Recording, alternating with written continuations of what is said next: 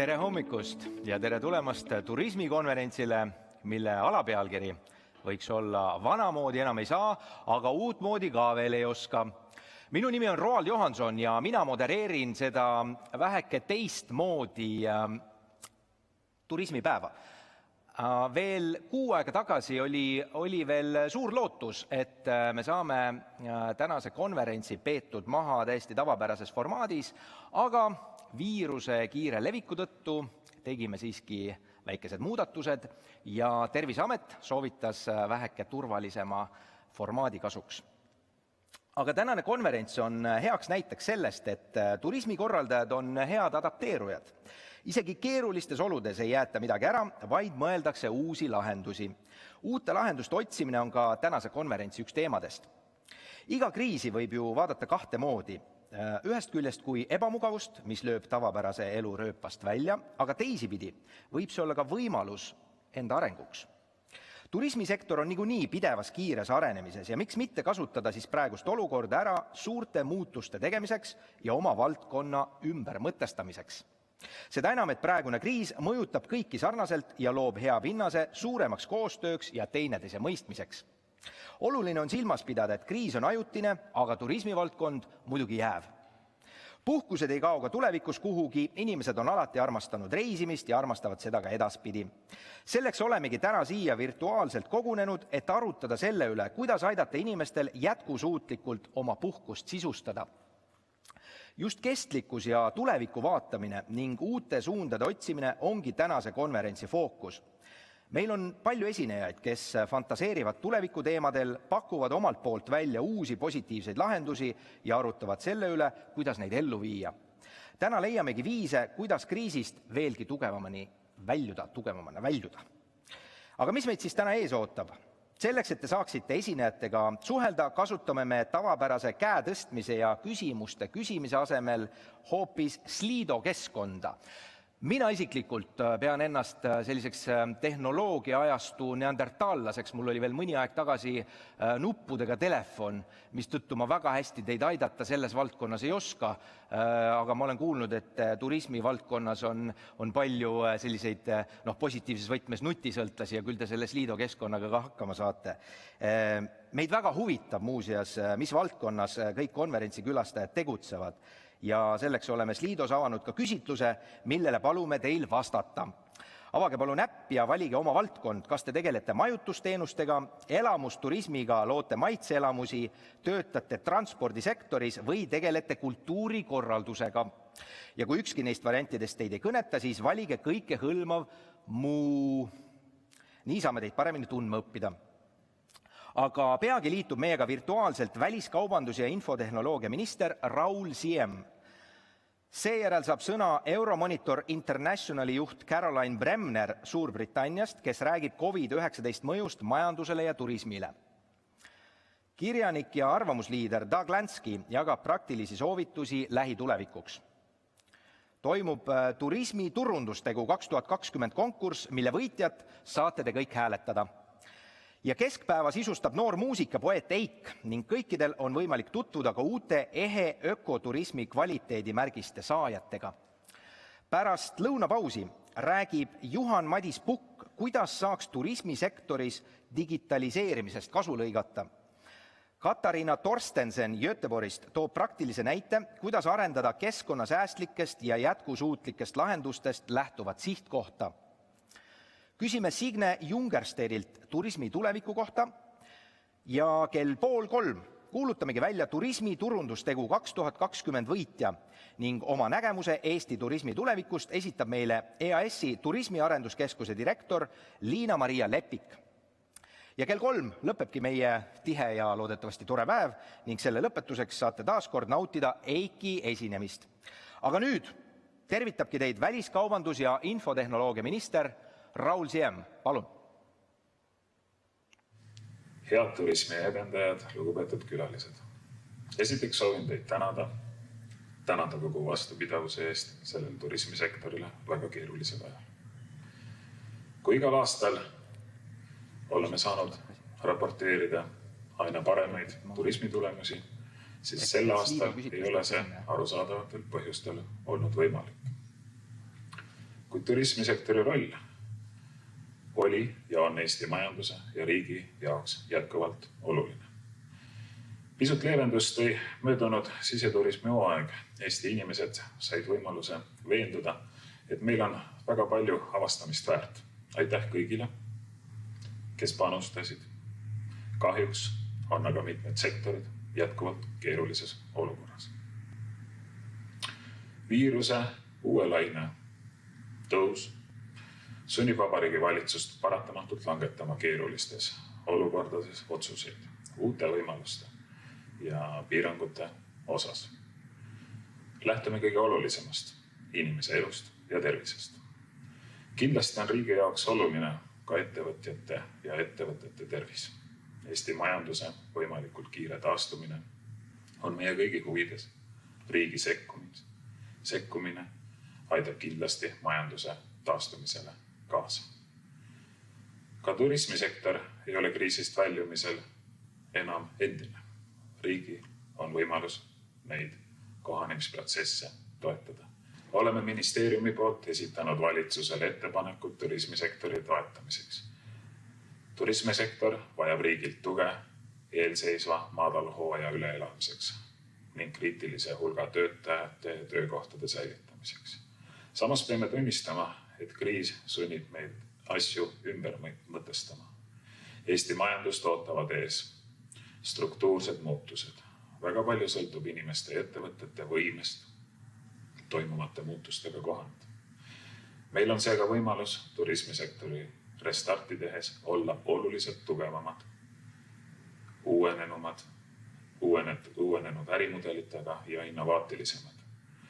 Kriitiline edulugu saab kindlasti olema vastutustundlikkus igal tasandil.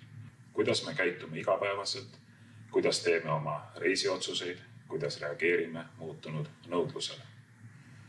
Tänan teid veel kord selle hea töö eest, mida te igaüks olete ja kõik koos olete teinud.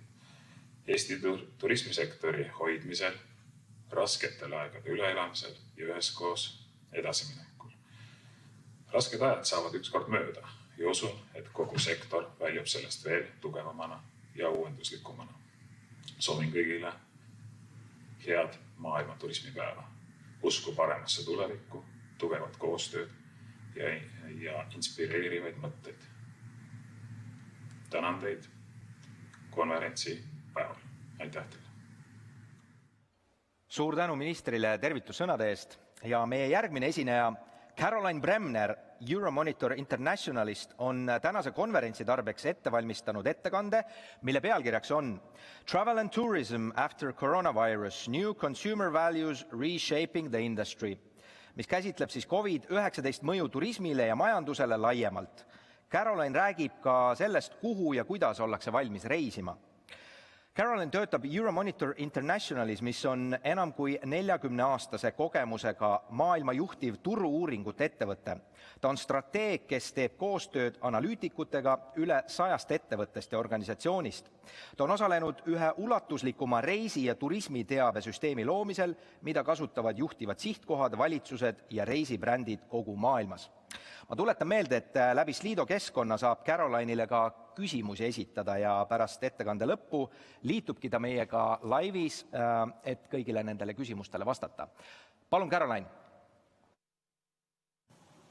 Hi, my name is Caroline Bremner. I'm the head of travel and tourism at Euromonitor International. And today I'm delighted to speak to you regarding travel and tourism after coronavirus, new consumer values reshaping the industry. So for today's presentation, first of all, we'll have a look at the impact of COVID-19 on the global travel industry. And also we'll have a look regionally as well to see what's happening in your region, such as Eastern Europe. We will also have a quick look at how consumers are feeling and how their behaviour has changed post-lockdown, along with some innovations that we're seeing across the world that are of great interest as we recover and build back better. And then we'll wrap up with the new normal. So for those of you who aren't familiar with Euromonitor International, we are a global market research company. We have 15 offices around the world, and that has been really important during these days of unprecedented disruption and change.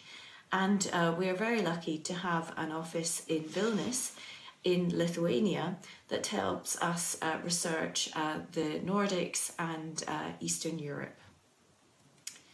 So let's turn and look at what the latest impact is of COVID-19. And this is information looking at world arrivals. And of course, the situation is so unprecedented that we are seeing a very large drop for our baseline assumptions regarding the outlook for 2020. So our baseline is that global arrivals will fall by at least 50%. And within that scenario, we would expect recovery to pre-crisis 2019 levels by 2022. However, as I mentioned, it is a very highly uncertain situation. And for that reason, we have developed some additional pessimistic scenarios. And so on the right there, we have the pessimistic 3 scenario, which is essentially our worst case scenario. And in that case, we expect a drop of at least 60% in terms of global tourism demand. And of course, that would then knock the speed of the recovery by at least another year, if not 2 years. When we have researched our project this year, we look across sort of 210 markets for travel and tourism flows and receipts. And we leverage data from the UNWTO, as well as go out and talk to industry and tourism boards.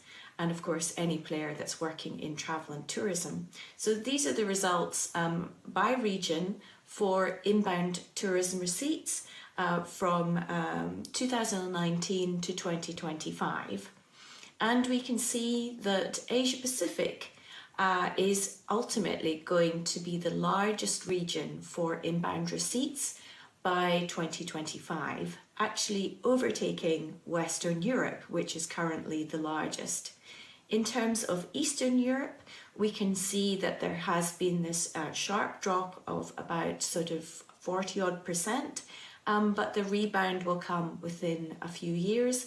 And of course, this is based on our sort of best case scenario, where we would see at least 4 quarters of social distancing measures as a result of COVID-19, along with the global economy dropping by between sort of 4 and 6%. So that's our best case.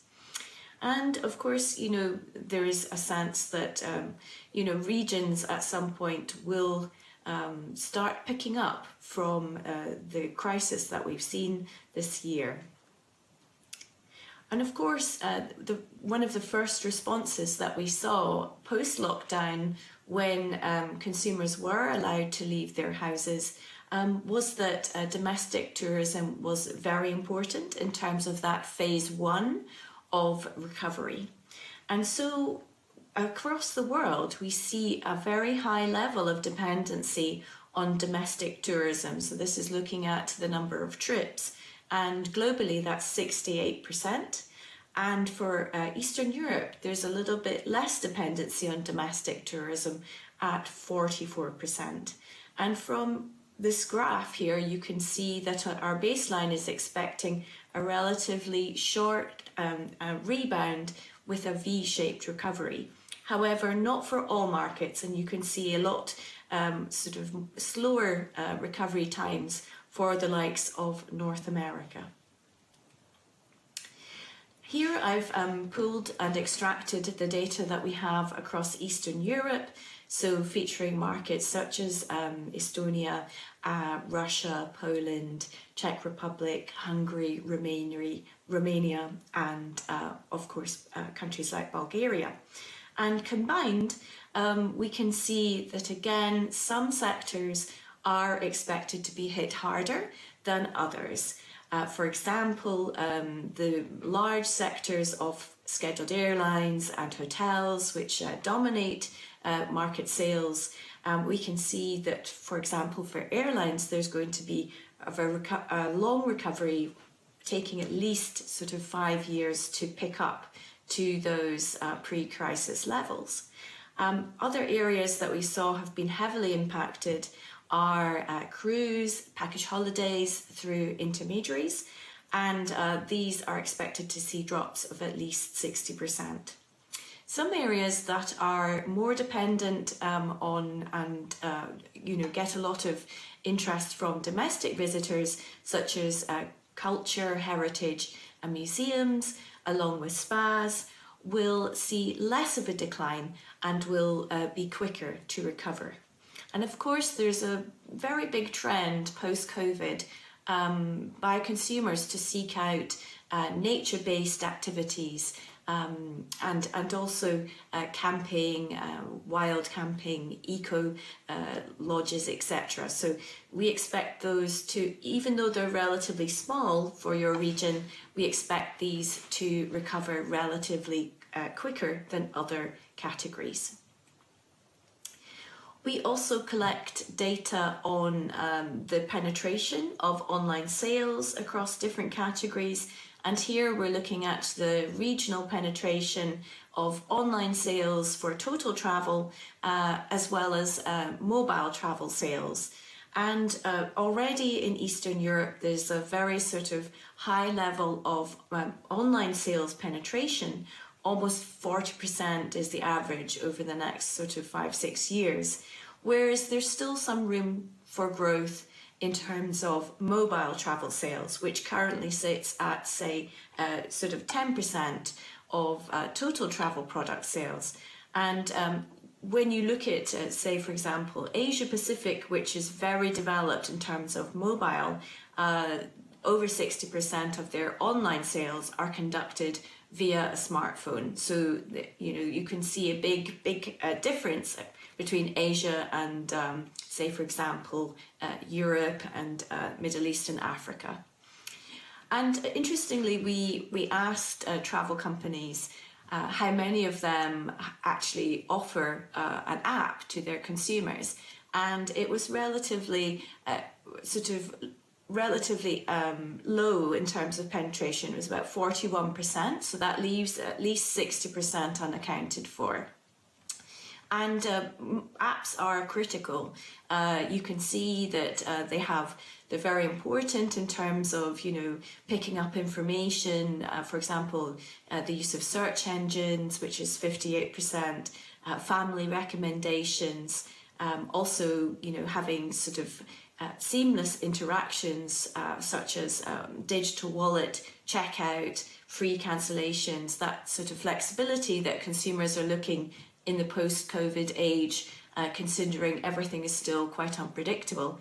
And we also see that consumers are still very interested in free upgrades and getting the best deal.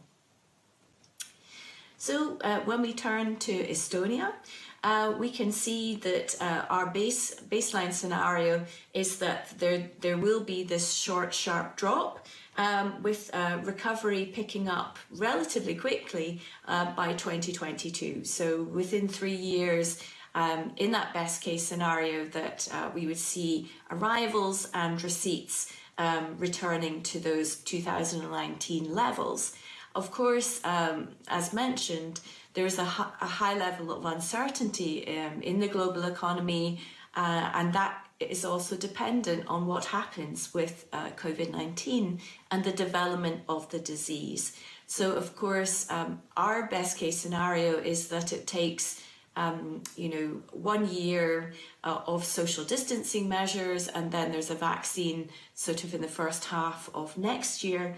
If that were to be delayed, then of course we would move into much longer and deeper recession, and of course further sort of lockdowns and second and third waves of the disease, which would again lead to those social distancing measures being kept in place for potentially up to 2 years. And in that situation, of course, that has a fundamental effect on travel and tourism demand and revenues. And of course, that means that the recovery would take longer to happen. So let's now turn and have a look at consumer sentiment and behaviour. We have been keeping an eye on what's happening in terms of consumer behaviour and attitudes throughout the pandemic. And we conducted a survey in April and then again in July, and we will have new results shortly in October.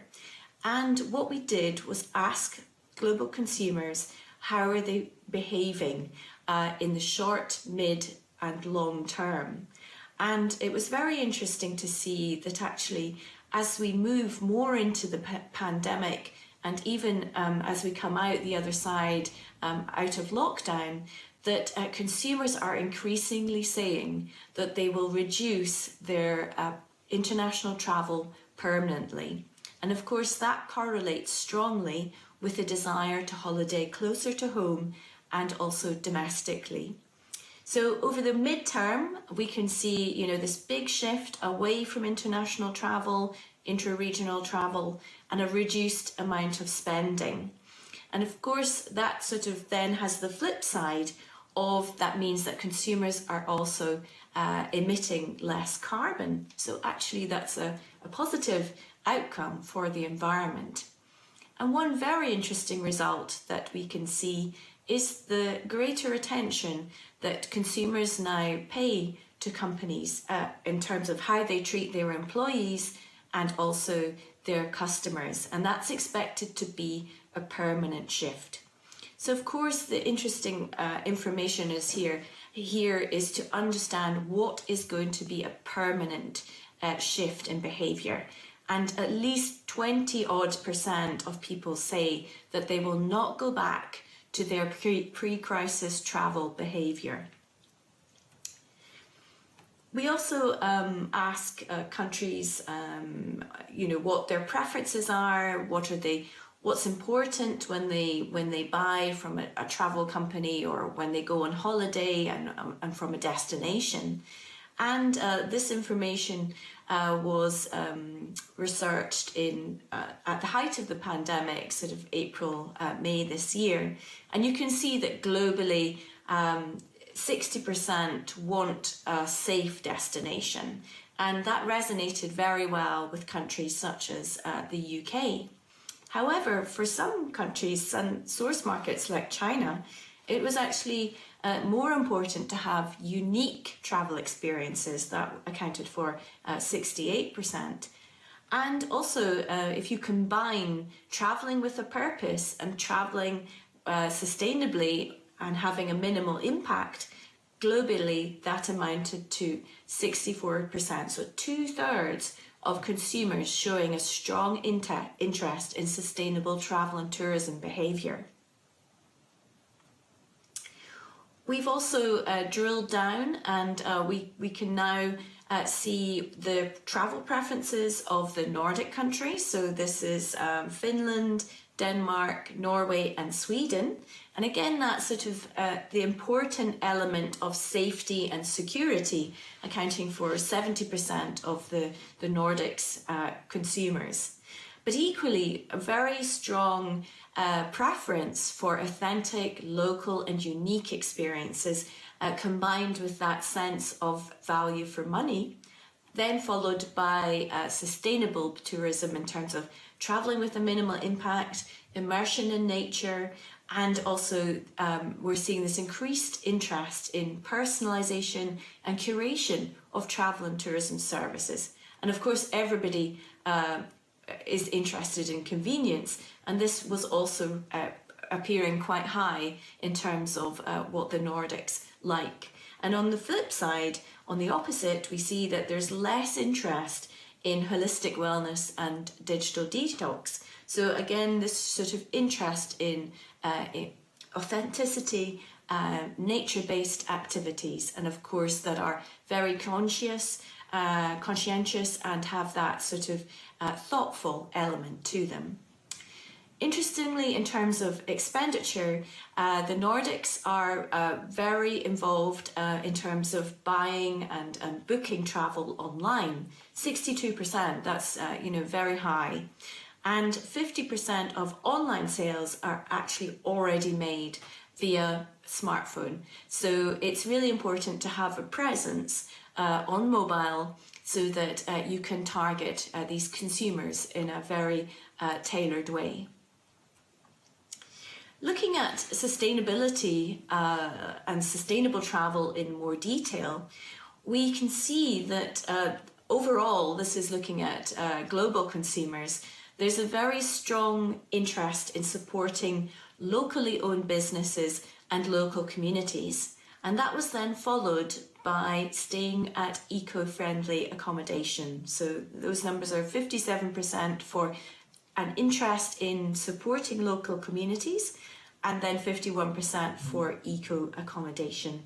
And of course, there's also consumers taking their recycling and anti-plastic attitudes with them when they're travelling abroad and wanting to use, reuse and reduce the amount of plastic and packaging that they throw away. Equally, we can see here that they are using and really sort of value tour guides and hotels that are certified, and that is an important element. We equally have been able to ask travel and tourism businesses how they're engaging with the Sustainable Development Goals that were launched by the UN 5 years ago now. And interestingly, we can see that 64% of global consumers say that they are worried about climate change. And then when we show engagement with that SDG 13 on climate action, it's less than 50% of travel businesses. When we also look at where tourism has been called out by the UN, SDG 8, which is on decent work and economic growth, we perform relatively well in terms of life below water, not so great. And of course, we also have this important one of pivoting to responsible consumption and production, which is SDG 12. And actually, compared to other industries, travel and tourism wasn't doing so well in that pillar. So let's now turn and have a look at some of the innovations that we have picked up on during our global research programme. So when we sort of look across what the priorities are for innovation, we can see that actually it's not sort of COVID, it is important, of course. COVID is incredibly important, and it's important to provide real-time and relevant information to consumers. But actually, for travel businesses, the most important priority for them is improving the customer journey and the user experience. And globally, that accounted for 60% and even higher for source markets such as China. Integrating new technologies all helps enable that improved customer experience and customer service. And these are the priorities that we expect over the next 12 months. In terms of case studies, we have picked up on some real interesting examples. This is the Smart Hotel that they are aiming to open in the next couple of years in Norway, and it is the first powerhouse hotel. It is a beautiful design. It's circular in terms of its architecture, but equally it embraces the circular economy. So it's about reducing, reusing and recycling. And it aims to use 85% less energy and actually be climate positive, so giving back more energy to the local community and environment than it uses over the next 60 years. When we ask travel companies what are their plans for waste and energy, 53% said that they will be investing in energy initiatives over the next 5 years, and even more so, looking at the circular economy, 57% looking to invest in waste initiatives. So that's a really important element. It might be on the back end and operational, but it's still very important in terms of moving to that sustainable tourism. We're equally seeing brands acting with purpose. In Italy and the US, we have Prontopia, which is a new travel startup. It has used the SDGs as its blueprint for developing its business, and it's founded on the principle of helping visitors and tourists while they're in the destination, providing a much more personalised service to those that need help, whether they have accessible needs such as the elderly or families with children. And 37% of travel companies say that they are already acting with purpose. But for all the industries that we research at Travel and at Euromonitor, it falls short, because overall 50% of all industries say they are acting with purpose. So this is another area that we could see greater emphasis and focus on for the travel industry. We have also some great examples. For example, we have the morning yoga cruise from the Brim Explorer, which goes up the coast of Norway. And globally, 29% of consumers are interested in this kind of immersion in nature, while 40% state that they are interested in cultural immersion, such as, for example, we have Borneo a la carte, which is offering tours and packages to Borneo in Malaysia, where you can have homestays with the local tribes. We also have within the industry some real sort of champions of sustainability and innovation. So Intrepid Travel, as you all know, is an adventure travel company, and it is aiming to decarbonise. It wants to be climate positive, and equally it's investing in carbon emission initiatives such as looking at seaweed, creating a platform off the coast of Tasmania in Australia to remove carbon emissions from the air. So 72% of travel businesses say that they view sustainability as an important element of their value proposition. However, there's only a very small number of climate activist CEOs, only 14%. So again, we've got a bit of a disconnect. Equally, we're seeing a big shift as well, thanks to technology and mobile, towards greater transparency on consumers' carbon impact. This app from Germany, Merevando, allows consumers to offset their carbon emissions when they book cruises. So the cruise is actually climate neutral. It partners with the major cruise operators, and it gives consumers that transparency on their behaviour and a means to offset, and that is such an important way of empowering consumers to make those changes in their lifestyles. So for travel companies, at the moment, it's still a low percentage who are engaging with carbon offsetting. It's just around about a fifth of them.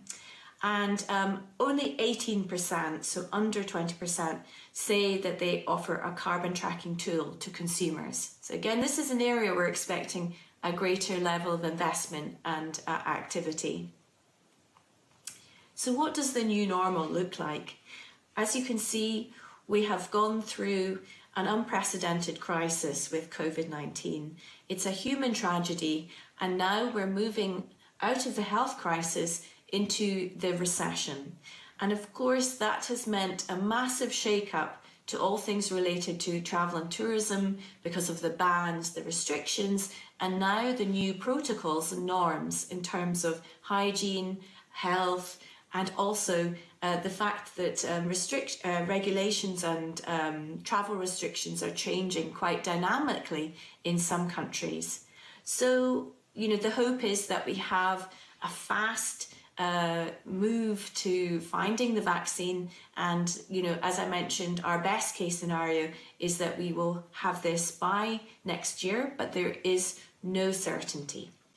So we've gone from zero travel to phased lifting of restrictions, the importance of local, domestic, intra-regional, and finally we will see international coming back, but it will take a while to get there.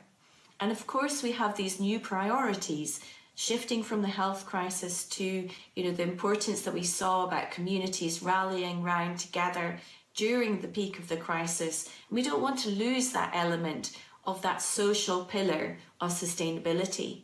And of course we now have to turn our attention to helping travel businesses to recover and plan a sustainable path forward. But of course for consumers, it's really important that we reassure them about how safe it is to travel by embracing social distancing, the new health protocols. And of course, there's this recalibration and adjustment in the travel industry to lower levels of demand, at least in the short to mid-term. So we have talked a lot about, the importance of innovating and adapting to these new realities. And of course, technology really helps to achieve that. So for example, going touch-free, offering mobile check-in, a sort of seamless payments. And of course, everything has to be through the lens of the consumer. What's going to help the consumer to feel safe and comfortable when traveling abroad? So we can't go too clinical in terms of the health and hygiene issues. We have to make sure it's empathetic, tailored, and also consumer-centric. The other challenge that we have is the need for diversification with the industry, looking at ways to repurpose operations, the need to reskill and upskill staff, and of course getting them up to speed on all things digital, because that's also going to help us. And of course we need sustainability travel experts as well. So those case studies I showed you are examples of new business models, new approaches that are pivoting towards that digital green transformation that will help us in the recovery. So in terms of who's accelerating and who's decelerating, we can see this shift to nature, to off the beaten track, to wellness and luxury. And we saw that spas were doing well in Eastern Europe in terms of our forecasts. And of course, we've seen this unprecedented support for employees, and of course balancing social issues with the environment and acknowledging that sustainability, we have 3/4 of travel companies acknowledging how important sustainability is for their value proposition, for their brand image, and for connecting and engaging with consumers. And then on the other side, we have, the end of over-tourism. We've gone from over-tourism to no tourism. And, we can also see the value and appreciate the value that tourism has for our communities, for our businesses, and equally the joy and the passion that it brings to consumers who are traveling and getting to know new countries and people. So, there are some big questions, for example, on MICE, tourism, on corporate business travel, because these will take, a long time compared to leisure to recover. And of course, some of the more unsustainable business models, such as the super jumbos and mega cruises. And we're also seeing a slight sort of downturn in interest in recycling and sustainable sourcing, but actually this could be short term. So we can see that companies value sustainability, and also consumers. So 76% of consumers are expected to be more concerned about sustainability issues after COVID-19. And we see that around the world.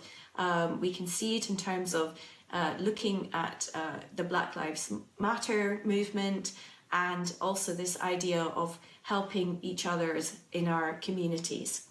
However, on the opposite side, we can see that the industry is moving to pull back and pause some of those important sustainable initiatives. And of course, we need to make sure that we are aligned and are moving in sync with what consumers expect.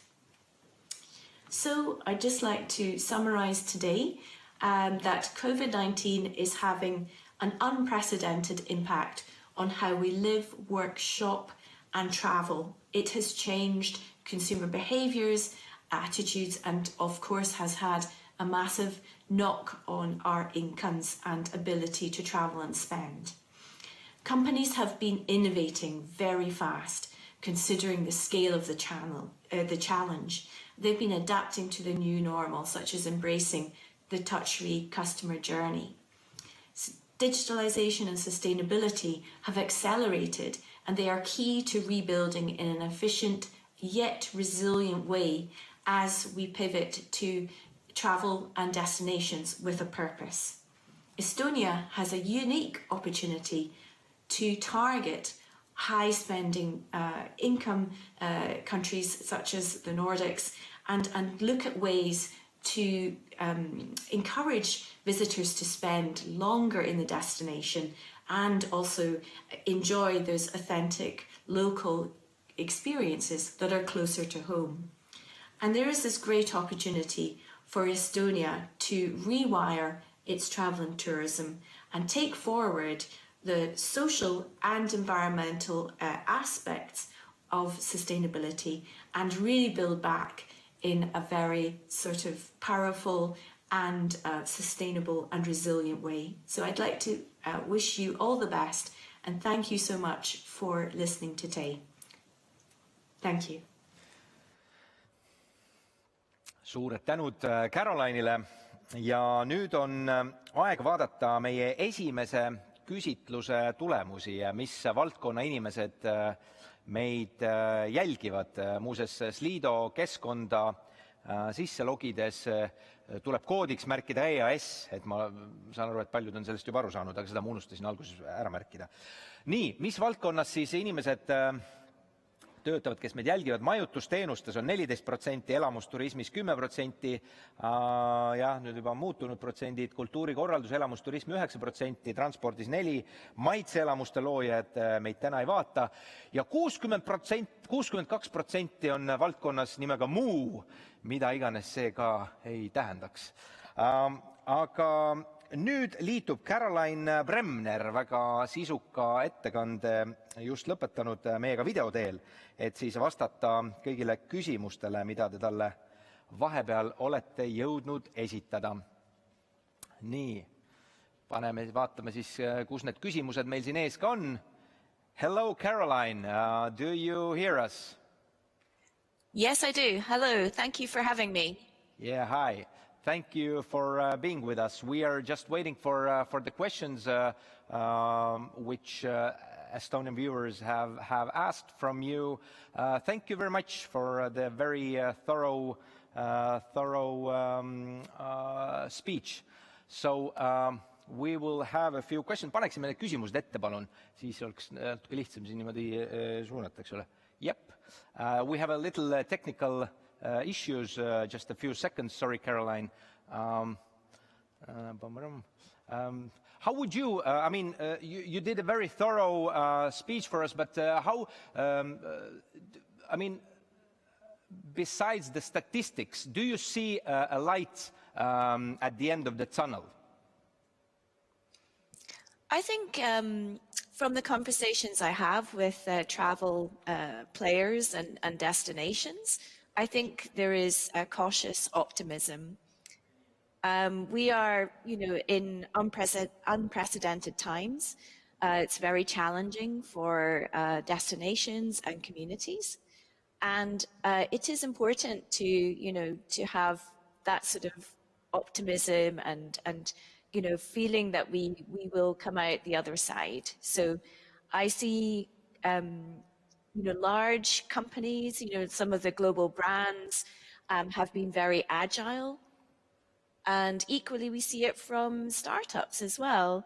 looking at their business models, going back to first principles, seeing how they can be creative and also help their communities in the, during the crisis, but equally pave a path forward for recovery. Caroline, we have a question. What about you as a visitor? Have you changed your way of traveling? That's a great question. And I have a family, so it's important for us to get out and have fresh air and go to nature and the countryside. So we have been visiting friends and family in the north of Scotland, which is where I'm from. And yes, so it has sort of made us a little bit more domestic focused in the short term. How do you see connections between tourism and other sectors after the COVID virus? I think, again, that is a fantastic question. I think what we were struggling with before pre-COVID was this kind of travel and tourism operating sometimes in a silo. And what we have with COVID is a chance to completely rewrite how we interact with other industries.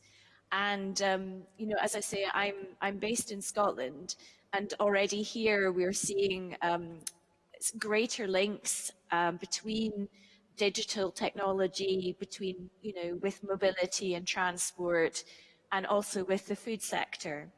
And I think what we're also seeing with COVID, if you look at Asia, is that many of the local travel companies are now pivoting to agriculture, again as a means of diversifying their revenues in the short term.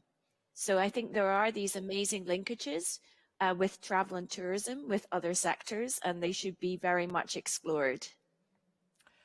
Caroline, you did a very thorough statistical overview, but do you think that Estonia also belongs to the list of safe destinations? I think every country has their own challenges with COVID-19, and it is about obviously what's happening with the health crisis, but equally it's also how you communicate that message to your potential visitors. And so, it's about reassurance, and it's about building confidence. And, what I can see from Estonia, there's a great offer that you have with Tallinn, but equally, these unexplored areas of the country. And so it does feel like you have something truly unique. And of course, that's very powerful. But yes, it's about reassuring your visitors. Caroline, we will take the last question from Timo. How do you personally react to various destinations' virtual experiences, like inspirational videos and etc.? I think during lockdown, they were a saving grace. And I think it helped consumers to escape their, reality and, travel somewhere from the safety of their own home. So I think it's going to be accelerated. I think it's a great marketing tool, very inspiring. And we saw that with the Faroe Islands, with their remote tourism. It was fun. You could remote control a tour guide. So I think there's a place for it in the industry, and it shows a lot of creativity by destinations and travel companies. And yeah, as I say, a very interesting, and also sort of it's going to really resonate with younger consumers as well, who really value virtual experiences. Thank you very much, Caroline. But I really, really hope that the future brings us more realistic experiences, more than virtual ones. Thank you very much for the very thorough speech. Bye. Thank you. Bye-bye. Aitäh Caroline'ile.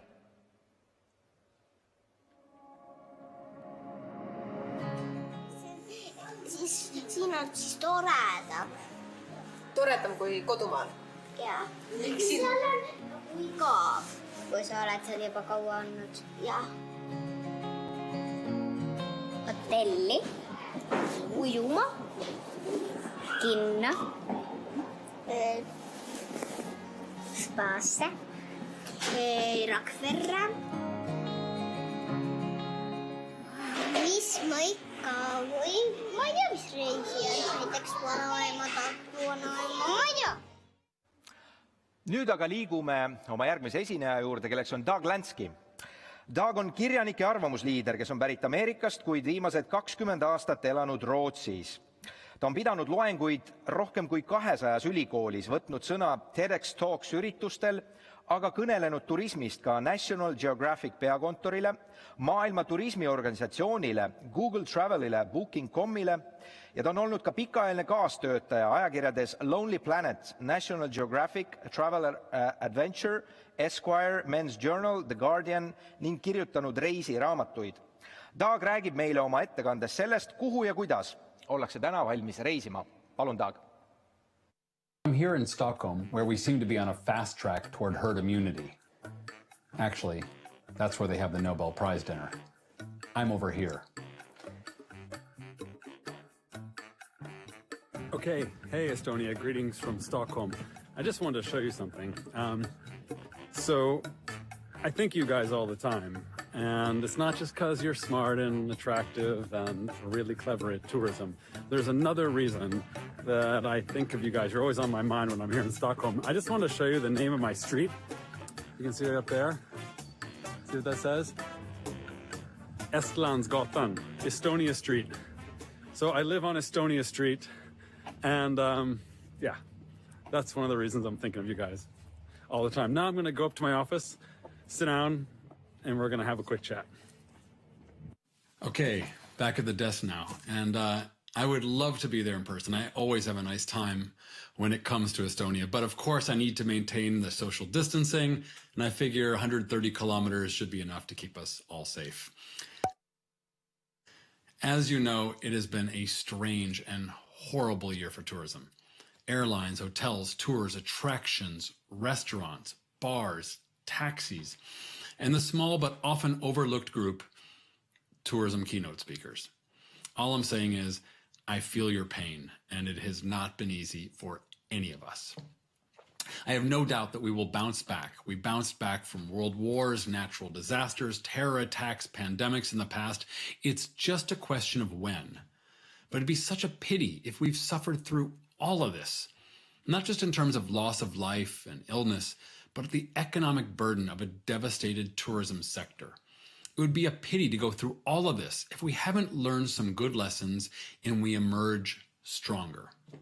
Now, as things begin to stabilize, in the short term, I understand that many of you will need to do whatever you can to make the finances work, to pay employees, to pay rent, to pay the bank, to put food on the table.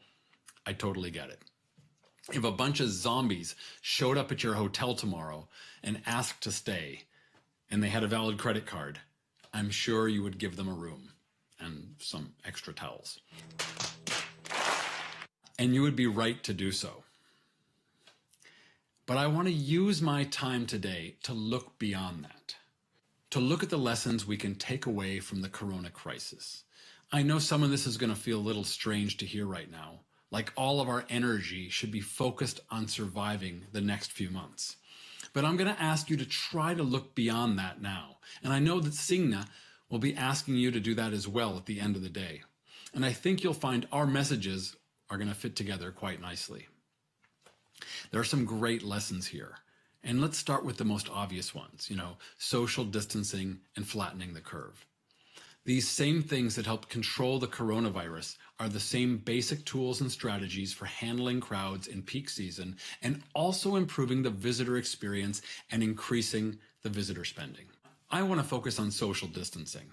When the epidemic is over, we don't need to social distance. But at least now we know we can. We can space people out a bit more. We can give them more breathing room. And in many cases, it actually gives them a better experience. And we know we can survive with slightly fewer visitors. So how did we do it? We were transparent about the COVID rules. We made people understand it was in everyone's best interest. We had people enforcing the limits. And because people were aware of the limited capacity, more people started booking more things in advance. Now, when the pandemic is over, we can still maintain this better control of the experience. Maybe some of you became more dependent on advanced booking software, for restaurants, bars, or other things. Corona taught people around the world to book more in advance and to understand that there is limited capacity. Now I want you to consider a smarter, more profitable version of social distancing. That is, not limiting people for their health, but to actually make more money. Let me explain with this video that I made a little bit earlier. In the Apple Store looks like this, and not like this. It's open and sleek, and there aren't many products. Yet they have more sales per square meter than any other retailer. They have plenty of space for more products, but they realized that less is more. They found that sweet spot. And tourism needs to find its sweet spot as well. Here's what I mean by that. Conventional wisdom says that tourism spending is linear. That means if one tourist spends $100, 2 tourists gets you $200, and 3 tourists, you get the idea. But let's put spending on the x-axis and the number of visitors on the y-axis. As one goes up, so does the other. We've been thinking this way because this is exactly how it works at fast food chains, at hotels, on airplanes, at Disney. More visitors equals more money. But there are 2 important distinctions. 1, these are synthetic experiences. There's no authentic culture or nature that gets destroyed. And 2, they all have limits. Restaurants have a certain number of seats, or there's a building limit set by the fire department. Hotels don't knock at 3 a.m. and put extra people in your hotel room. And airlines don't seat extra passengers on your lap when you fly. Even Disney closes its gates when it hits maximum capacity. So they carefully protect the experience they offer to prevent overcrowding. But this thinking simply doesn't cross over to entire destinations. With tourism, when you add more people, the city centers and beaches get crowded. The authenticity, visitor experience, local life quality, and environment all go down. And for decades, we failed to place a real value on those things. And for decades, it's gone down. As the destination gets crowded, your more discerning customers are going to go someplace else, either because it's unpleasant or because of social distancing. When I go back, I don't want to stand in line. I don't want to be in a crowd. So I'm going to look for places where, you know what, I'm going to enjoy it the way it was meant to be enjoyed. And if I have to pay a little more to do it, I'll be happy to write that check. Now let me be clear, this isn't an elitist thing. It's not about just trying to attract only rich customers. It's about their spending. Bill Gates might visit, but if he shows up on a tour with a guide and gets out of his car for only 2 hours, he may not spend a thing. I'm talking about the economic impact on the destination. And if a destination lets in too many people, it can have a negative impact on revenue. Yeah, well, last summer, me and my family did a road trip through Croatia and Montenegro. And basically, if we saw a cruise ship in port, we just kept going, didn't stop. It's just not worth fighting the massive crowds that sort of pile into these ancient medieval cities. I mean, we're not high rollers, but, we were there for a week and we were like eating in restaurants, staying in hotels, doing activities. So you heard both Peters say they would avoid places that get mass tourism crowds. They're not alone. Many people feel this way, and many more will when they're worried about a virus. Can a destination actually have more visitors but make less money? Yes, that's exactly what I'm saying. You're definitely onto something here. More visitors do not guarantee more revenue. When a place gets crowded, there will always be bottom feeders who will set up little stands and sell imported fridge magnets to day visitors. But that doesn't mean the destination is earning more money. Let's take a look at how this can affect total spending with this purely hypothetical example.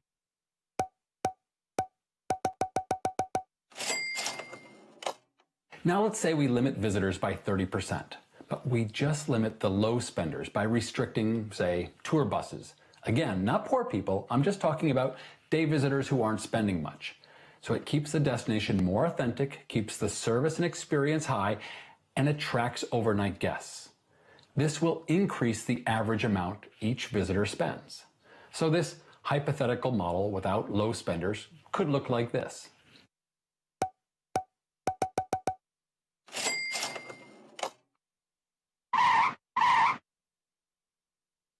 The specific numbers here aren't real, but the concept is. There's 7 big wins. Better life quality for locals, lower impact on the culture, better for the environment, better experience for the visitors, and limiting access creates a higher demand for the destination, which is great PR and will likely spread visitors into the shoulder and off-peak seasons. Plus, potentially more revenue, which also means it's not linear. The spending visitor curve would look more like this, with diminishing returns or even a negative bend. So here's max revenue.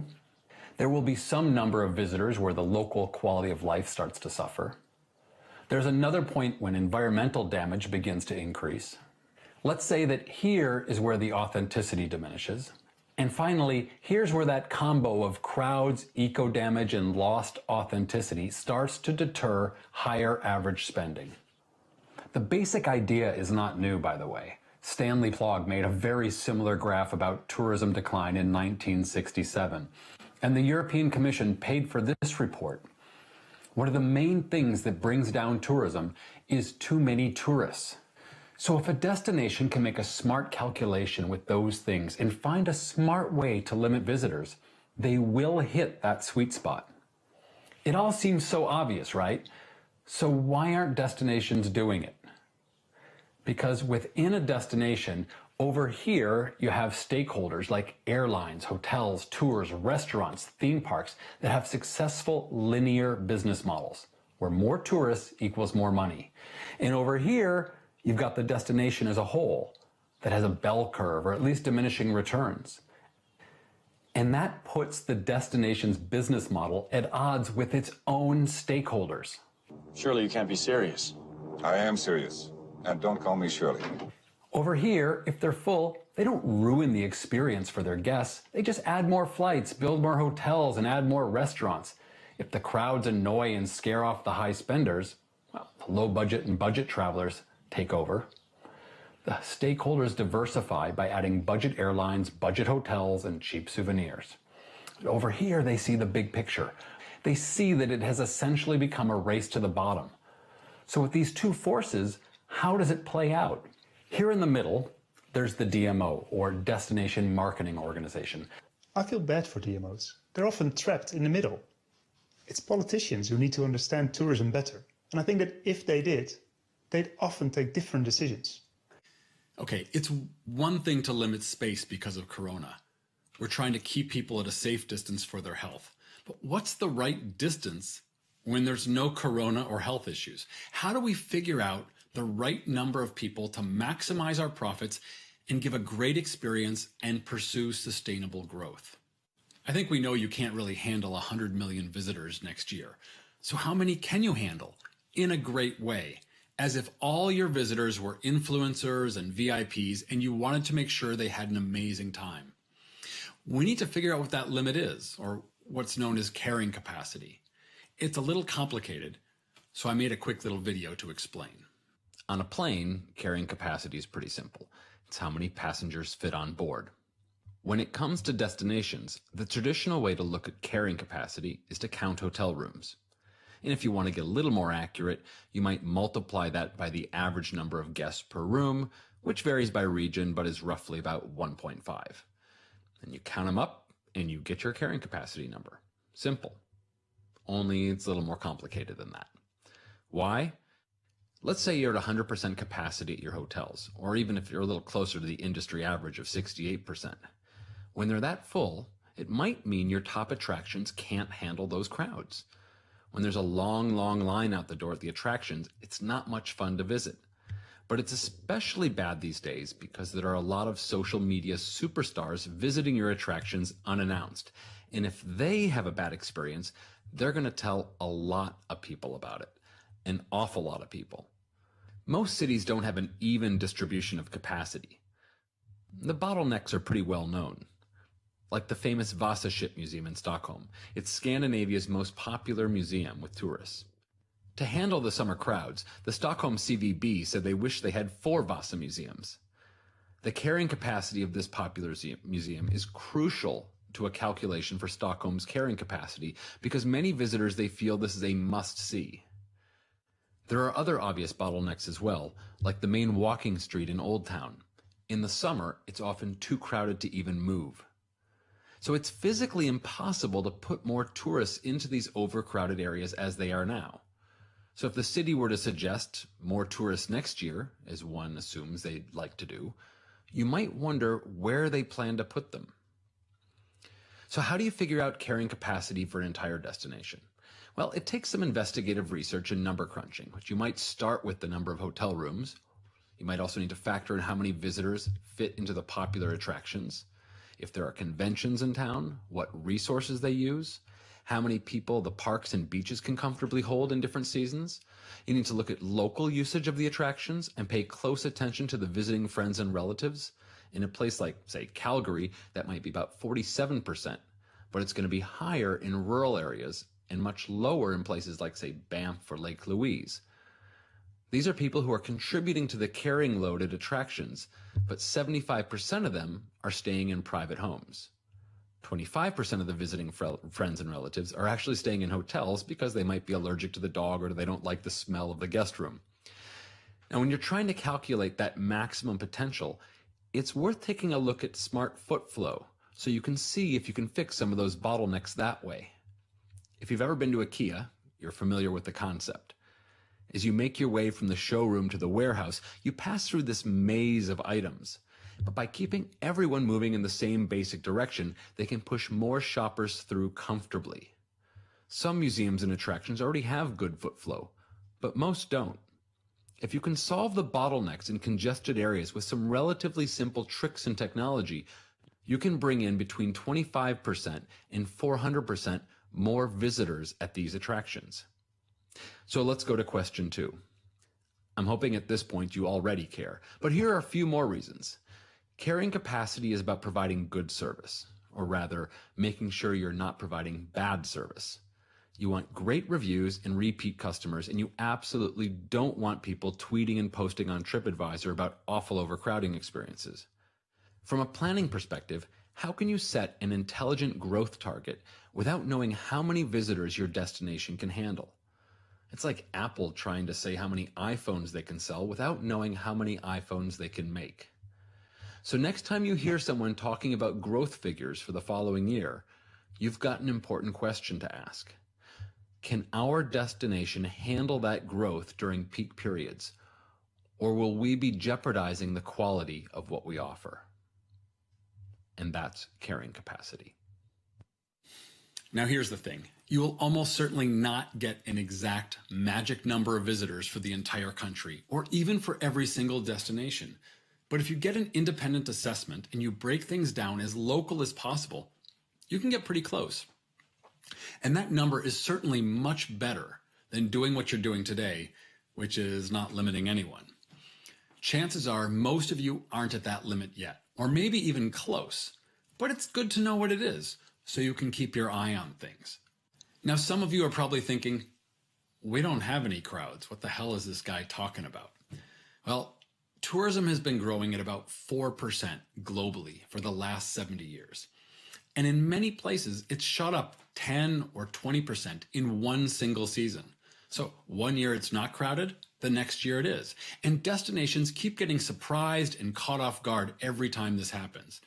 This little city in northern Michigan went from please come to we're having growing pains to we just don't like tourists. And that all happened in a few years.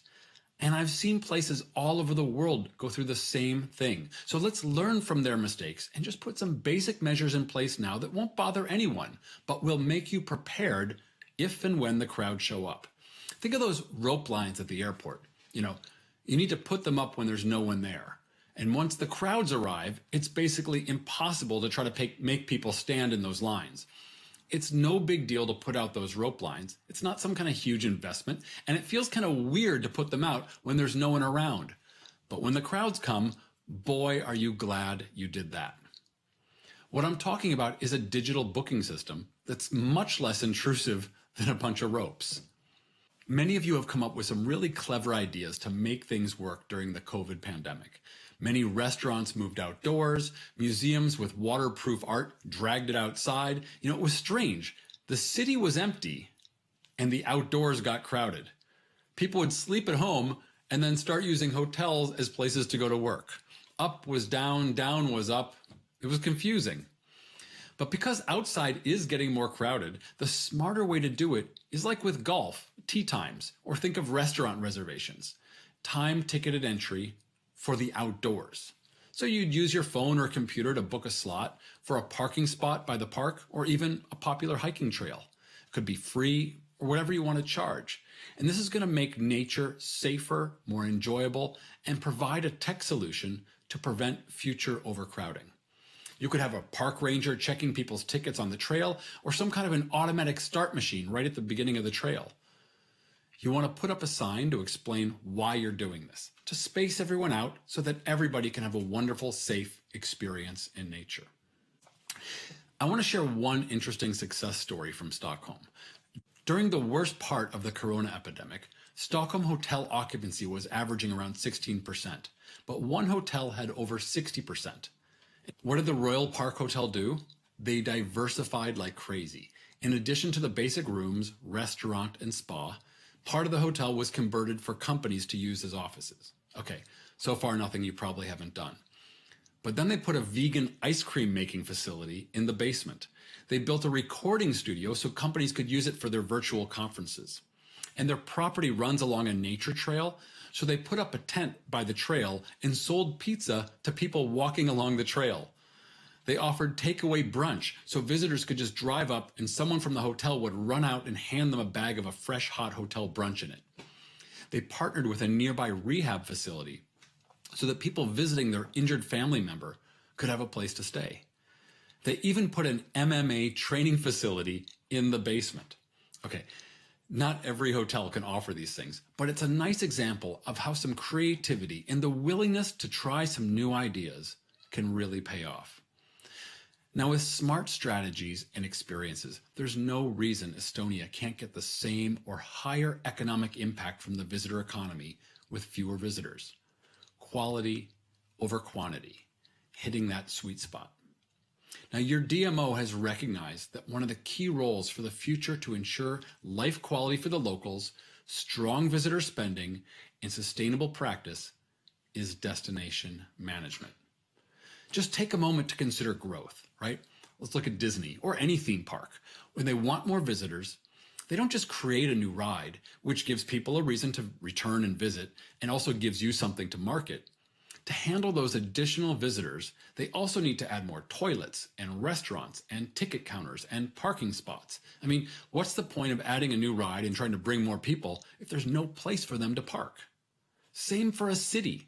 We need to think holistically, like a theme park. It all has to fit together. And that's destination management. Imagine you're trying to get a Beyonce ticket. You're clicking like crazy when they go on sale. But if you don't manage to get one, you don't say, I hate Beyonce, I'm never going to listen to her music again. No, you just try to book earlier next year. And put yourself into Beyonce's shoes.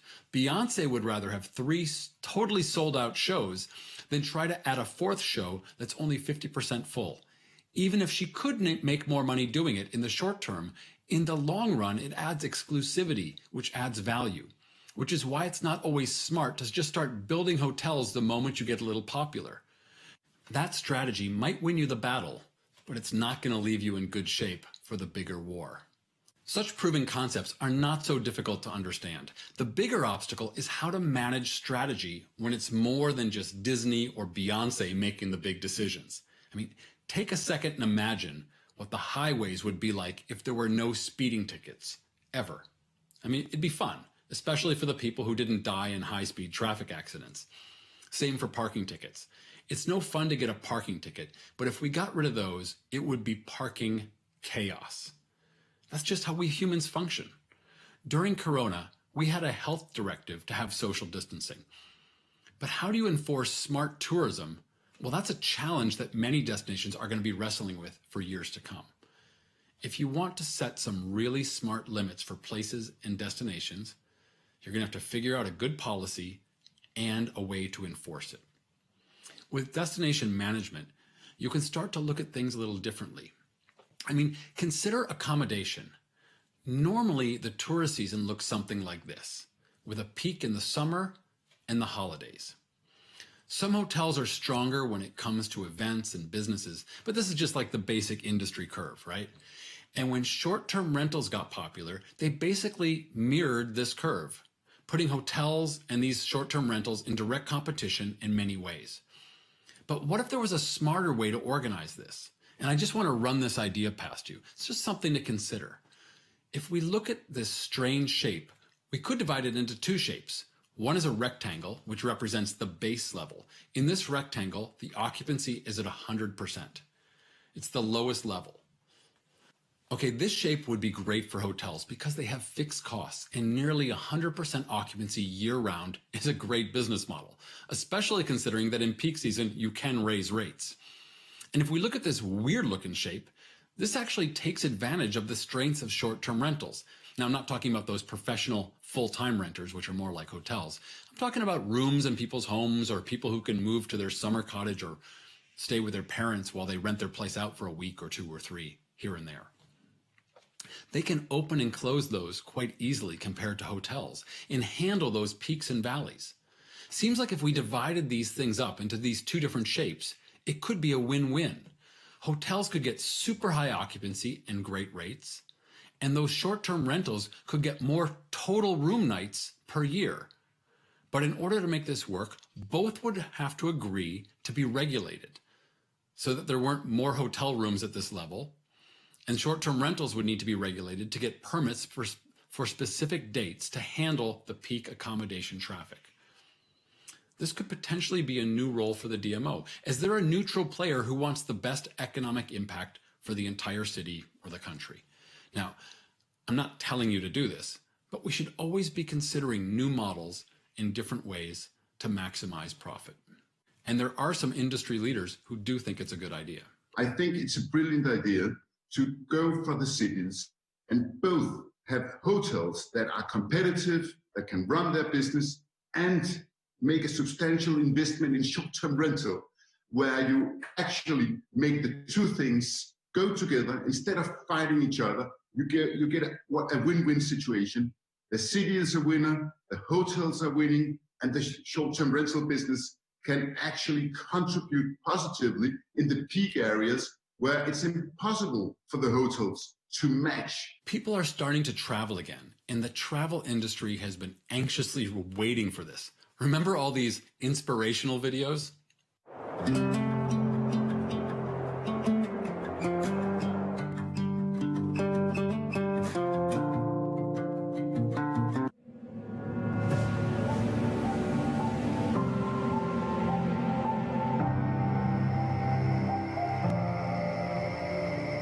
Now, these videos are being replaced by real offers to come and visit.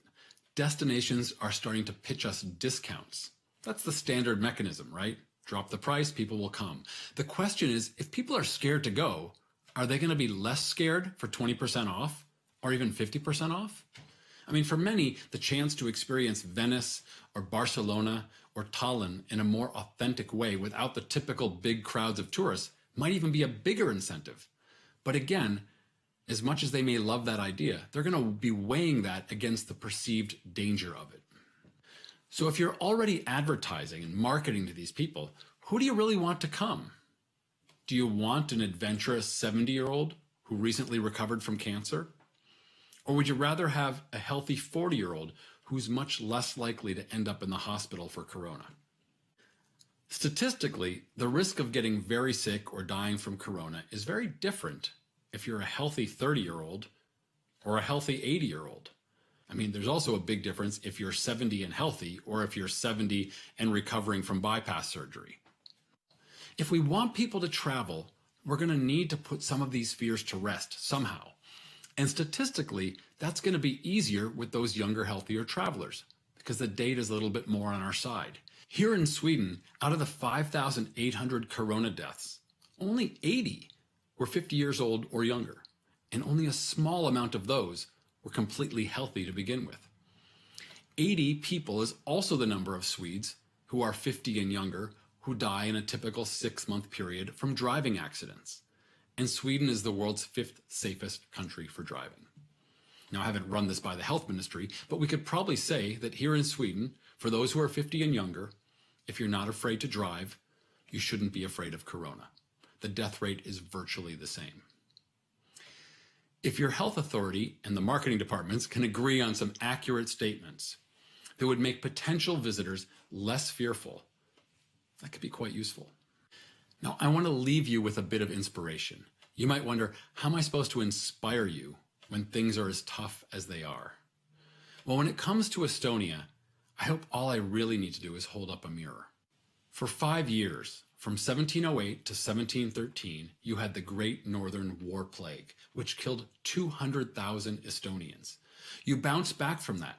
You had a horrible plague in 1532, another in 1549, 1561, 1601, and 1657. In 1848, you had a cholera outbreak that killed over 2,000 people. And for 2 years, from 1695 to 1697, you had the Great Starvation, which killed about 75,000 people. I could go on and on and on. You have learned out of necessity to become a nation of survivors. Resilience is clearly part of your DNA. You are hardwired to figure out how to adapt and how to move on. I hope you get my point here. You know, when you look at your own history, how you bounced back from so many years of disease and hardship, and keep in mind, you did all of this without modern healthcare or controlled rent or student loans or unemployment benefits or electric scooters or medical marijuana. It kind of puts Corona in perspective. Tourism will live to fight another day here. And not just that, you will bounce back. You have amazing attractions, hotels, restaurants, culture, and architecture to offer. My big hope is that you're also going to bounce back smarter. And as we move forward, let's not forget this painful COVID lesson and make sure, like any clever squirrel, that we keep enough acorns saved up for the longest of winters. Thank you very much. Ja suur tänu Doug Lanskile ettekande eest ja nüüd kohe peaks ta liituma meiega ka otseülekandes ja me jätkame küsimuste ja vastustega. Ma küsin Dougilt kõiki neid küsimusi, mis just teid huvitavad, mida te olete siis Slido keskkonna vahendusel saanud esitada parooliga EAS. Ja kui kellelgi tekib veel mõni küsimus Dougile, siis palun kasutage endiselt Slido keskkonda. Doug, hello, and it's great having you with us. It's a pleasure to be here. Thanks for having me in this strange virtual environment. Yeah, thank you for your presentation. We have a few questions for you from Estonian viewers. The first one is, Doug, what do you think? How to prevent the McDonald's and Burger Kings from the main historical streets when the property they rent is privately owned and they do whatever they please? Right. So this is a tricky one. It typically comes down to the city council. It has been done in different places. In the country of Belize, they've done this. They've basically banned them. And one of the things is in the short term, it's a typical win because these are the people who can pay high rents. But if you look in the long game, keeping a more unique destination is going to attract higher spending people, visitors who stay a longer time. So it's sort of getting everyone together, and maybe you can find an initiative that for the short term, there's maybe some special cultural government subsidies that might become available or something like this. You need some clever solutions. But this is going to be the way forward because people, I mean, think of it yourselves. You don't want to go all the way to the Amazon and get in a dugout canoe and arrive at a little village and they're all wearing, you know, Manchester United t-shirts or something. I mean, we don't want that. We want it to be unique when we get somewhere, and you have to not lose sight of the fact that people are arriving in Estonia from all over the world and they want it to feel special. That's right, Doug. Thank you. You know, there haven't been much of an over-tourism problem in Estonia. What do you think, whether we should ask more for our tourism services today? By more, do you mean talking like higher prices or? More money, Doug, yes. Well, I think it's like this. If you look at an airline or a hotel, they've gone with a tiered pricing system. So you can go to inside the same hotel, you can stay in a basic room, you can stay on the club floor, you can have a junior suite or a honeymoon suite. I mean, huge price difference. In an airplane, same thing between economy, economy plus, business, and first class, things like that. But if you're going to a museum, right, we basically offer one rate. We need to tier these things as well so that there's magic hours, kind of like Disney does. So the first half hour that people arrive, you pay 20% more and it comes with a free cup of coffee or tea and a muffin. And same thing afterward. And then a little bit later, you have it open for VIP visitor experience. We have private guided tours where you're going around with a glass of champagne in your hand. And there you're charging 300% of the ticket price. So we need to take other experiences and I think give them tiered levels so that if you have Bill Gates or some rich person that shows up, you've got some cool things to offer them throughout their day, not just when it comes to the airline or their choice of an Uber Black, and not just at the hotel. We need to have that throughout the day. Doug, we have a question from Anonymous. Which is more important for you, customer journey or service design? What do you think? Ooh, do we have to choose? I mean, can't we worry? I think we should talk about both of these things. I mean, I think it's important for every destination to constantly be upping their service game. One of my favorite high school teachers, who was just outstanding and everybody loved this guy, he told me that he needed the whole summer to kind of get his energy back to be a good teacher again. It drained him. And there was often an inspirational talk they had for all the teachers right before school started. We need to get the service industry and train them up and also inspire them and give them this kind of injection of good vibes when the peak season comes rolling around. And we need to think about the customer journey. We need to be analyzing it better. If we can do this in a safe, anonymous way, I know Google always feels like they're watching over our shoulders every movement we make, but we can learn from some of this stuff and from cell phone data, where people go and what they're looking for at different times of the day so that we can give them what they want. I think this is an important thing to think about, and make sure they're not wasting their time standing in any queues. There's no reason today with technology to have a queue anywhere. It's kind of like there's no reason to not have a microwave in your kitchen if you like to defrost food. There's no reason to have a queue for any attraction. Doug, we have a question from Alexandra. Do you think the cruise tourism will be dead after the coronavirus? These guys are so heavily invested. They've got so much money in this. They have such a network. There's definitely a part of me that feels that this is a culture-crushing, low economic impact force, and part of me would very much like to see them, if not die, then at least kind of be relegated to the shoulder seasons or off seasons to kind of fill in the gaps a bit more. I think we need to take control of our cities, of our destinations. And so let's say if you can fill your port city with FIT travelers who are spending 2 or 3 days eating in nice restaurants and spending a lot of money to be there, why should they be standing behind cruise ship passengers or other tour bus passengers who are just kind of getting off for the day for a couple hours and buying a cup of coffee and a beer and a cheap souvenir made in China? Why should they be standing behind those people in queues? And why should they be pushed to the side by giant crowds of those people where they end up thinking that the experience isn't good, and then they don't go back and tell their wealthy FIT friends that it was amazing there because it was so crowded?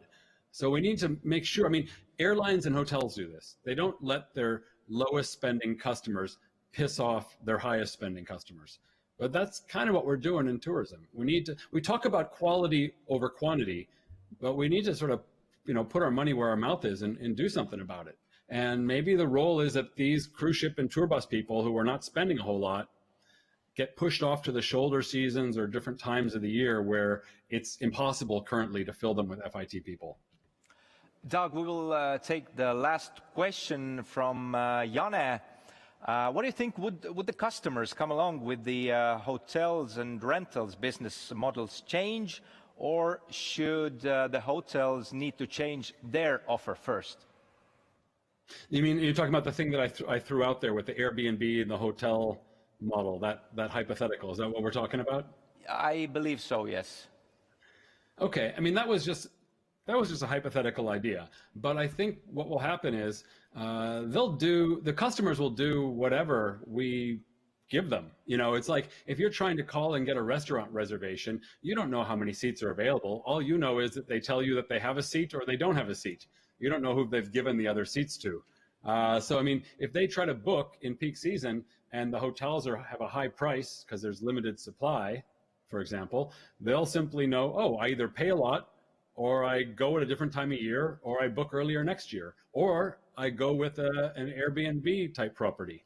So, I mean, those are their options, and they'll adjust. We all adjust to the reality that's presented us. Sorry, I told you that the last question was before, but now is the last one. What do you think, Doug? Do you think the country-wise platform with all events in one place could help to balance the tourism? We had often days when all events happened at the same day. You know what I mean? Yeah, I think the wild west of tourism, I think the big new future that's coming in the next years is going to be tourism management.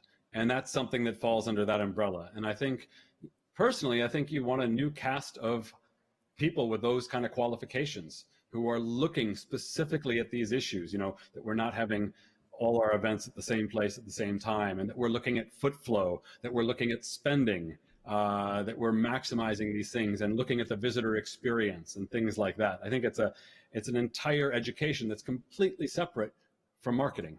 And I think we're going to be, as a global tourism community, we're going to start to manage tourists a lot more in the future. It's really the only way forward that I can see.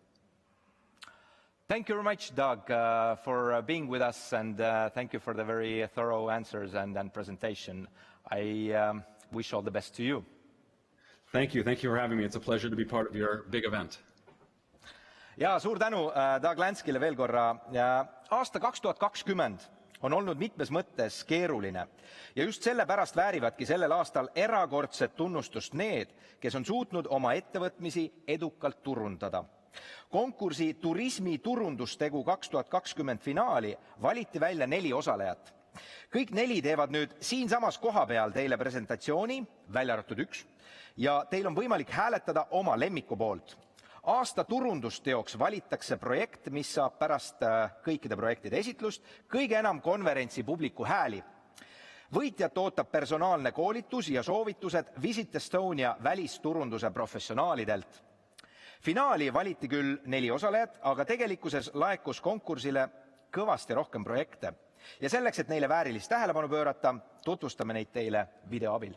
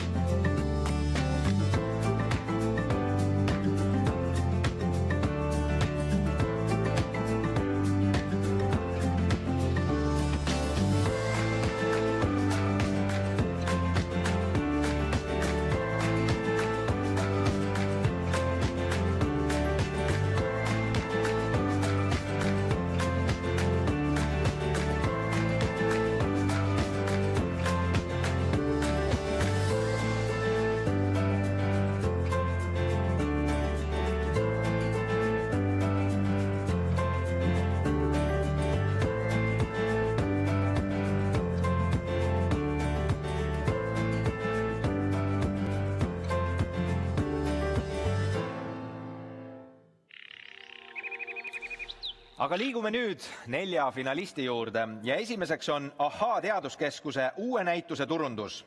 Palume neid esindama Kaisa Hanssoni. Tere Kaisa, emba ma ei hakka. Tere! Jah, palun, lava on sinu. Aitäh! Mina olen Kaisa ja ma tulen Ahaa teaduskeskusest ja mul on tõesti väga-väga hea meel siin teie ees olla. Ja ma olen kõvasti tööd teinud ja ette valmistanud teile 25 põhjalikku slaidi.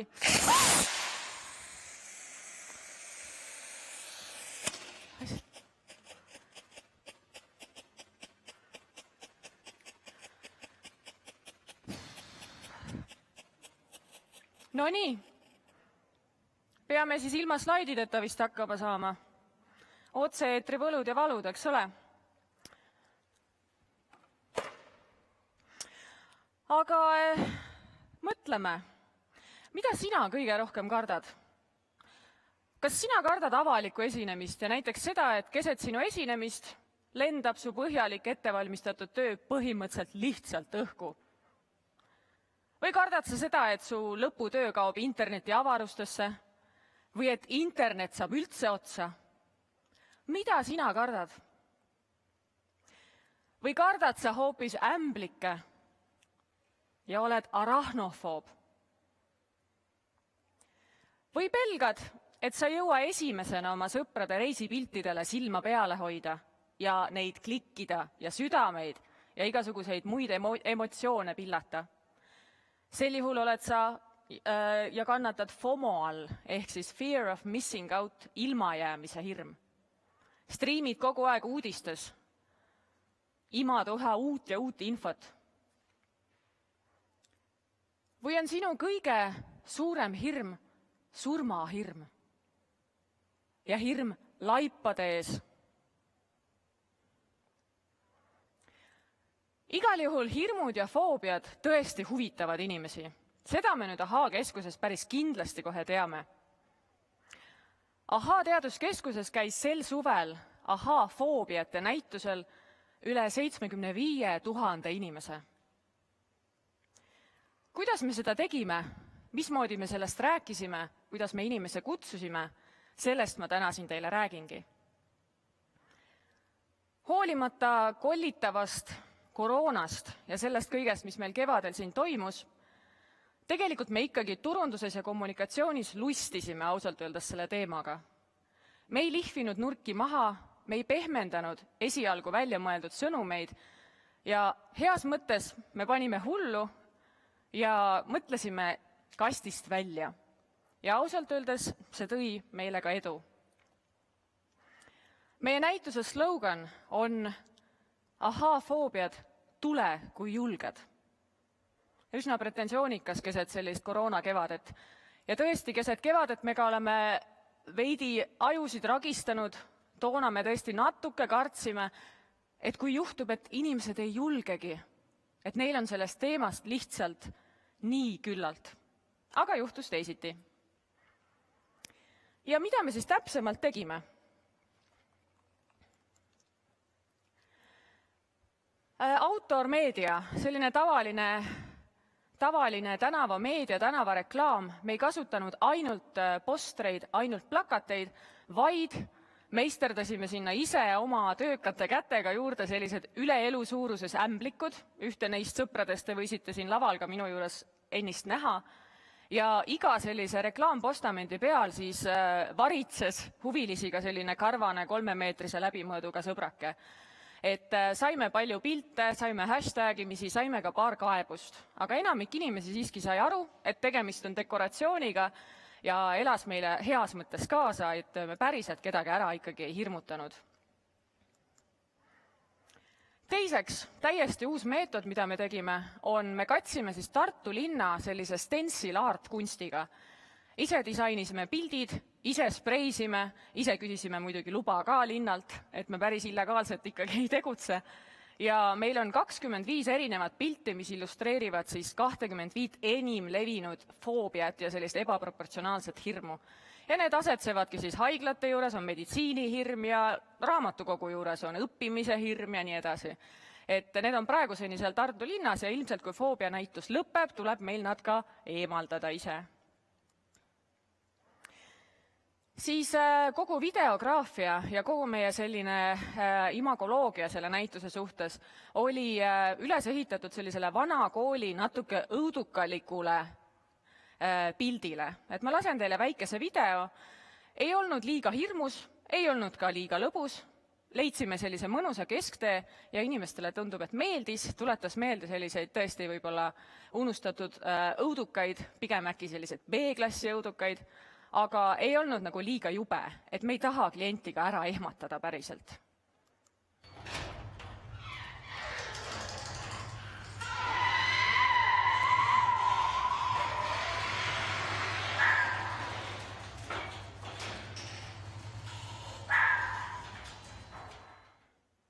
Just nimelt tule kui julged, on ju.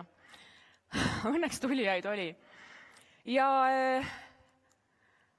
Instagram, loomulikult vana hea ja loomulikult ka Facebook, igasugused storid, page-postitused, kõike muud.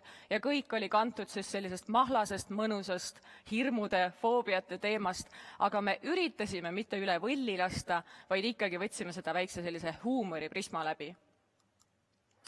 Ja esmakordselt jällegi, mida me tegime, me tootsime 5 keeles viktoriini, et teaduskeskus ja viktoriin, miks mitte, absoluutselt ju parimad sõbrad igasuguste mälumängude ja taolisega ja netis siis seda viktoriini te võite ka praegu ise kõik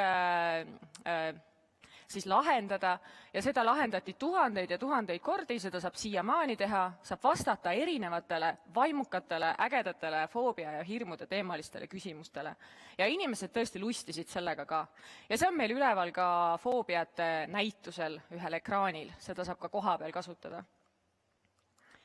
Ja muidugi ei saa me läbi Lätita, isegi koroona suvel ei saa, et loomulikult ajad ei ole endised, et kui keskus siin rõõmustas headel aastatel sellega, et lätlased moodustasid meie kõigist külastajatest circa peaaegu 40%, need ajad on möödas.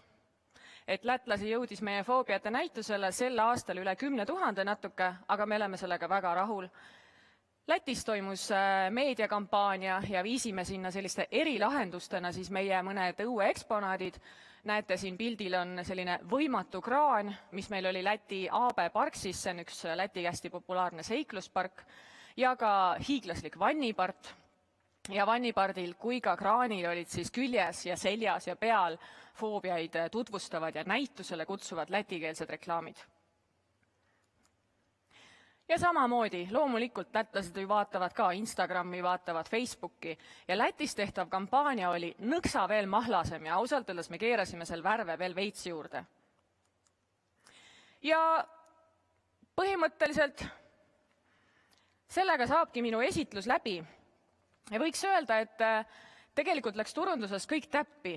Inimesed tulid, nad hääletasid jalgadega ja nad hääletasid jalgadega selle foobiate näituse kõigi aegade kõige menukamaks näituseks. Ja mina tänan ja kutsun kõiki näitusele, foobiad, tule kui julged.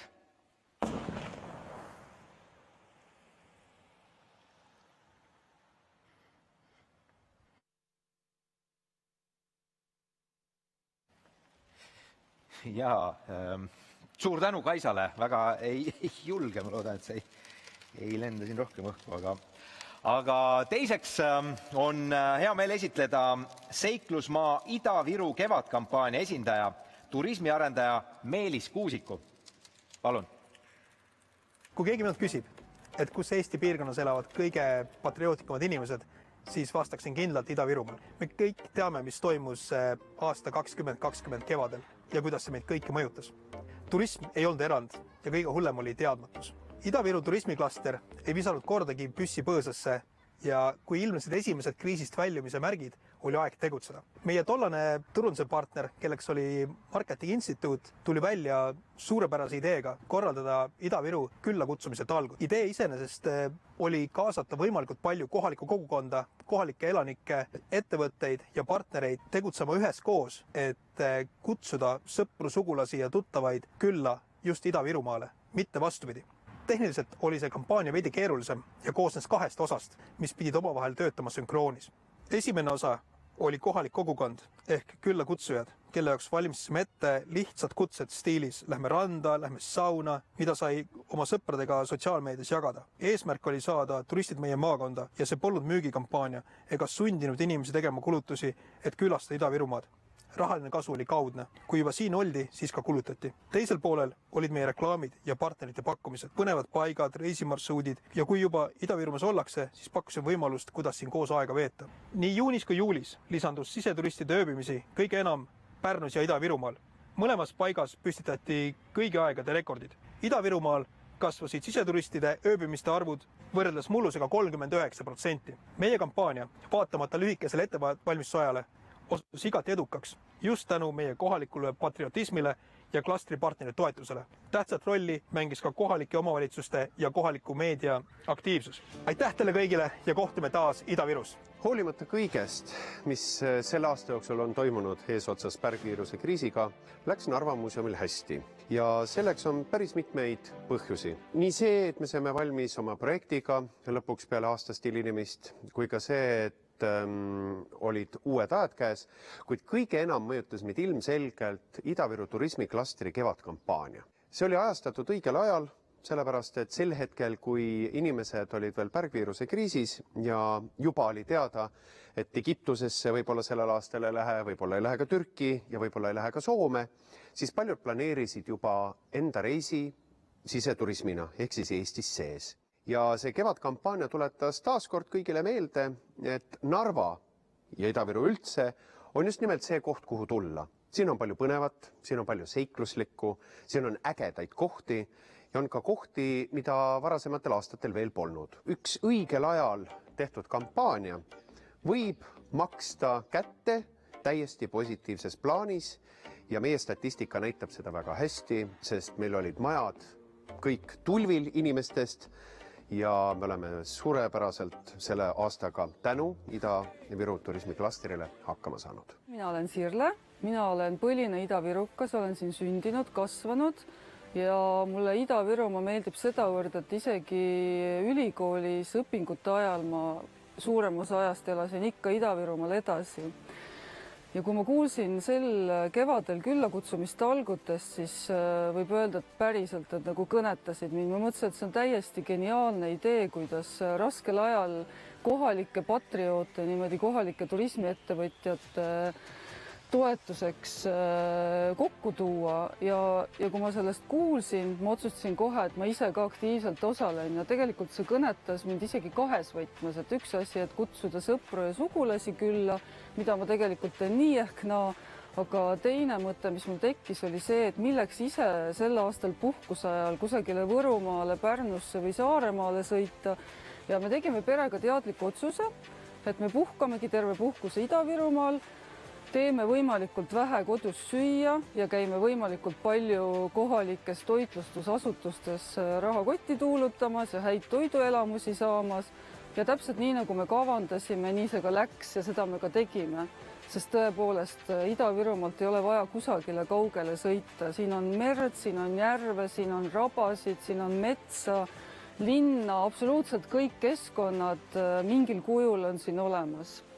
Eriti lahedad Ida-Virumaal on matkarajad ja meie pere selle suve suurim avastus oli uus Valaste matkarada, mis on nagu tõeliselt vinge koht ja kuhu ma soovitan kõigil minna.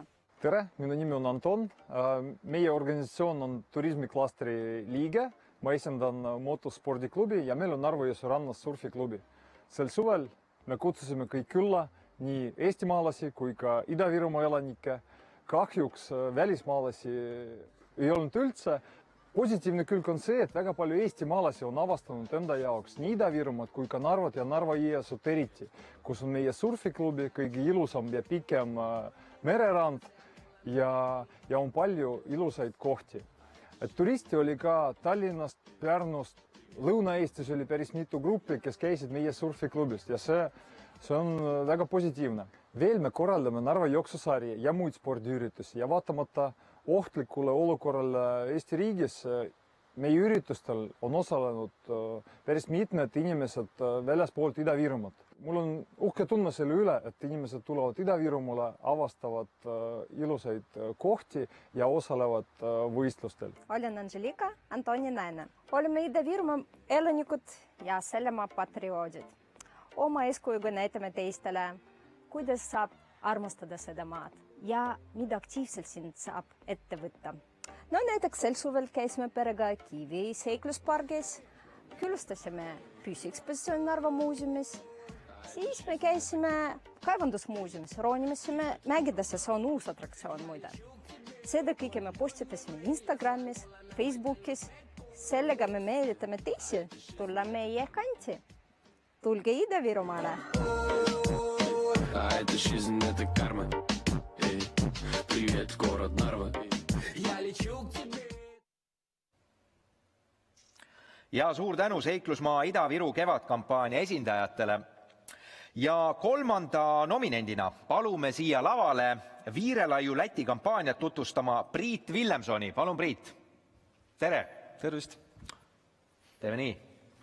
Lava on sinu, ole hea. Mina olen siin, et siis teile rääkida natuke Viirelaiu Läti turundusteost. Et nagu kõigile teistele, siis ka Viirelaiule tuli kevad koos koroonaga ja sellega seoses siis kukkusid ära kõik välisbroneeringud. Ja nüüd, kui peale seda koroona karantiini selgus, et lahti lähevad ainult Balti riigid, siis mõtlesime, et võtame sihtmärgiks Läti, et ta on meile kõige lähemal, kõige lihtsam on tulla ja siis hakkasime selle suunal tööle. Kuidas seda teha, kui Eestis on üle 2000 saare ja meie kõrval on suur Saaremaa, mis on lätlaste lemmik, siis sel aastal mõtlesime teha seda natuke teistmoodi, et kui ennem olid meil abiks mingi turundusagentuur Lätist, mis reaalselt ei toiminud, siis sel aastal võtsin tööle Renate, kes siis reaalselt tuligi Viirelaiule ja siis aitas minul postitada läti keeles postitusi. Mina kirjutasin inglise keeles valmis, tema siis tõlkis selle läti keeles nii-öelda suupäraseks ja nii me siis koos turundasime. Veel tahtsin öelda, et selle läti keelega ta käis üle meie lätikeelse kodulehe ja sealt leidis umbes 1 miljon viga, sest et Läti koduleht oli meil tõlgitud tõlkebüroo poolt ja masintõlke abil, nii et seal oli hästi palju vigu. Läbilöögiks Läti suunal sai siis üks kinnisvarakuulutus, mille ma panin city24.lv-sse ja ma kirjutasin selle teksti valmis inglise keeles sellises natuke naljakas võtmes, et iga lätlane siis peaks andma 1 euro ja kui nad kamba peale raha kokku saavad, siis nad saavad omale ka saare osta, et nende see nii-öelda valulaps, et nendel ühtegi saart ei ole, Eestil nii palju on, toimis ja siin on nagu näha selle graafiku veel ka, et kui palju siis klikiti seda kuulutust. See kuulutus ise maksis 31 eurot ainult ja siis ega ma ei lootnudki sealt väga suurt tulu saada, sest et sa kogu aeg proovid erinevaid turundusnippe ja kunagi ei tea, milline toimib, siis sellega läks küll nüüd hästi, et järsku hakkas tulema nii-öelda intervjuu soove asju, et nii-öelda need ajalehed ja ajakirjad soovisid siis saada intervjuud, et kes see siis on, kes see siis seda saart müüb ja mind isegi tituleeriti vahepeal Eesti kõige kuulsamaks ärimeheks Lätis ja sellised naljakad nagu artiklid ilmusid. Siin on siis näha erinevaid kuulutusi, mis siis järjest tulid meie kohta. Et neid oli vist 15 erinevas portaalis, lisaks siis läks see ka Venemaa meediasse ja tagurpidi tagasi Eesti meediasse, et keegi eestlane tegi hea nipi lätlastele. Et eriliseks teebki selle turundustriki see, et nii väikese eelarvega on võimalik saada selline meediakajastus. Lisaks siis tegime lätlastele avatud uste päeva, kus siis kõik inimesed said tulla vaatama Viirelaidu, et kuidas, mida me siis nagu müüme jutumärkides. Et selle tulemus on see, et me saime hästi palju Läti kliente, meil toimusid erinevad Läti suvepäevad, pulmad, nagu siin näha on ju, et meie poolest oli see väga edukas kampaania. Siin tuleb veel neid kuulutusi järjest ja siin, et see ei olnud nagu ka ühekordne selline turundus, et see siiamaani kestab, et nüüd praegu see sama pilt, mis siin taustaks on siis tehtud Läti televisioonist, kus siis Läti kõige kuulsamale korvpallurile küsitakse, et miks ta ei võiks osta Viirelaidu lätlastele. Tulemustest natukene. Meie kodulehe külastatavuse arv kasvas 400%, lätlaste osakaal sellest kasvas 4000% ja tänu sellele osaliselt ka saime me 95% päevadest, kõikidest suvepäevadest välja müüdud. Meie müügi tulu oli küll natukene väiksem kui eelmisel aastal, aga eelmine aasta oli täituvus peaaegu 100%, et kõik päevad olid välja müüdud.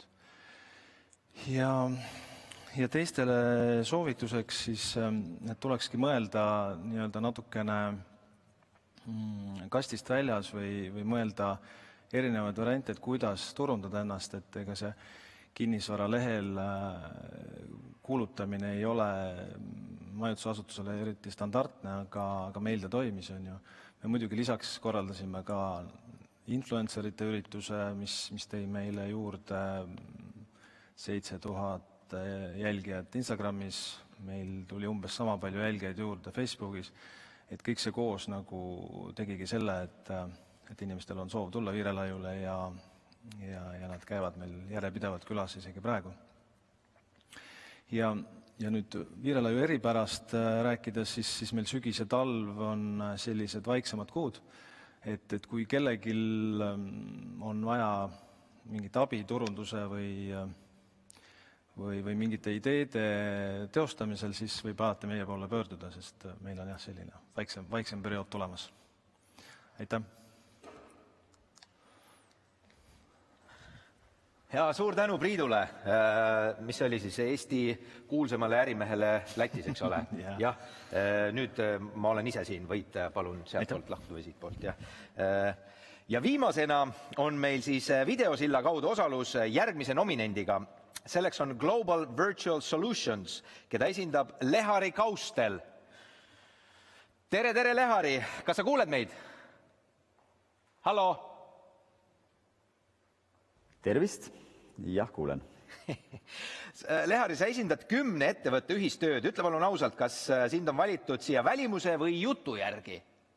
Ma loodan, et sisu kannab. Aga kui te nüüd ei võida, kas koostöö jätkub või on need teised sellise pika vihaga vennad?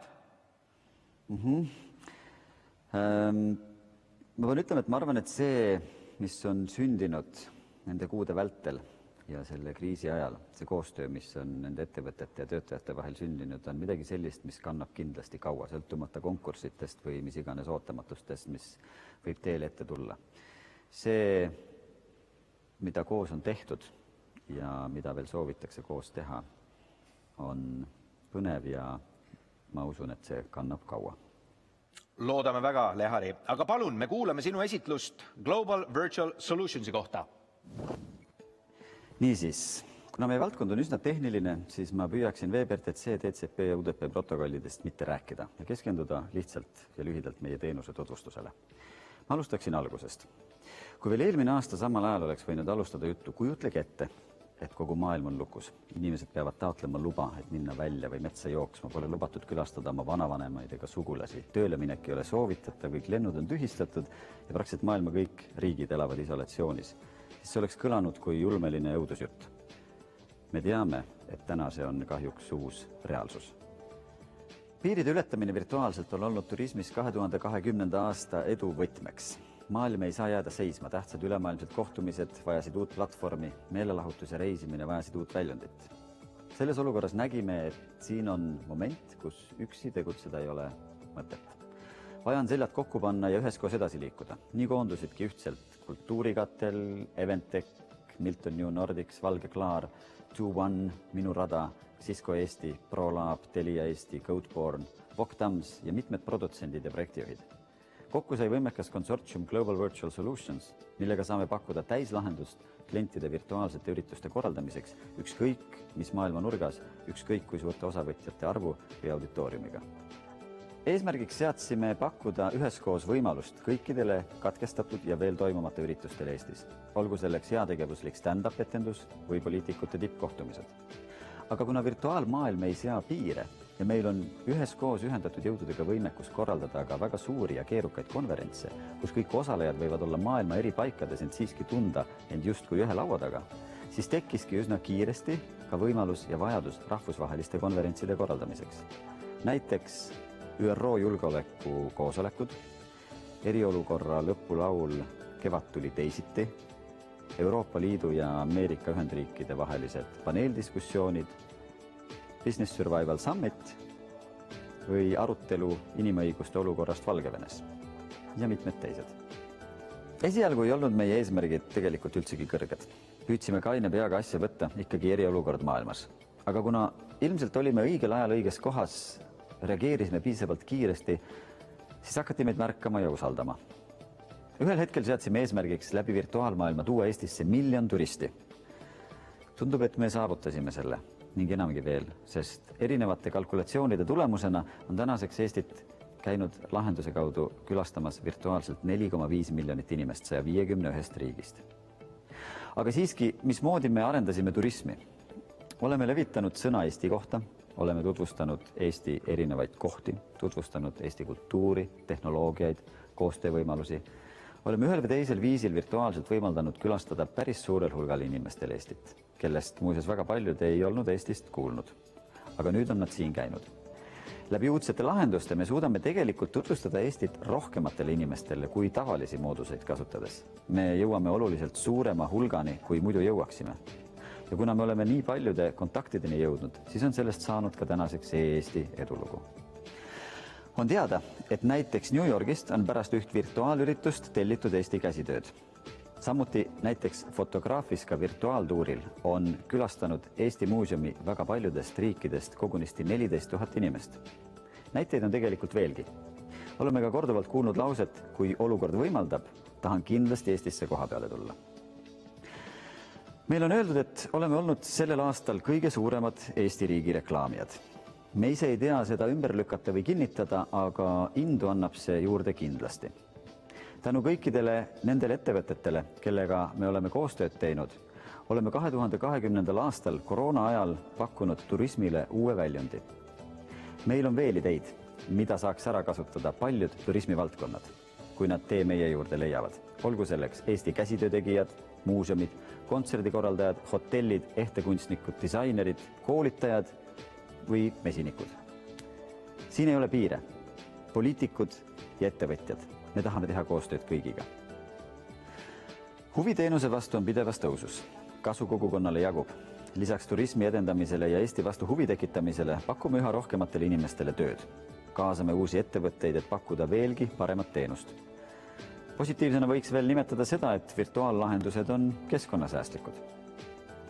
Iga nädal tuleb päringuid üle kogu maailma. Iirimaalt, Kanadast, Austraaliast, Brasiiliast, Lõuna-Koreast, USA-st ja nii edasi. Meil on muidugi selle üle hea meel. Tahame teha vägevat asja, aga teeme siis juba üheskoos Eestist virtuaallahenduste keskuse. Tahaksin veel lõpetuseks tervitada kõiki teisi finaliste. See, et nad on suutnud selles hullus aastas midagi erilist teha ja ellu jääda ja lisaks sellele pakkuda inimestele midagi erakordset, see on vägev ja väärib tunnustust. Küllap me oleme kõik võitjad. Hoiame kokku. Aitäh kõikidele. Suur tänu. Ja suur tänu kõigile esinejatele ja nominentidele. Ma loodan, et teil tekkis nüüd palju mõtteid, mis siis võiks olla aasta turundustegu 2020. Ja oma lemmiku poolt saate hääletada Slido keskkonna kaudu märksõnaga EAS ja just teie hääl otsustabki võitja. Aga aasta turundustegu ei ole ainuke tunnustus, mida me täna jagame. Raskel ajal pole turismiettevõtjad püssi põõsasse visanud ja teevad visalt tööd edasi, et oma tooteid arendada ja neid külastajateni viia. Praegu on käes see hetk, kui siin laval oleks pidanud olema hulk ettevõtjaid, kellele üle anda uued ökoturismi kvaliteedimärgise EHE tunnistused. Aga kutsume palun siia Eesti Maaturismi Ühingu nõukogu esimehe Anneli Kana, kes tutvustab uusi EHE märgise saanud teenuseid. Tere, Roald! Tere, Anneli, jah. Mille poolest siis paistavad sel aastal EHE märgise taotlejad silma? No võiks arvata, et nendel oli taotlemiseks rohkem vaba aega. Tegelikult nii ei olnud. Kevadel, kui see sai jälle taaskord välja kuulutatud, siis tundus jah, et turismitöötajad istuvad kodus ja arvuti taga, aga saabus natukene töisem suvi ja nüüd sügisel tuli kiirelt otsad kokku tõmmata, nii et 17 toredat turismiteenust nüüd uuena seda märki kannavad ja terve hulka neid, kes siis uueks 3 aastaks taotlesid ja osadel veel 3 aastat kestab. Suur tänu, Anneli. Aga nüüd ongi märkamatult päeva esimene pool läbi saanud ja on aeg teha väike lõunapaus. Selle sama pausi ajal saategi nautida noore poeedi ja muusiku Eiki loomingut. Me ootame teid konverentsile tagasi täpselt 20 minuti pärast. Näeme jälle.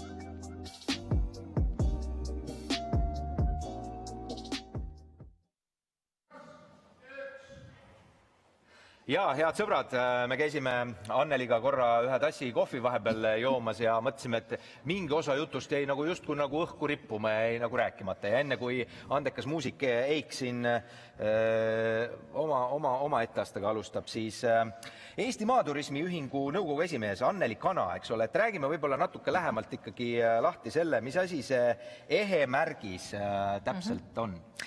Ehe tähendab siis lühendit sõnadest ehtne ja huvitav Eesti ja põhineb ta tõepoolest sellisel 3 olulisel vaalal nagu looduslähedus, looduslikkus, ökoloogilisus, kohalik kultuur või pärandkultuur ja kindlasti just nimelt see sama kogukonnale omane elulaad, nii et seetõttu ta seda ökoloogilist märgist ka või ökoloogilise märgisena teda ka siis esitleme ja saab teda tõepoolest ettevõtja taotleda oma turismi siis teenusele, et seda ei anta nagu kuidagi terve ettevõte seda pakub, vaid ettevõttel võib olla teenuseid 100, aga näiteks ainult 1 saab selle väärtusliku märgise ja 2 korda aastas, nagu me siin enne alustasime, on siis alati turismitöötajatel see uhke tunne tulla lavale kas rahvusvahelisel turismikonverentsil või teisel korral siis turismimessil ja need märgised omale siis seinale saada. Seekord siis natuke teistmoodi, saame neid täna ainult esitleda ja viime need oma ettevõtjatele siis ise kohale. Ja neid on kokku üle Eesti erinevates paikades juba 90, nii et tasub otsida neid teenuseid, mida siis niiviisi pakutakse. Ma just mõtlen, et ega ma nagu väga hästi tuleb tunnistada sellega kursis pole, et too mõni näide võib-olla, et kes selle ehe märgise siiamaani saanud on? Meil on maaturismis selline komme, et kui meil on väga palju sadu tublisid tegijaid, siis me 1 ja 2 esile ei too, te näete seda nimekirja, aga seal hulgas on põnevaid matkasid, pärandkultuurile põhinevaid tegevusi, kohaliku toidu pakkumisi, et see ampluaa on hästi lai ja põnev ja huvitav ja leiab neid kindlasti üles Puhka Eestis kodulehel ja ka kodulehel www.maaturism.ee, et tal on selline oma märk, aga kindlasti tahan ma veel öelda, et see on hea võimalus meie ettevõtjatel sellist teenust pakkudes ka oma külastajaid harida, et mina ise näen, et kui külastaja selle teenuse minult ostab, siis ma räägin selle ehe loo sinna juurde ja see on tegelikult palju mõjusam kui lihtsalt üks tore märk seinal. No sa ütlesid, et 90-le, eks ole, 90 märki on siiamaani välja jagatud, et kui suur see konkurss on ja kui palju neid taotlejaid võiks olla? Taotlejaid seekord oli üle 20, sugugi ei ole nii, et kõik selle kohe saavad, et seal tuleb ikka selline taotlusvoor läbi käia ja seal on üsna olulised kriteeriumid. Loomulikult, et ta vastab kõikidele nendele 3 põhinõudele, see kohalik kultuur ja ökoloogilisus, rohelisus ja kogukondlikkus, aga ka muud asjad, mis sellel ettevõttel alates tõepoolest prügi sorteerimisest kuni ökoloogiliste puhastusvahendite kasutamiseni.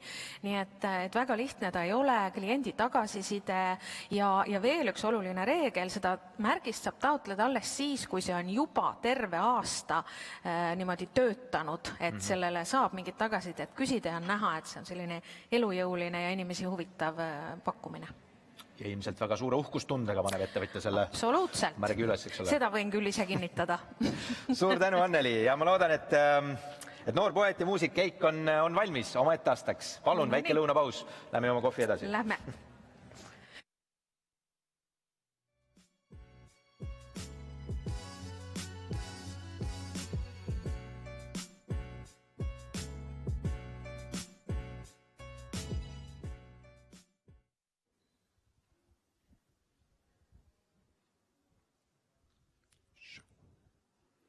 Kostab hästi.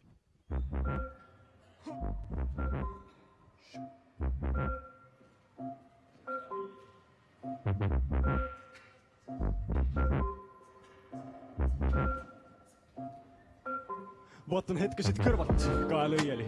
Kogun kohvrisse pritsaldan märkmeid, ise valin, kus maanduvad lõuendil. Ja maal saab reaalsuses täpsem. Reaktsioonid on kinni mu peas, kas need mahedat vihma või padukat. Kõigi taga, et seesmiselt hea. Natuur valib eesõja paruka, olen alati põljanud üksindust. Põland pidusid lembinud istumisi, reede õhtute õpitud üksluisust. Joominguid teesklust ja kiskumisi. et ma kogun neist kilde, mis kannavad. Pausu mu tükkides hiilates, kuidas inimloom püüdleb ja armastab. Elu murdainetes kilgates ja millised toonitses saavad. Kui elu kuma läbi vaimu kadalipu, ehk kogetus vaid ulma aastad ning me eksime kanarpikkus. Vahel võiks vaadata eemalt, et mõista, mis arendaks teemat. Vahel võiks vaadata eemalt, et mõista, mis mõista. Vahel võiks vaadata eemalt, et mõista, mis arendaks teemat. Vahel võiks vaadata eemalt, et mõista, mis mõista.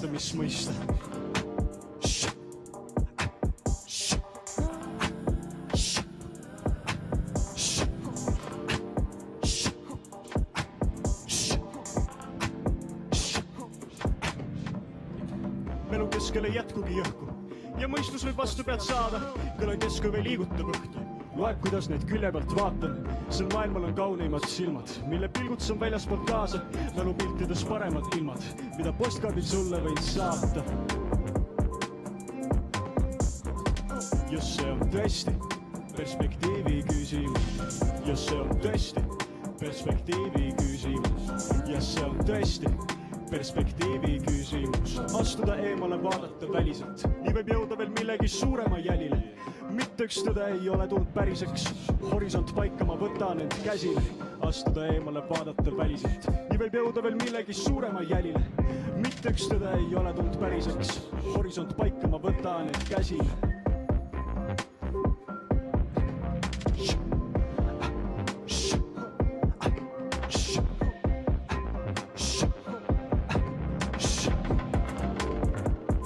Vahel võiks vaadata eemalt, mõista, mis arendaks teemat. Vahel võiks vaadata eemalt, et mõista, mis mõista. Vahel võiks vaadata eemalt, et mõista, mis arendaks teemat. Vahel võiks vaadata eemalt, et mõista, mis mõista.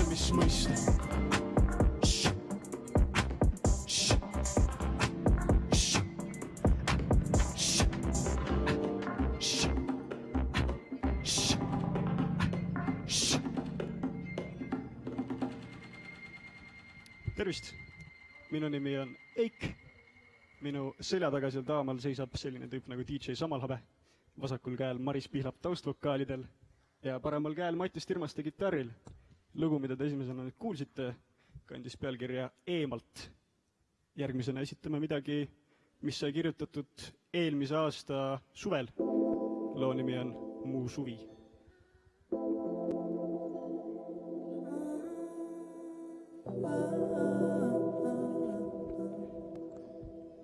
Mu suvi algab, mu suvi algab, mu suvi algab, mu suvi algab, mu suvi algab, mu suvi algab, mu suvi algab. On aasta lämbeim pärastlõuna, jooma aias valget veini jahedalt. Kerge vestlus ja mu mõtte ära sõuab, meri mühab valgusvärvi vahetab. Raadiost ragiseb muusikuid väsind, neile antakse rohtu, nad võtavad rohtu. Lumest ja põõsastest imbunud läbi, närvid näer rohtunud püünedel kohtu. Pilgul meil soenik taamal põleb Siberi, hiilid muutuvad, on aeg end seada. Valmis vaadanud 11 peame minema, mis süttib järgmiseks ei taha teada. Ilma tuuled on vait. Ilma tuuled on vait nagu rukkis säad. Kuulan veel räppi, sa mutri rääks. Aga mu suvi algab uuesti, iga päev. Algab iga päev. Ilma tuuled on vait nagu rukkis säad. Kuulan veel räppi, sa mutri rääks. Aga mu suvi algab uuesti, iga päev. Mu suvi algab uuelt, iga hommik. Pole eal olnud nõnda palju vabu hetki. Paljajalu öösel kell 5 tuppa longing, kui ümberringi maailm sõjab herki. Aga see rong on läid saama tekki. Meil siin lõkete ääres on aega veel surra. Enne kui katastroof jookseb mu treppi, siis anna pabereid ja anna tuld ka. Päike pakatab niitude taha, mööda suvilat, mõnusad suvilad. Tagajärgedest viibuks veel vaba ja hoovi peal valmivad ubinad.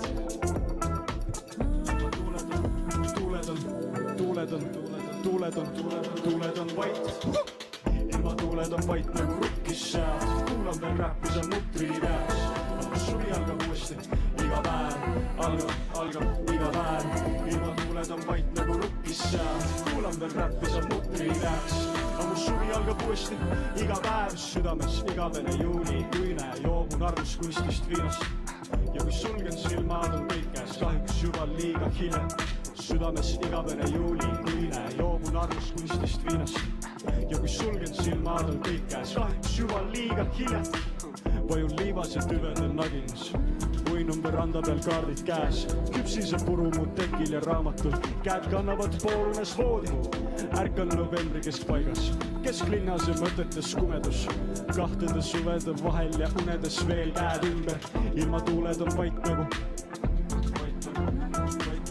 Mu suvi algab, mu suvi algab, mu suvi algab, mu suvi algab. Mu suvi algab, mu suvi algab uuesti. Ilmatuuled on vait nagu rukkis sead, kuulan veel räppi sa mutri peas. Mu suvi algab uuesti, iga päev algab iga päev. Ilmatuuled on vait nagu rukkis sead, kuulan veel räppi sa mutri peas. Mu suvi algab uuesti, iga päev. Ilmatuuled on vait nagu rukkis sead, kuulan veel räppi sa mutri peas. Mu suvi algab uuesti, iga päev algab iga päev. Ilmatuuled on vait nagu rukkis sead, kuulan veel räppi sa mutri peas. Mu suvi algab uuesti, iga päev. Mu suvi algab uuesti, mu suvi algab uuesti, mu suvi algab uuesti, mu suvi algab. Tehke aknad ja uksed lahti, tehke aknad ja uksed lahti, tehke aknad ja uksed lahti, tehke aknad ja uksed lahti, tehke aknad ja uksed lahti, tehke aknad ja uksed lahti, tehke aknad ja uksed lahti, tehke aknad ja uksed lahti.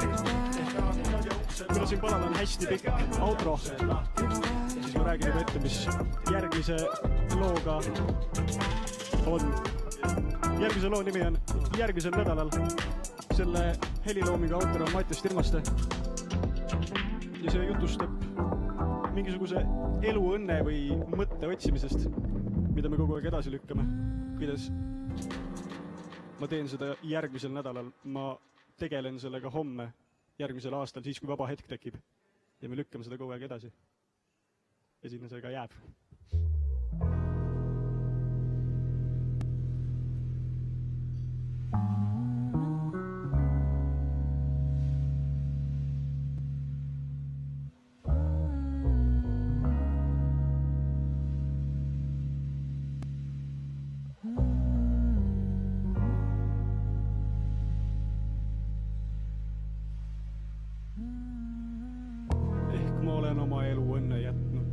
Silma vahel. Ja ta seisab iga päev sul üle risti valge vihmavarju all. Juuksed lükatud kõrvade taha. Kui ilmad jäänud viluks, ta silmades sisu valab.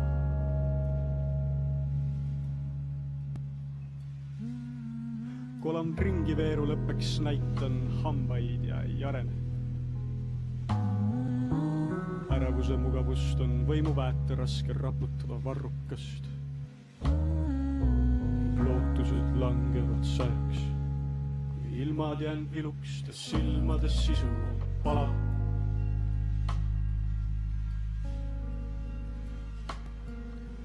Aega on lõputult, kuni see lõppeb.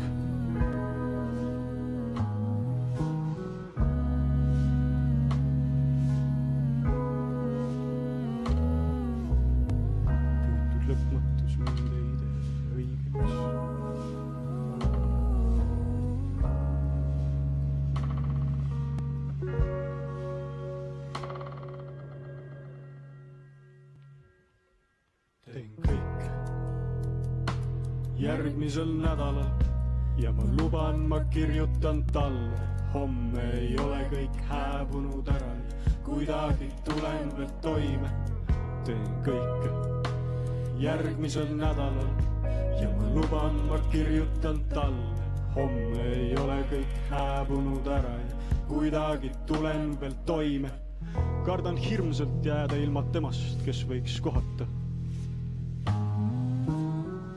Teolt kui magab valvsus maaliks 4 seina heledaks. Siiski jäta nüüd tarbetult taraks, kui ilmad jäänud viluks, silmades sisu on palav.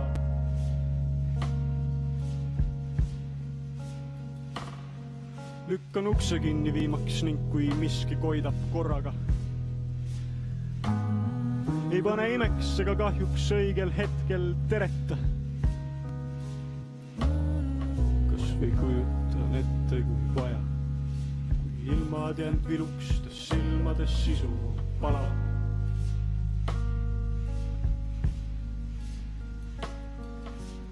Aega on lõputult, kuni see lõpeb.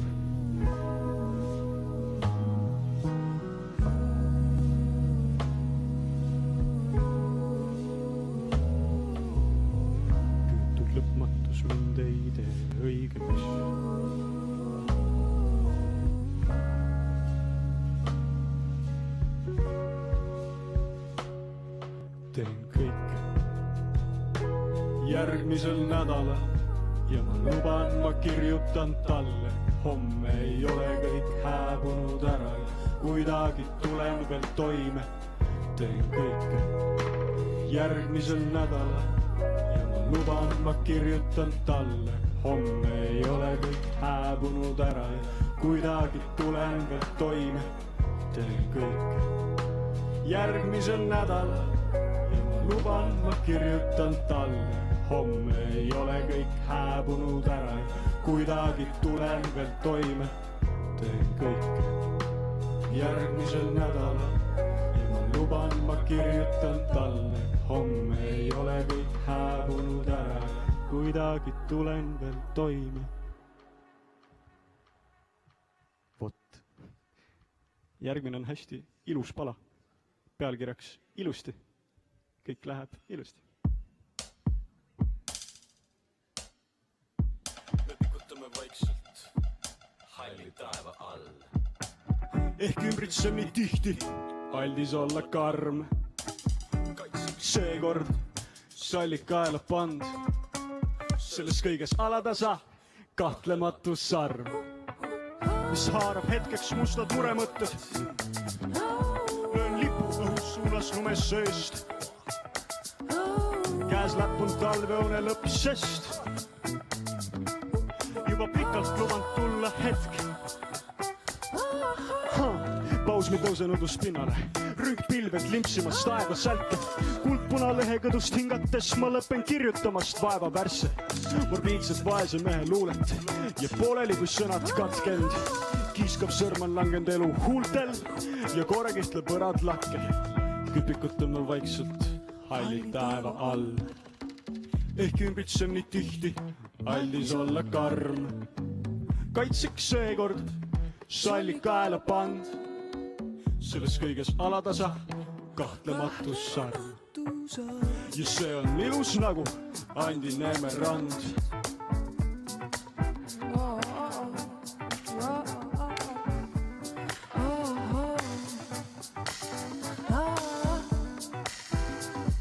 Ja kõik läheb ilusti, möödub kajab naeruna kaugustes. Pidu käib ennast maha ning vilgutab. Valguseid aegunud laugudel. Siduda lahti ballasti, mis pidurdand. Galeriides värvid põrandai. Soojus õhkab ennast mööda tõusvat õhku. Jahe itk, mis räsind õla peal. Udub auruna ning veereb lõunast õhtu. Mu obsessiiv-kompulsiivne häire kulub marjaks kodu korras hoiu. Mööda äärtorus kiirteel käies kukub paika maailm kord oma soodu. Hüpikutame vaikselt halli taeva all. Ehk ümbritseb nii tihti, aldis olla karm. Kaitseks seekord salli kaela pand. Selles kõiges alatasa kahtlematu sarv.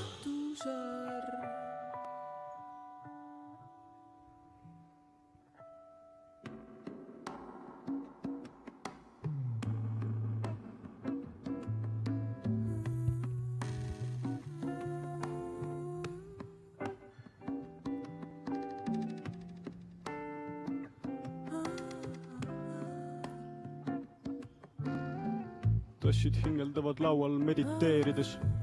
Vaim läbi patjade ja hämardub. Jooned tõmmand kokku otsad perimeetrites. Rahulikult seiran tulevase ähmasust. Külgakord koidab äratus, ent ootesaalis ärevust on tunda kasutu. Hetk rohetavad lehed, hetkeks särab lund. Neid puutumata kühveldada mulda arutu. Siis kõik läheb ilusti. Siis kõik läheb ilusti. Siis kõik läheb ilusti. Siis kõik läheb ilusti. Siis kõik läheb ilusti. Siis kõik läheb ilusti. Siis kõik läheb ilusti. Siis kõik läheb ilusti. Siis kõik läheb ilusti. Siis kõik läheb ilusti.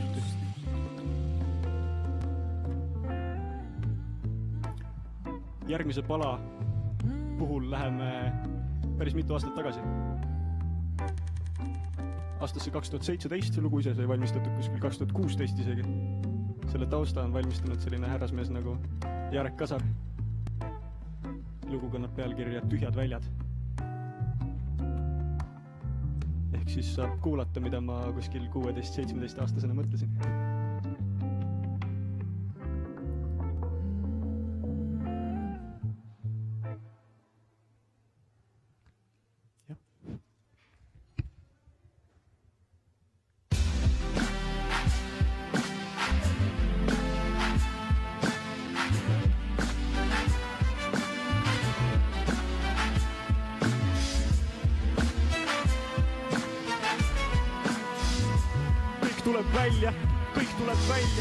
Kõik tuleb välja, nagu viimsel bussil esmaseltab sintikaani koolinoorel. Tuleb välja, kui löömaks kiskund vaidu selgab sihte pooli rohkem.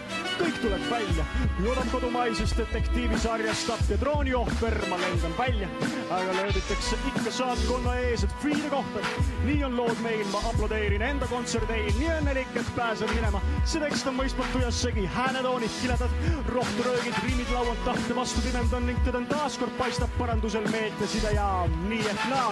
Istun enda laotud püramiidi, riimiskeemi tipukorrusel, pooli najusid rumpressis, piidi peale pilku valluseks. Niivõrd eksinud, miljon närvikudet leekides, kuid ikka kukub 50 senti.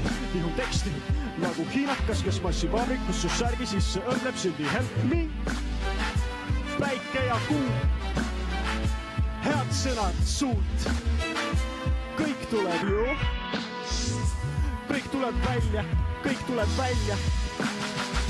Päike ja kuu, head sõnad suult.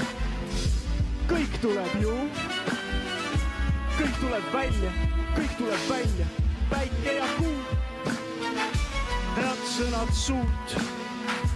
Kõik tuleb ju, kõik tuleb välja, kõik tuleb välja. Vali üks neist, pole selge kanal nagu 7, vaid eklektika 11. Siin on žanre seinast seina, ikka ronin välja pükstest või siis katusest, et siiski kastil kaaneb peal.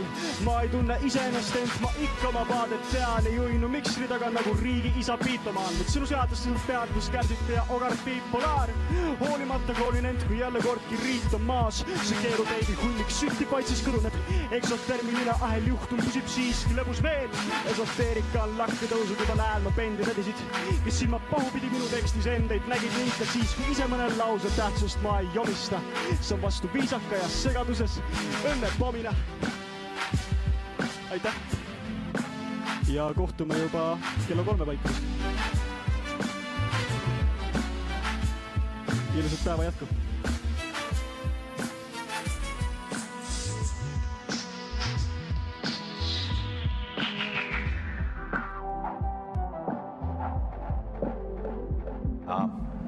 Tere tulemast tagasi.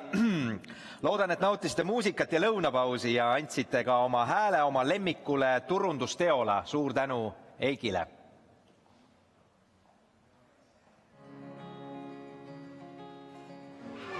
Mis selline tulevik, et mul on ikka hea olla. Mis te arvate, kes käib vanalinnas? Vanaemad. Vanaemad käivad ja vanaisad. Ahaa.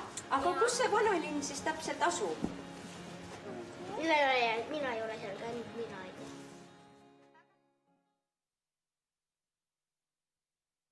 Ja meie konverentsi programm jätkub ja meiega liitub siinsamas Juhan-Madis Pukk. Juhan-Madis on Flowit Estonia ja ITL-i juhatuse liige.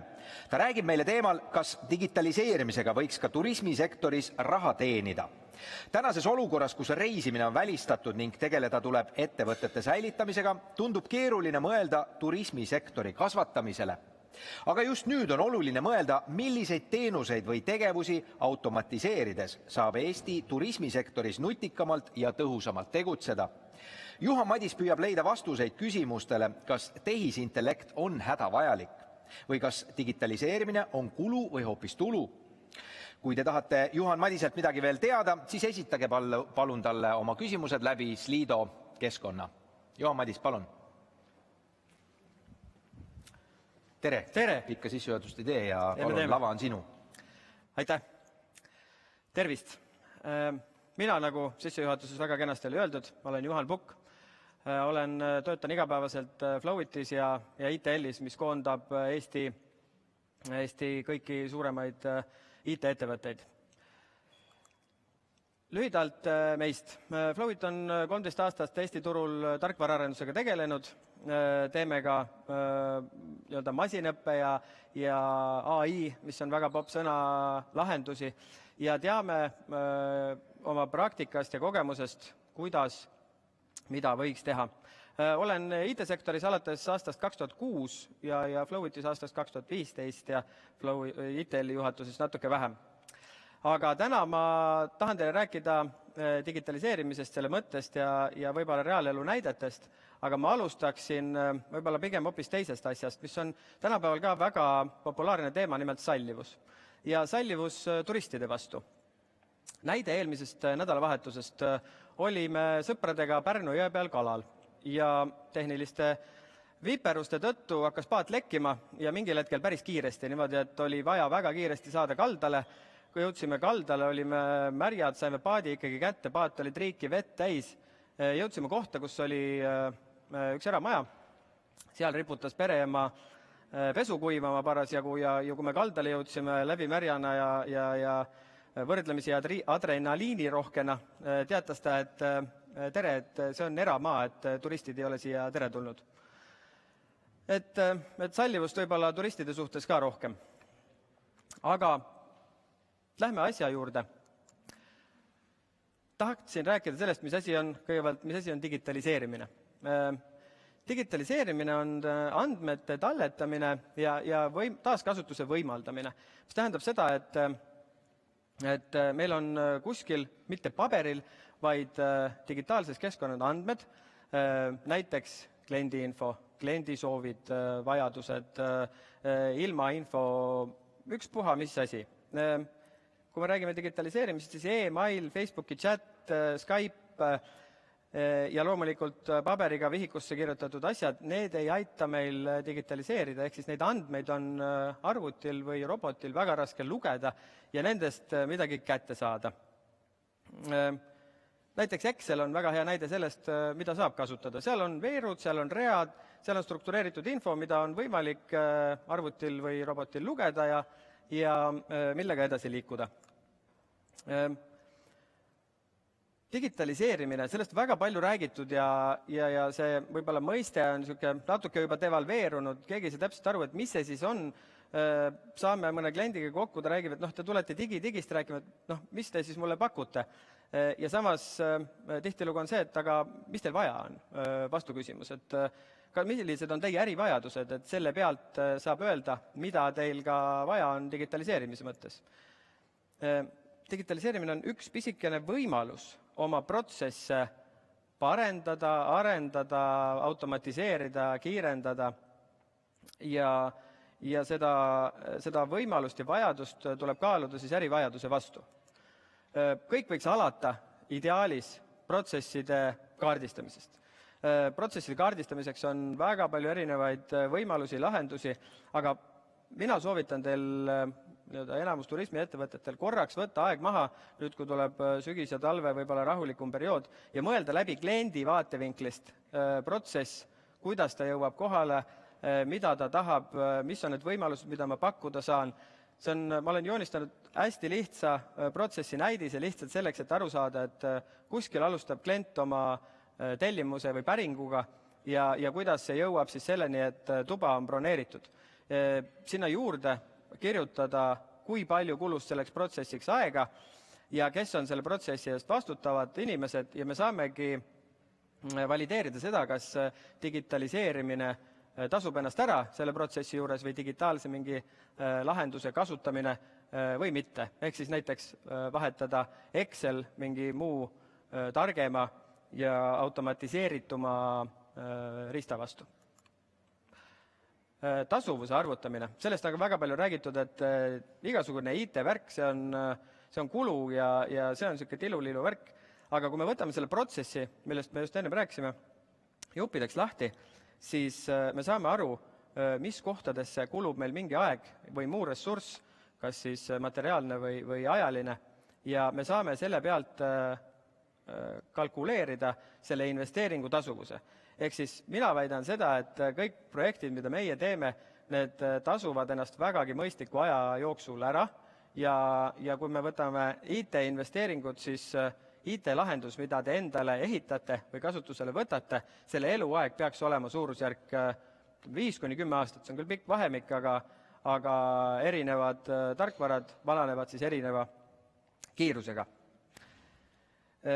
Selle peale tasub kindlasti mõelda. Ja kuidas digilahendusi kasutusele võtta? See on automatiseerimise kasutusele võtta kribuslaid, aga loogika on selles, et hakake pihta samm-sammult. Ärge ujutage ette, et järgmine näide, mis ma teile toon reaalelust või fotomaailmast, et selle saab kõik ühe korraga. Kõik algab samm-sammult. Alustuseks tuleb eksperimenteerida, vaadata, kas see meie ettevõtte ökosüsteemiga üldse sobib see digivärk, kas nendest pisikestest proovidest on meile kasu ja süües kasvab isu ja me saame järjest suuremaks ja targemaks oma protsessi teha. Aga et mitte jääda võib-olla, ja milleks seda kõike tehakse, eks ole, kogu see digitaliseerimine, põhibullet pointid ongi võib-olla protsessitsüklite kiirendamiseks, inimvigade vähendamiseks, mis on tihtilugu suur probleem, informatsiooni kvaliteedi parandamiseks. Ehk siis, kui me tahame kasutada masinõpet või AI-d või kuidas iganes me seda nimetame, siis meil on vaja kvaliteetseid andmeid. Palju räägitakse big datast. See on üks hunnik asju, mille tegelikult ei saa kasutada.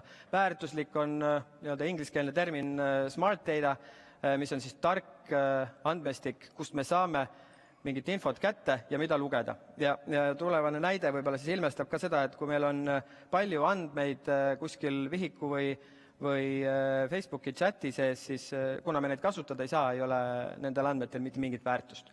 Aga üha enam räägitakse sellest, et ettevõtte üks suurimaid ressursse ja väärtuseid ongi tänapäeval andmed, aga nad on väärtuslikud ainult siis, kui nad on kogutud niimoodi, et neid saab masin lugeda. Tööjõukulu tähendamiseks loomulikult.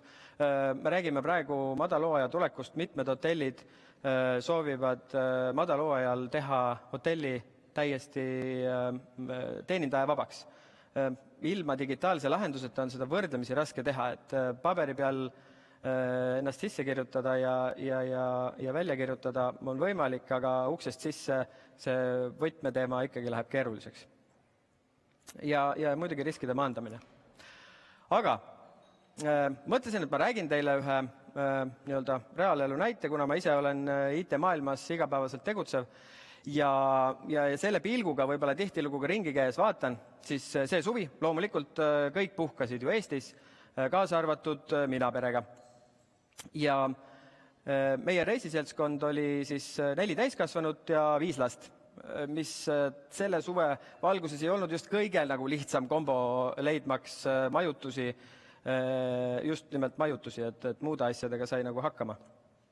Aga Kujutage nüüd ette, kui ma oleks võtnud selle reisiseltskonna, sisestanud nende kõigi andmed kuhugi virtuaalsesse keskkonda, olgu see siis äpp või koduleht kuskil, mis oleks üks konkreetne koht, kus need asjad on olemas.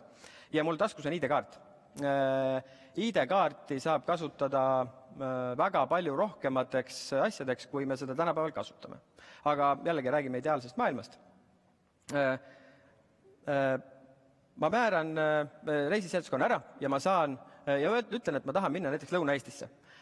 Lõuna-Eestis meil on selline seltskond, sinna pakutakse mulle kohe automaatselt lähtuvalt minu veel võib-olla lisasoovidest seda, et näed, selline hotell või majutusasutus, tänapäeval on viisakas öelda vist, sellises kohas, seal ümber on sellised tegevused, sinu päevakava võiks välja näha umbes selline, kuna sul on nii vanad lapsed. Ma jõuan majutusasutusse kohale, ID-kaardiga ma tean, mis tuba mul on, ma teen toa ukse lahti, astun tuppa.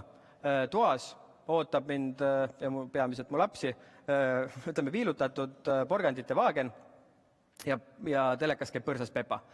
Mida vanem veel tahaks saada, mis võiks olla veel ägedam, eks ole. Saab rahulikult asjad välja lahti pakkida ja lastel on tegevust.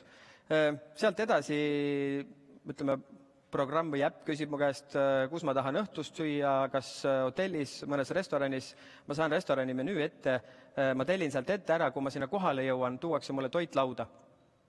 Nii lastele kui endale ma saan seda süüa ja sealt ära minnes, loomulikult maksan jällegi, võin maksta selle sama ID-kaardiga. Nüüd sealt edasi, vaatamisväärsused. Iga majutusasutus võib mulle eraldi veel pakkuda mingeid vaatamisväärsusi või kohti, kuhu me võiksime sellise reisiseltskonnaga minna, mis võiks olla meile huvitav. Kui me võtame keskmise ärimaailma, siis vihje andmine või kliendi toomine, selle hind võiks olla suurusjärk 10% kogu tehinguväärtusest. Kui mind saadab majutusasutus kuskile põnevasse kohta, kuhu ma loomulikult saan sisse jälle selle sama ID-kaardiga, ilma et ma peaksin nägema imevaeva ja jälle kuskile sisse kirjutama ennast, siis see atraktsiooni omanik hea meelega tõenäoliselt annab vihjeandjale või klienditoojale selle 10% ja kogu see arvemajandus ja rahaline asi võiks toimuda ka täiesti automaatselt, mis tänapäeval oleks võrdlemisi normaalne. Reis on läbi ja minu kohta on kogunenud päris märkimisväärne hulk andmeid, mis on minu soovid, kui palju lapsi on, mida nad eelistavad, kas pigem teaduslikku tegevust, sportlikku tegevust ja nii edasi. Ma olen Lõuna-Eestis ära käinud, ma olen rahul, mul ei ole olnud mingeid probleeme, kõik on olnud mõnus ja ma saan automaatselt pakkumise järgmiseks suveks, näiteks Ida-Virumaale. Ma ise olen Ida-Virumaalt pärit niimoodi, et ma olen igati fänn siiamaani. Ja seal on mul põhimõtteliselt tunni täpsusega näidatud ka ära minu päevakava, mis võiks olla järgmine aasta, kus on sees kõik need asjad, mida ma tahan. Ja ma olen sellega nõus, kuupäevad sobivad ja ma teen juba ettemaksu. Ma arvan, et Eestis me järgmine suvi saame ikka reisida, kui kusagil mujal veel tõenäoliselt mitte, siis Eestis pigem küll.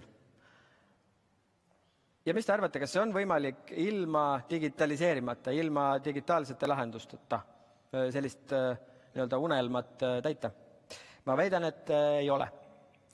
Siin on, loomulikult on märksõnad on koostöö, mida peavad tegema erinevad majutus-, teenindus- ja teenusasutused ja siis samm-sammult hakata ühte või teist juppi sellest ideaalsest lahendusest lahendama.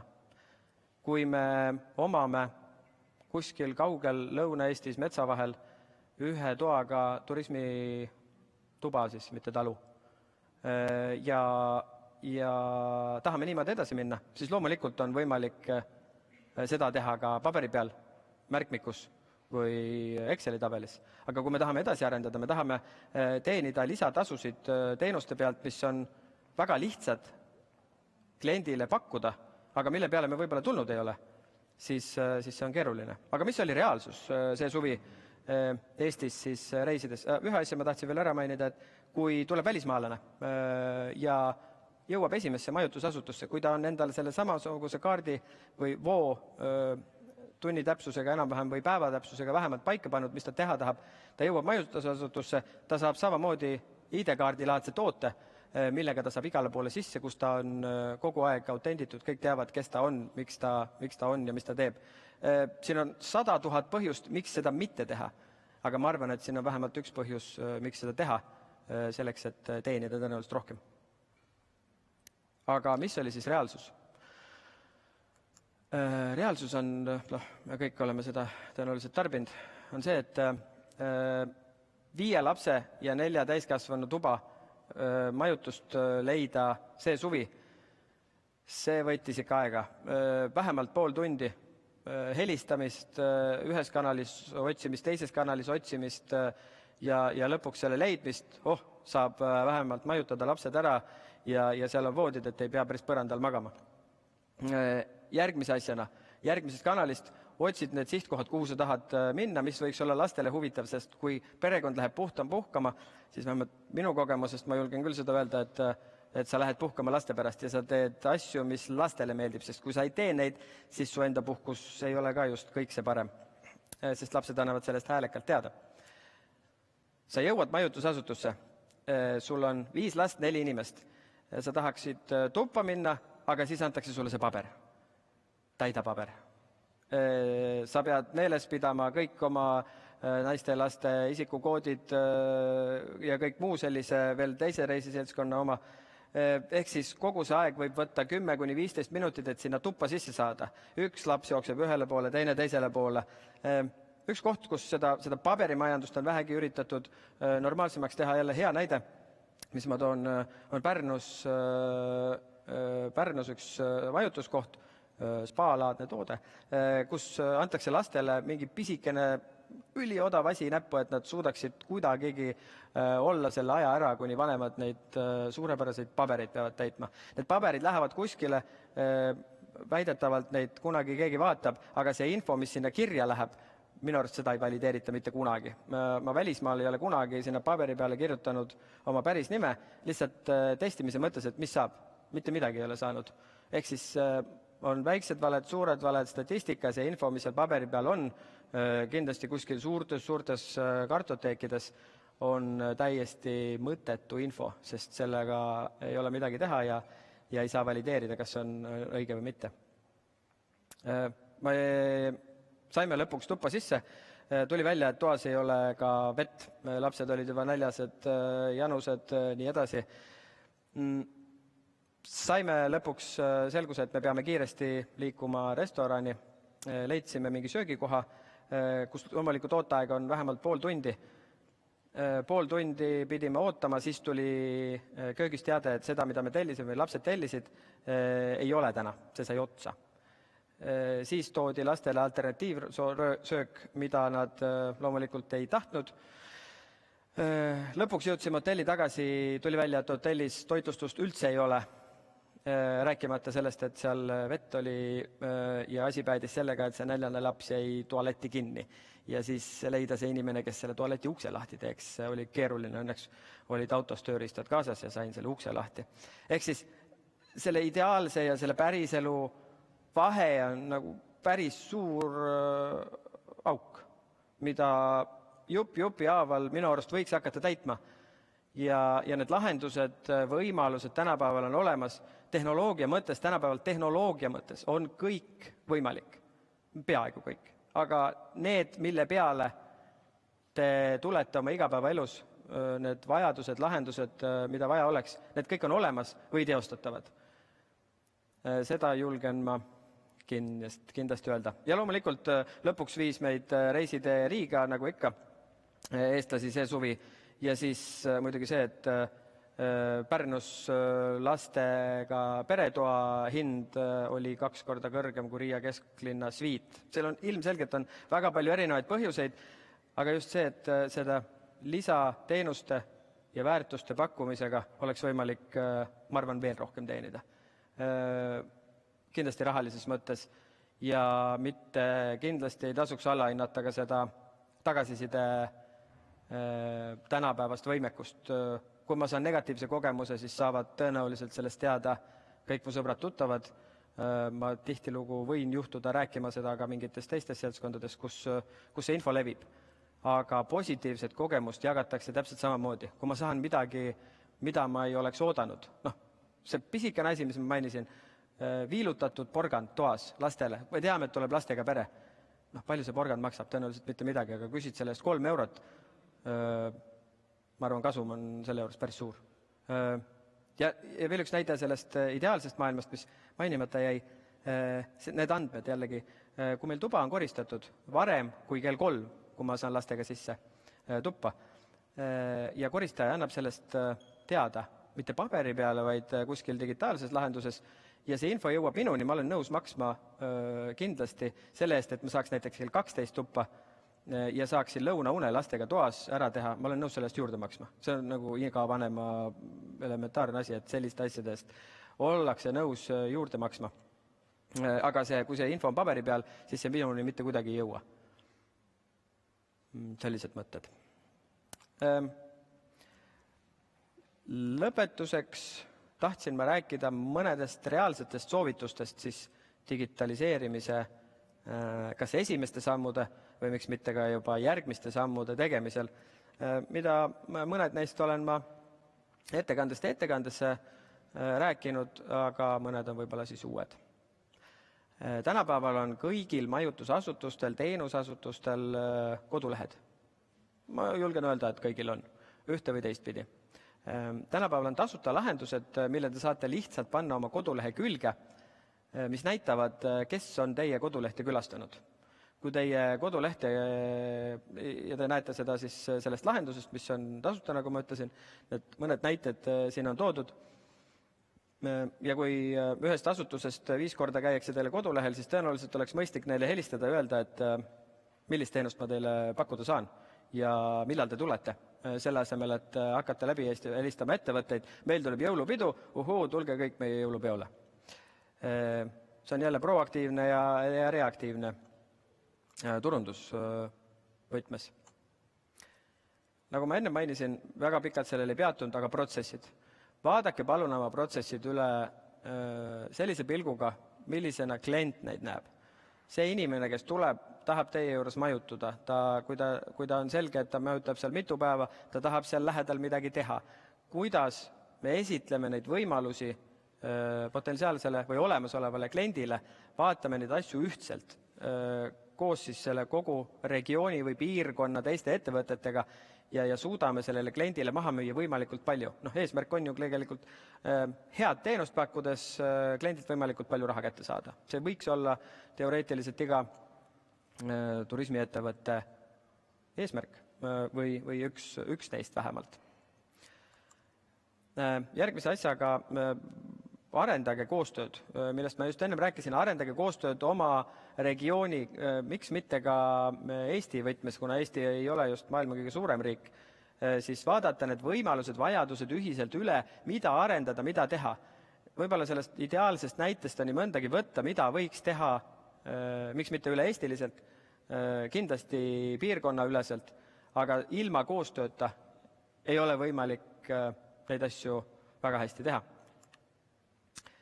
Ja selle koostöö juures, kui teile tuleb klient, siis mõelge selle peale, et ta võib olla ka paljude teiste ettevõtete klient sellel samal hetkel ja teie võite selle pealt teenida, kuna teie olite selle kliendi tooja ja siis edasi soovitaja.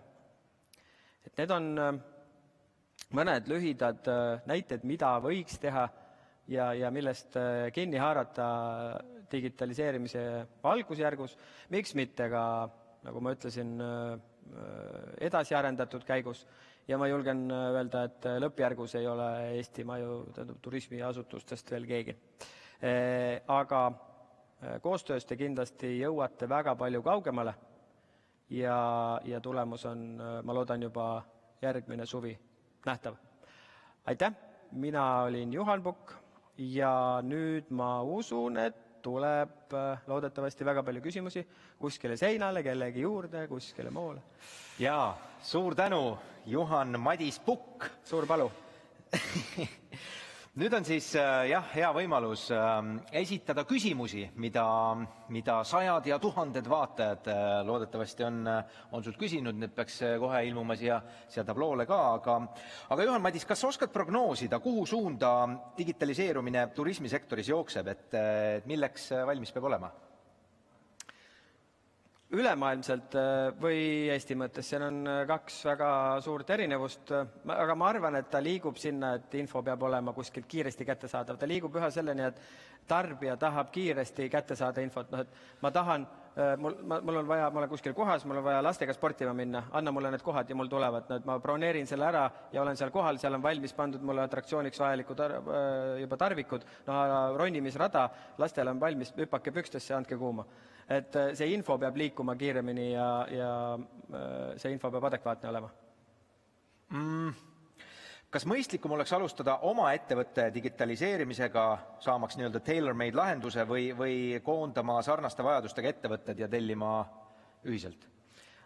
Kui sa oled Eesti kõige suurem turismiettevõte, siis pigem enda vaatevinklist lähtuvalt. Kui sa oled väike ettevõte, siis kindlasti tasub koonduda ja teha ühiselt. Sest vajadused, kõik muidugi ettevõtted on hästi unikaalsed ja erinevad. Nagu me kõik teame, siis tegelikult need vajadused on võrdlemisi sarnased ja kindlasti tasuks koostööd teha. Nii, vaatame järgmise küsimuse. Aga kelle poole ma pöördun, kui sooviksin oma majutusasutust veidi rohkem digitaliseerida, registreerimine, broneeringud näiteks? Pöörduge ITL-i poole. Seal on väga toredad inimesed, kes teid suunavad õigesse kohta, kes võiks sellist lahendust teada. Google on maailma kõige targem tegelane, kust kõike saab küsida. Valmis lahendusi on olemas. Kui teil tekib küsimus, kas võtta kasutusele valmis lahendus või hakata ise midagi arendama, siis pöörduge ITL-i poole ja sealt leiate te kindlasti head lahendused.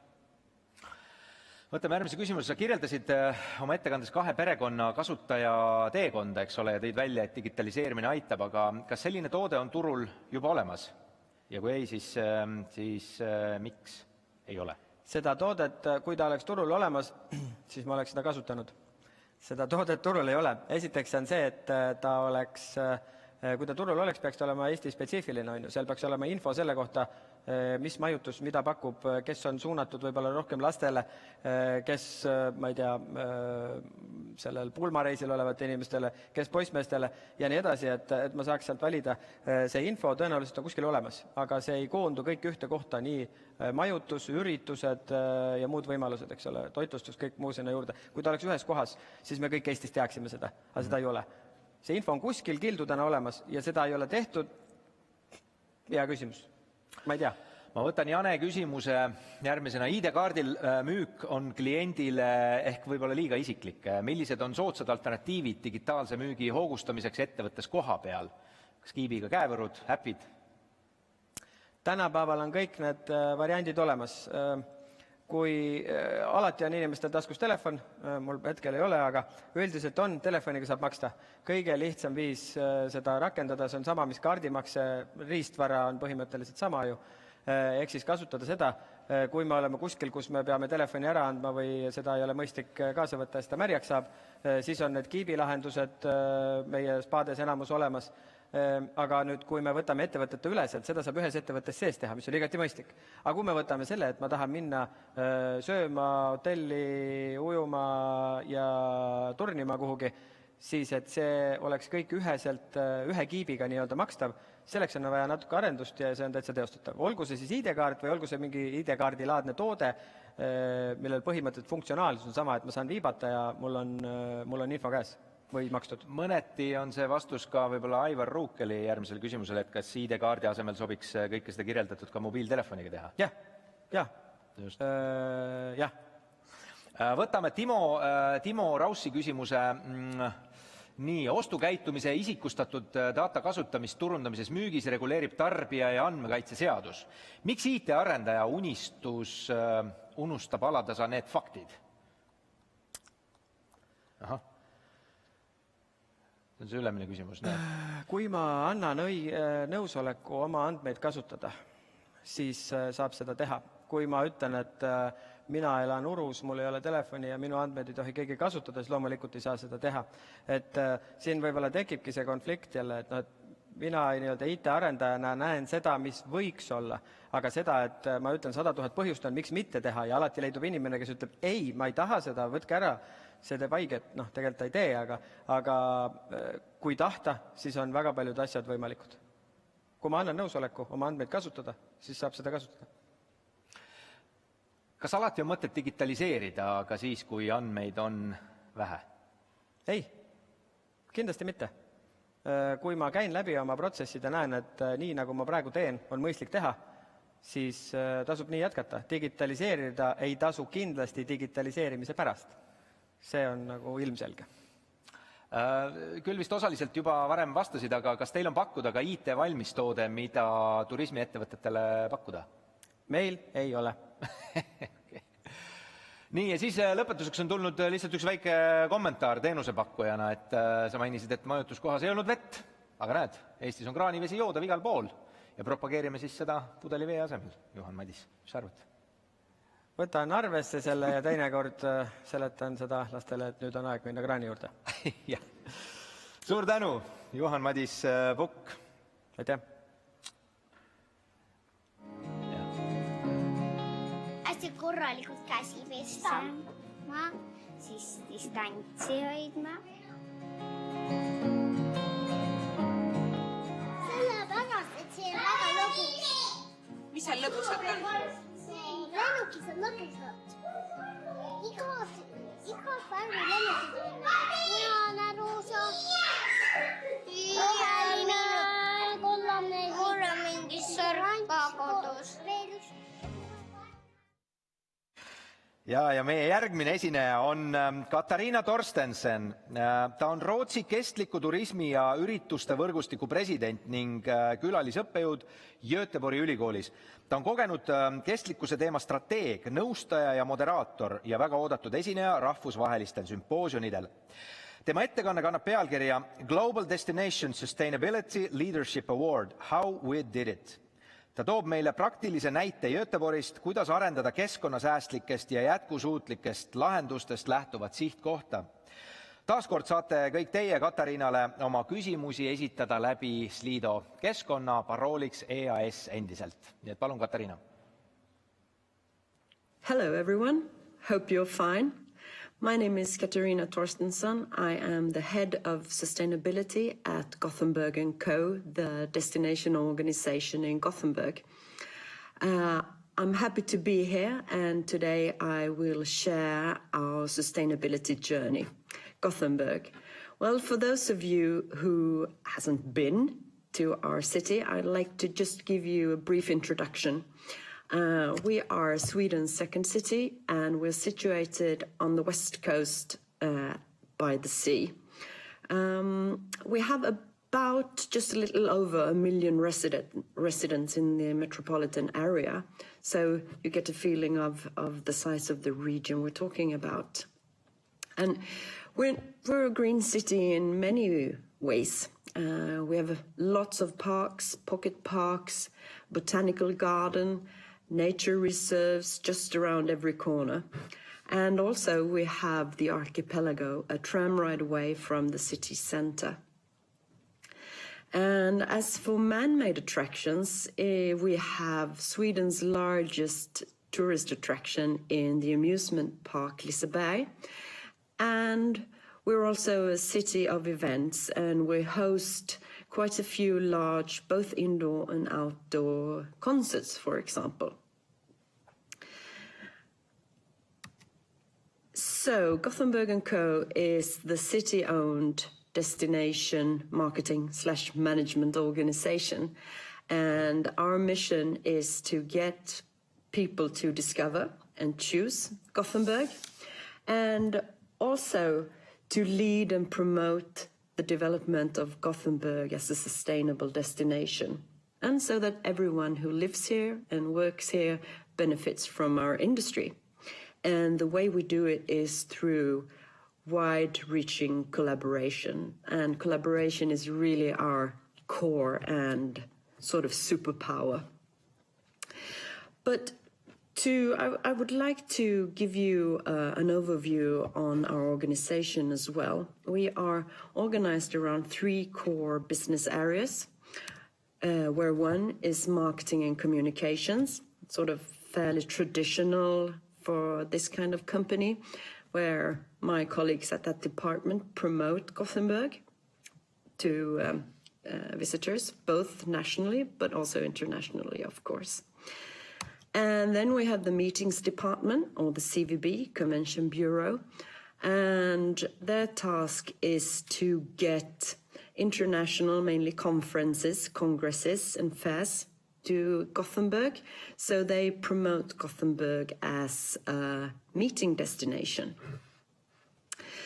The third department is our events department, and it is easily described as having 3 units. One unit helps and supports the annual events in Gothenburg.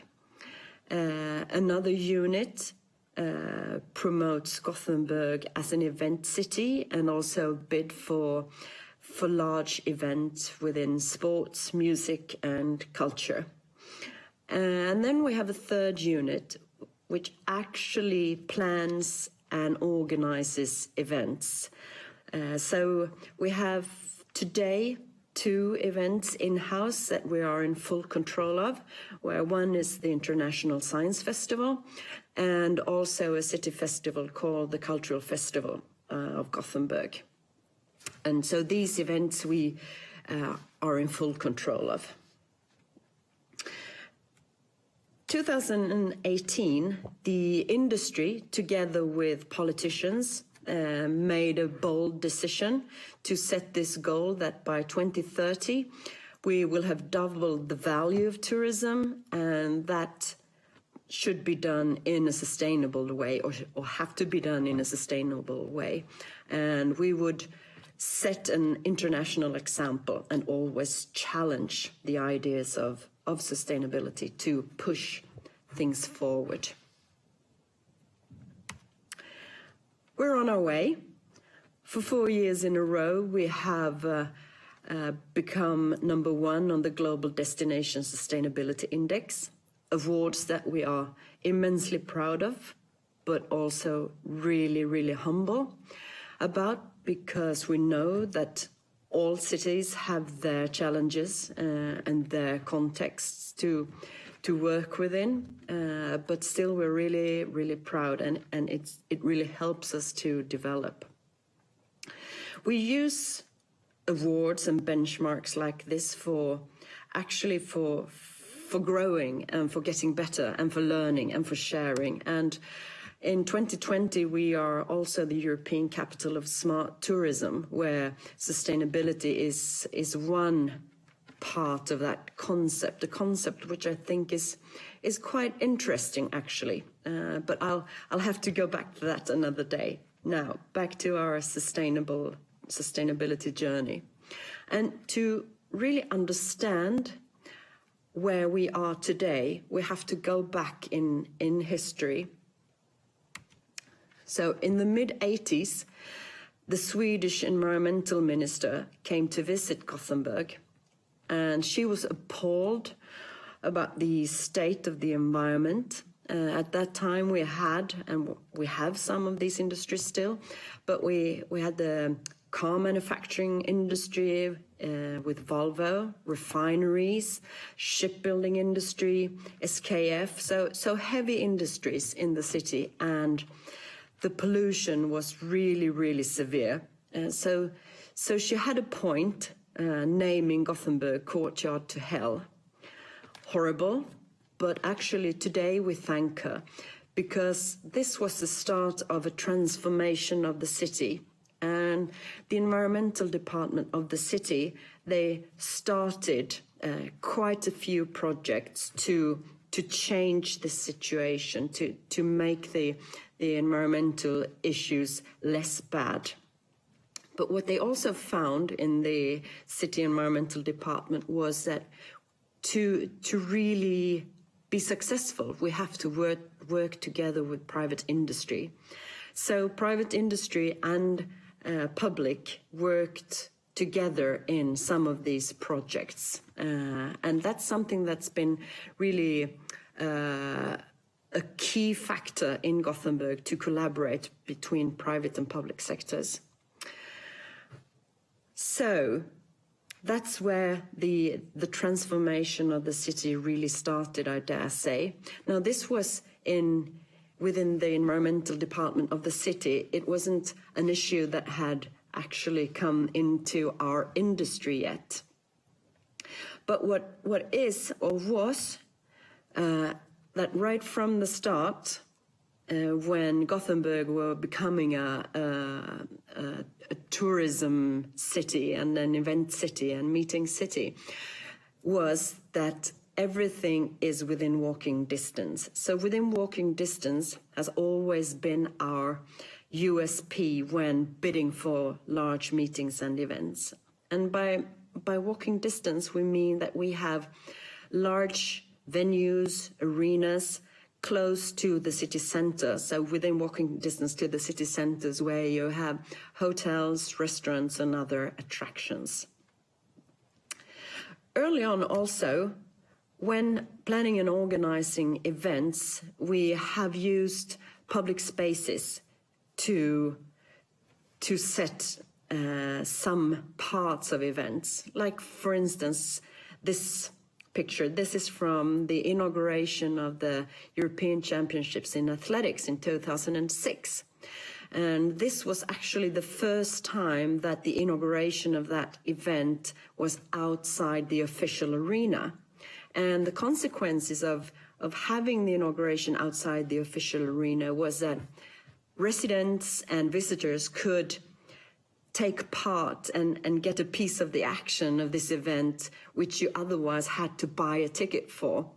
So, and this was long before we had sort of social sustainability on the agenda, but now we actually use this way of thinking to include more people, to include residents, and to include visitors to get parts of otherwise closed events.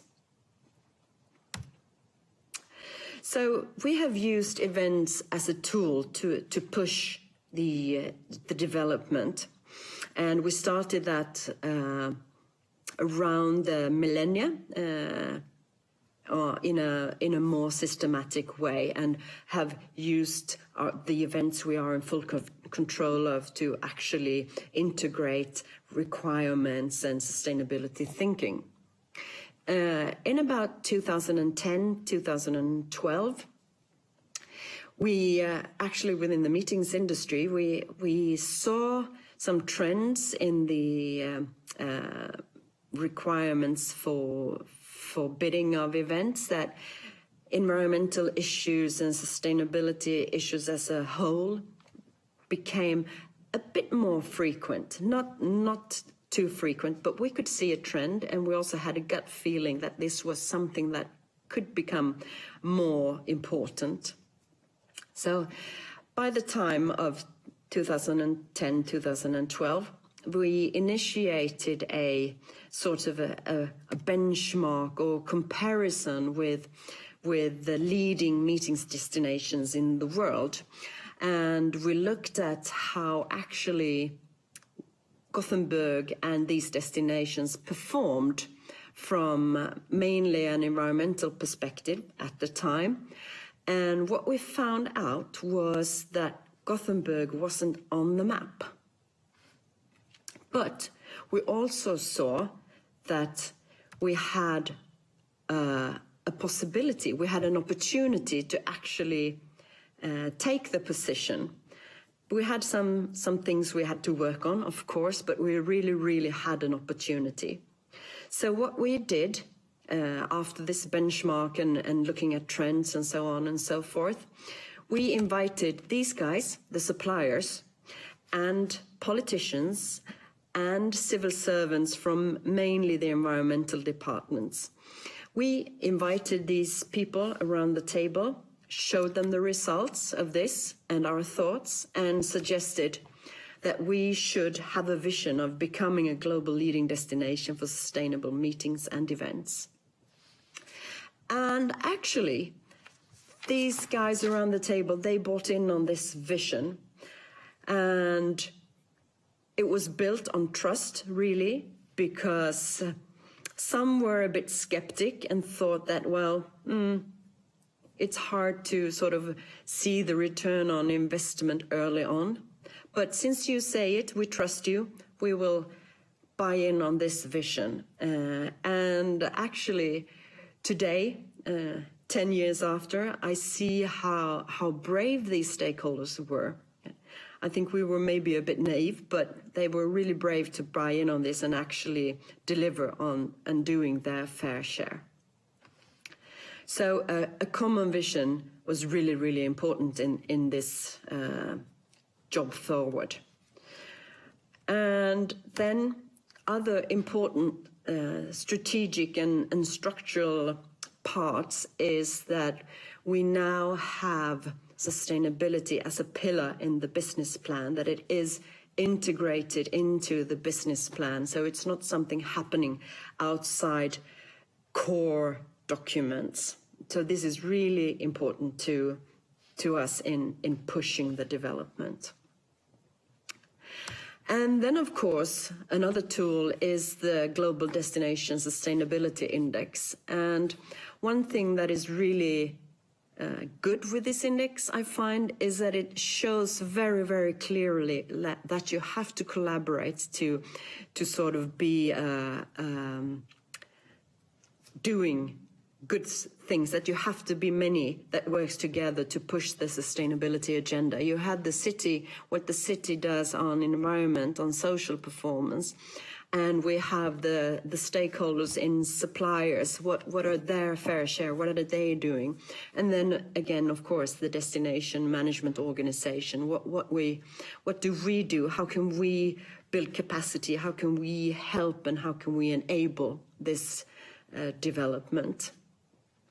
So this is an important tool for us, both to show the importance of collaboration, but also, of course, of getting better, of pushing our own limits and our own boundaries. And the indicators are good, I believe, to push this development. And it helps you. It shows you what are important measures to be taken. So the business plan and the benchmark of GDSI.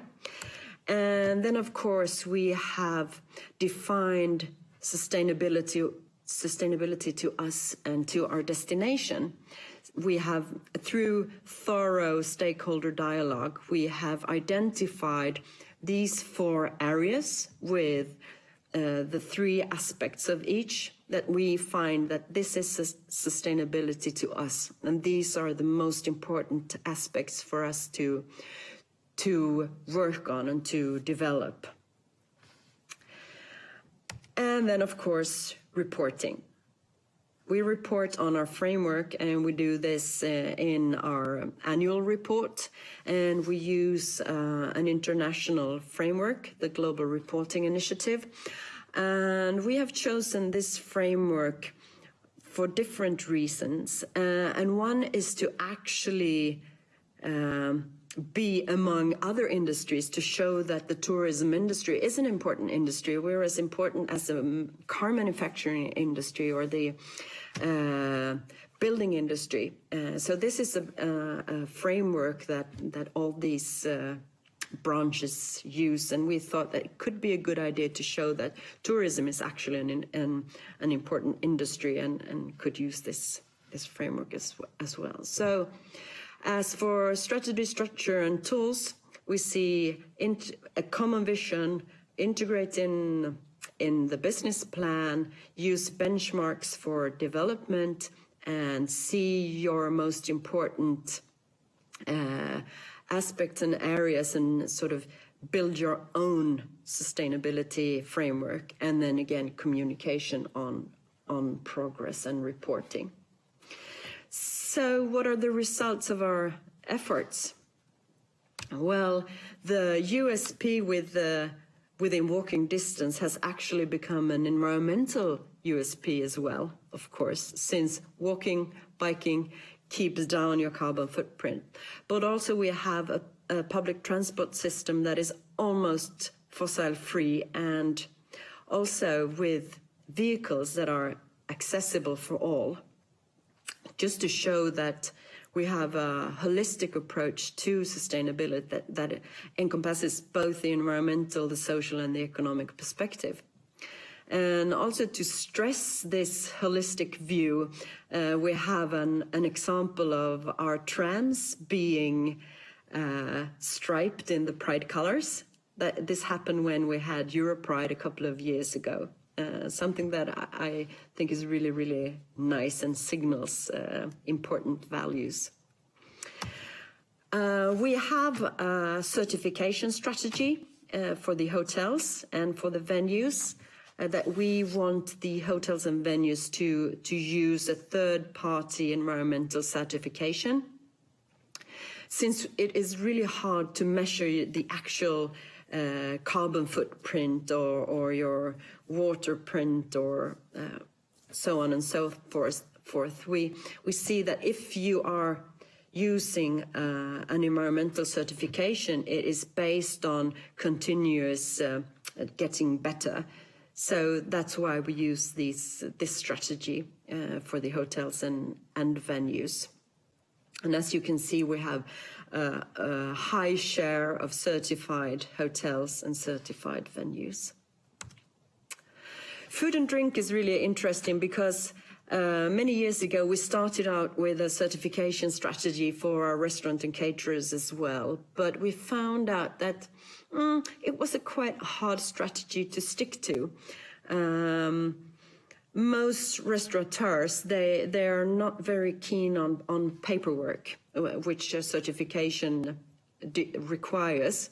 So we sort of swapped the strategy and instead wanted restaurants and caterers to look at, we help them more with the using more organic and local produce. And now we see that this was a better way of sort of enabling them to turn their businesses. And also, this is an interesting thing, I think, that you could actually promote your local destination through food. And this is something that we do at, for example, at large meetings, where many of the conference guests don't come out that much outside the venue, and then they can get a piece of the destination through the food and food culture. So food and drink is really an important part of the experience, and therefore it's also important that we sort of push the suppliers in a sustainable direction. I mentioned that we have the largest tourist attraction in Gothenburg in the amusement park, the Liseberg amusement park. And actually, I dare say that they are one of the most sustainable amusement parks in the world. And they are more or less on renewable energy, and they have very interesting and smart social projects.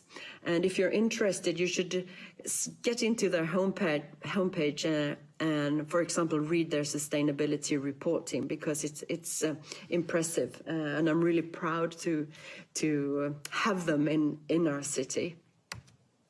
As I said before, we are a city of sustainable meetings and events. We have a fairly wide events portfolio with annual sporting events and the cultural festival, and we have large music festivals, and they all are working in a sustainable direction. And I would like to stress that the meetings and events, they are an important tool for us as well to drive the sustainability agenda, since if you can get the meetings and events to have high standards on sustainability, you get a good circle, because it's the suppliers that can reach the requirements that get the business. So you then have an economic perspective on sustainability as well.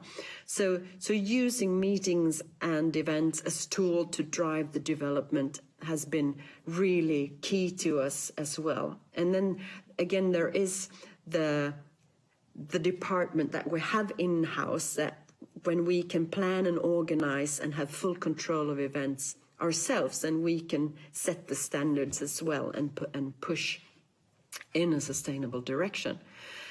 And again, I would like to stress that it's not only about the environmental perspective, it's really a holistic view. So we want to be a destination that have meetings and events for all, no matter who you are, what you think, what your beliefs are, you should be able to be included and take part in the meetings and events that we offer in our city. Again, I can't stress enough that events as test beds and tools is really an interesting thing, and that we use as test beds. Since events are sort of limited in time and space, you can actually try things, as we do with the Gothenburg Culture Festival. They have an ambition of becoming disposable free in 2021, and now the last couple of 2 or 3 years they are testing methods and different ways of going disposable free. And this year they were supposed to test out a refund system on food containers.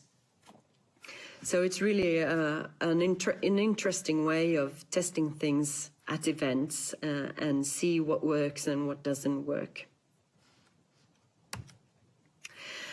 I can't stress enough communication and how to help the visitor to sort of consume the destination in a sustainable way. So we use our website for guides and on how to do it, where you can find sustainable shops, for example, or restaurants or things to do. Also, we have a nice PR department that really helps to spread the word. And again, we're immensely proud of being #1 on the GDSI. And of course, we like to tell the world and share our experiences as well. Now, I dare say it really comes down to culture and values to sort of be long-term and to be trustworthy. As you can see in this picture, the only thing that is diverse here are the ties of these guys. So you have to sort of think of, who do you want to be? What are your values? What is important to you? And then how do you live these values? This is a sketch of our stand from last year's IBTM in Barcelona, and we used a local social entrepreneur in Barcelona to help us with this. So they did this sketch, and also they helped us build this stand with all recycled materials, and also materials that could go back into the next stand or be used for something else. And this is what it actually looked like. So you have to sort of, in a way, show it as well. And the devil's in the details, so you have to be thorough, of course. But again, it's very much about values, I dare say, and to think what you think is important. And then also don't forget to show it and really walk the talk. So therefore, I really like this quote, because in a way it shows also our way of trying to communicate sustainability in the atmosphere. And I'm really happy about this, because this is something that we really would like to achieve, to have. So it's seen in our ethos. And the thing is that there are so many businesses and people that are that have to be on board and be part of this, and it's contagious in a way, a norm setting. So I really enjoy this theme, and I hope you can come here to enjoy it. So thank you very much. Ja suur tänu Katariinale Rootsist selle sisuka ettekande eest ja ma hea meelega paluksin nüüd Katariina videosilla vahendusel ka meiega vestlema, sest et läbi Slido keskkonna on meil tulnud väga palju küsimusi. Katariina, hello, how do you hear us? Hello, I hear you very well. Very Hi. good. It's nice having you with us today. Nice to see you. Great studio. Thank you. So we have plenty of questions from Estonian viewers, and I will just start with the questions. So, Katariina, what were the first steps in promoting Göteborg as a sustainable event destination to get you on the world map? Actually showing in action what we have done. I think the GDSI index, of course, is really important, but also working with the rights owners of the events and helping them to develop as a sustainable event, but also in promoting Gothenburg and Gothenburg as a sustainable events destination. We've hosted quite a few international events that helped us, of course. So, Katariina, has the number of tourists increased because they deliberately chose Göteborg as their destination? And if so, from which regions and countries do they come? Our largest international source market is Norway. And that it's our neighboring country. So the close markets are the largest ones. But I dare say that sustainability in itself is not a reason to travel. It is when you put it together with sustainable events or sustainable food or sustainable meetings, that's when it gets interesting. And I think we have just started that journey, and that those values are really increasing. How do you see the sustainability topic developing in the near future during COVID time? In terms of stopping the virus, everything must be clean and then one-time use. Yeah, you're right on it, that the aspect of safety and security is not about terrorism so much anymore, but it's also about health and safety. And I think that the sustainability issue is really about caring and caring about the environment, caring about safety, caring about people. Katariina, was it very difficult to convince your local government that tourism is an important sector among the others? The thing is that the local government has really been understanding the importance of tourism and meetings and events. So politicians have, no matter if they have been in opposition or in power, they have been really united behind our industry. Then we have another issue, and that's on the national level, where we do believe that we need to show the importance that tourism is a base industry. And I dare say we're not really there yet, but I think we're going there. And now the COVID situation has really shown the importance of tourism, both in terms of jobs, but also in terms of life quality for visitors, but also for those who lives in cities and in tourism destinations. Did you cut your budget because of the virus also? Not yet. I think we will see the consequences next year maybe, we as a governmental organization, since we're owned by the city, but we will probably see consequences for the coming years.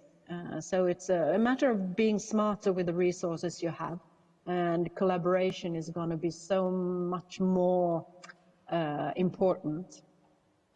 But still, how the COVID situation has changed your events planning? Sure, it has changed our events planning. We have to support our annual events in other ways, and going to digital solutions and innovation, being closer to the industry. So of course our situation has changed. We have to be much more agile in our actions. So being close to our industry and helping them as much as we can by opening door to government, communicating. So, yeah. Katarina, we have, I think, one or two more questions. In the industry cooperation, are you focusing on bigger players only, or is it rather an all-inclusive approach also for minor service providers? We work with the whole sectors, so mainly our contact is with associations. So we have a couple of hotel associations and we have a restaurant association. So we really want to include small players and bigger players, because it's the diversity that makes up the destination. And I think we're going to see much more of this inclusive approach, really trying so much harder to include the smaller ones as well. But in working with the associations gives us also the doors to the smaller and medium-sized suppliers. We have one last question, although I presume you also already answered that a while ago. But in your opinion, could you define what was Göteborg's greatest success factor? Collaboration. I think our superpower, and what we hear from so many partners and that we work with is our ability to collaborate in the city. And it has been so for a long while, both in terms of private companies and the public and the academia. So I would say that collaboration. Katarina, I sincerely thank you for being with us today, and I wish there is the light at the end of the tunnel. Yeah. Yeah, thank you so much. Thank you, bye. Ja tänane konverents on pühendatud tulevikule ja sellele, kuidas suurtest ühiskondlikest muutustest kasu lõigata. Meie viimane välisesineja Signe Jungersted just selle teemaga tegelebki. Tema ettekande pealkiri on The Future of Tourism. Signe on innovatsiooni ja strateegiaettevõtte Group NAO tegevjuht ja asutaja. Ta on abiks sihtkohtadele ja linnadele tegevuste ümbermõtestamisel. Enne Group NAO asutamist oli ta Kopenhaageni turismi strateegiliste muudatuste juures juhtivdisainer ja 2020 sihtkohtade strateegia autor. Ja selle strateegiaga kuulutas ta lõppu traditsioonilisele lähenemisele turismis ning mõtestas täielikult ümber turismikorralduse ja linna arendamise, suunates fookuse kohalikele inimestele. Ja loomulikult ka Signele on võimalik läbi Slido keskkonna siis küsimusi esitada, aga kuulame ennem tema ettekande ära. Palun. Good afternoon, everyone. I am Signe Jungersted, CEO and co-founder of Group Now, and it is my utmost pleasure to be here today. Thank you all for staying tuned throughout an intense day of so many interesting and insightful speakers. And so I'm actually feeling a little bit intimidated to be the last speaker talking about the future of tourism, where we've already heard so many interesting perspectives on both the pandemic crisis situation that we're in and what to expect for what's next, and of course also how to prepare for it. But nonetheless, I'm going to dive in and share my screen with you. Here we go. So today I'm going to talk about the future of tourism, which in any case, pandemic crisis or not, is always a little bit daunting because no one really has that crystal ball that will let you know exactly what's going to happen. But I think in these pandemic times, it's even more difficult. Everything is a little bit turned upside down. What we thought we knew, we don't actually know. And it can be difficult to really to look between or distinguish between what's the immediate changes that will perhaps not have a very long-term impact and what are the longer-term changes that we're facing. So I think when we talk about the future of tourism, and especially in this context of the COVID-19, it's important that we talk about what we mean by before and after Corona, because in many ways, since we even realized there was such a thing as COVID-19 and a pandemic, we were already after Corona. Since then, everything's changed. But of course, there are different phases in this change, in this process. So the first phase was when we first realized ultimate shock, travel and tourism at a complete halt almost worldwide, and everything just stopped. Now we're in that strange middle phase. It's going back and forth, 2 steps forward, 3 steps back, a jump to the side, and no one really understands what music we're all dancing to. And this phase, I think we're understanding now, is going to be quite a prolonged phase. We're looking at least 12 months ahead. And then there's, of course, the post-vaccine scenario, when we're out of the pandemic threat period, and the next normal, as we talk a lot about these days. And I think here I've made the line pretty sort of chronological. From there, it will just get better. But I think also now we're realizing that that period of time will also be a prolonged, a little bit back and forth. But that's the situation we're in, both before and after Corona, and even after Corona, these different phases. And this is important to understand because as we think about how we want to prepare for what's coming, many people are looking at how do we plan? How do we plan for recovery? What can we do to make sure that we get back to where we were, or perhaps even stronger and better than where we were? So there's a first step, a second step, and then we'll be there. But actually, I think this is quite unrealistic at this point in time. What I like is the way that international consultancy McKinsey describes it as a muscle that we need to already now start training and empowering. It's a muscle that will help us adapt, stay agile, but also a muscle that helps us predict, understand what's changing around us and how those changes may impact how we lead our businesses, our lives, our destinations. So today I was hoping that's how we could approach it, this last session of the day, as a sort of a mind gym exercise session where we can flex the muscle together. And so I'm going to try and do that in these 3 sort of futuristic themes. As you can see, the tarot cards that will tell the future or not. The first theme will be the bias of immediate change. Second theme that we're going into is escaping and belonging. And finally, third theme is make it matter. So let's dive right in. So the bias of immediate change, we're all looking for answers. Of course, in times of uncertainty, what makes us less uncertain is knowing what will happen. And of course, times of uncertainty are characterized by not knowing what will happen. So we look at what we can see, the changes that are right before us, reading the tea leaves in our teacup for answers on what to expect next. And when we look at these things, like we look at airlines going bankrupt, we look at the A380 taking out of circuit altogether, and an easy conclusion could be we will see a world a lot less flown, you could say, with no flights going anywhere. But then at the same time, we also see Qantas with a flight to nowhere, a 7-hour flight that was sold out in 10 minutes. So while the flight to no flights anywhere may imply that this is, of course, because people are not traveling, they're afraid to fly, then the flight to nowhere, sold out in 10 minutes, shows us that people are in fact sort of missing to fly. They want to go out and travel again.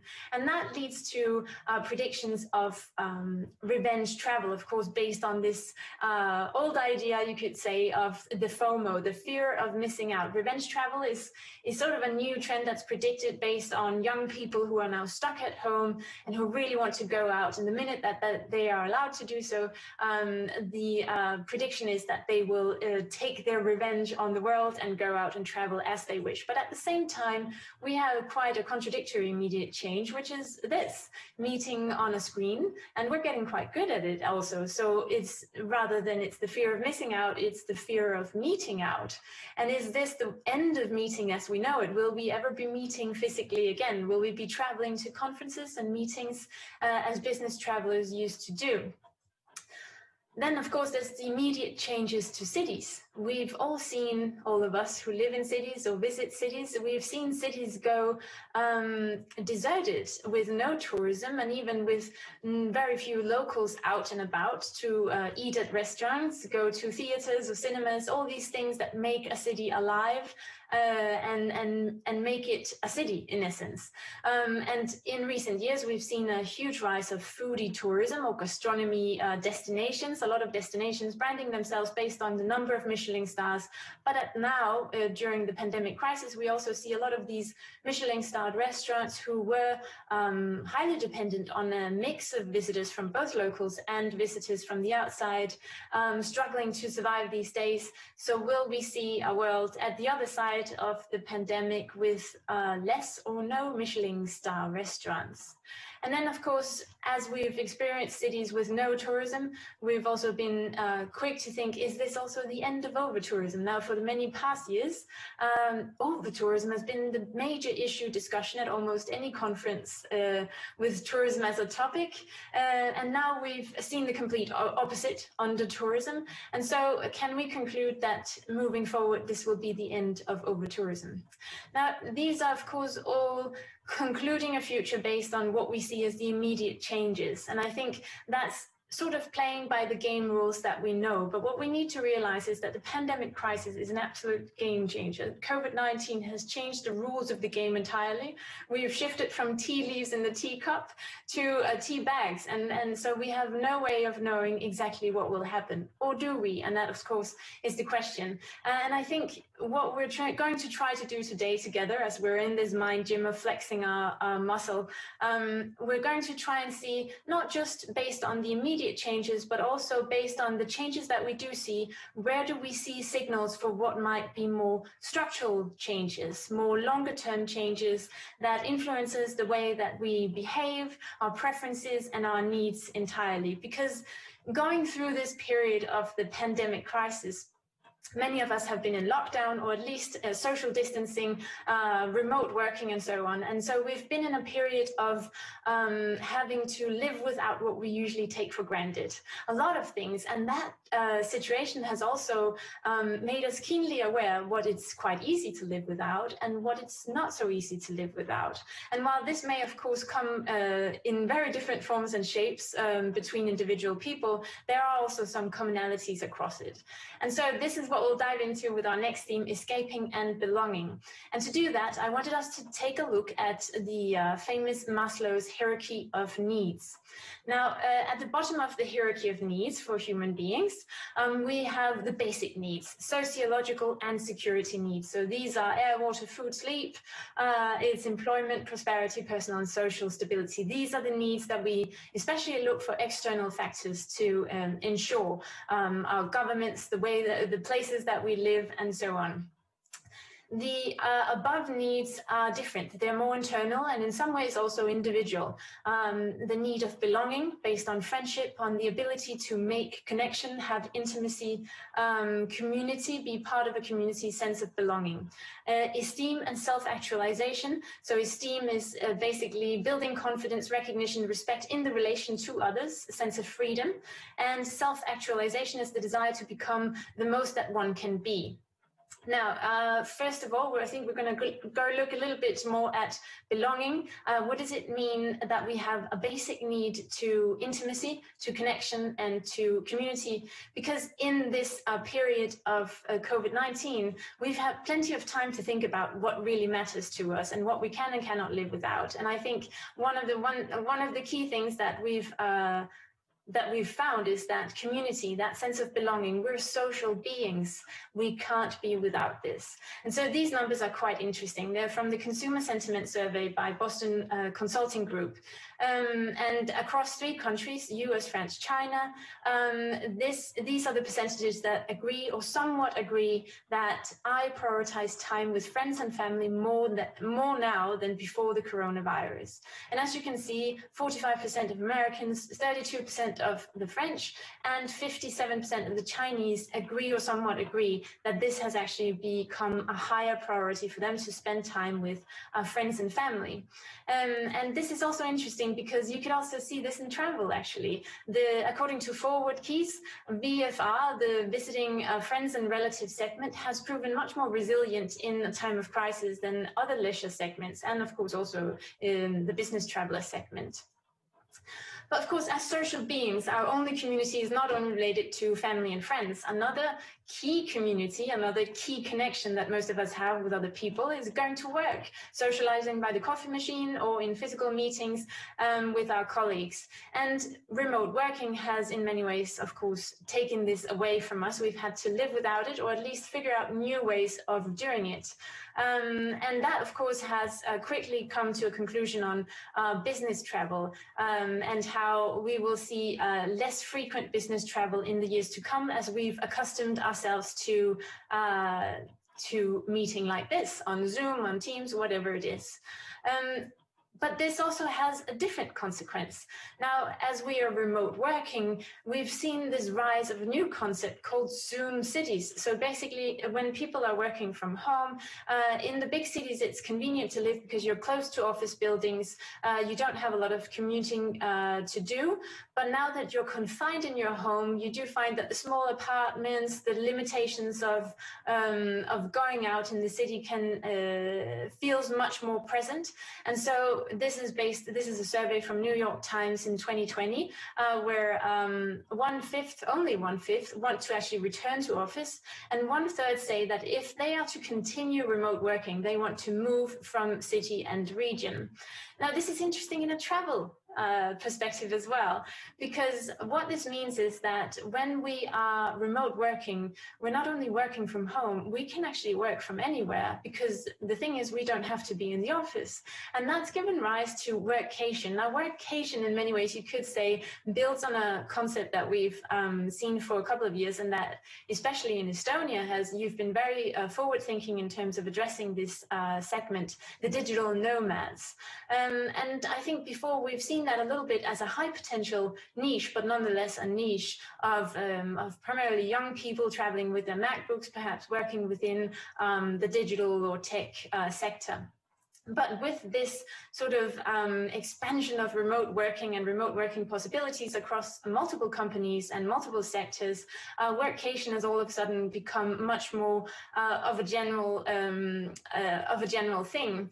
Now, you can actually see this on the searches on Airbnb, where searches for accommodation that works well with remote working has tripled over the past months.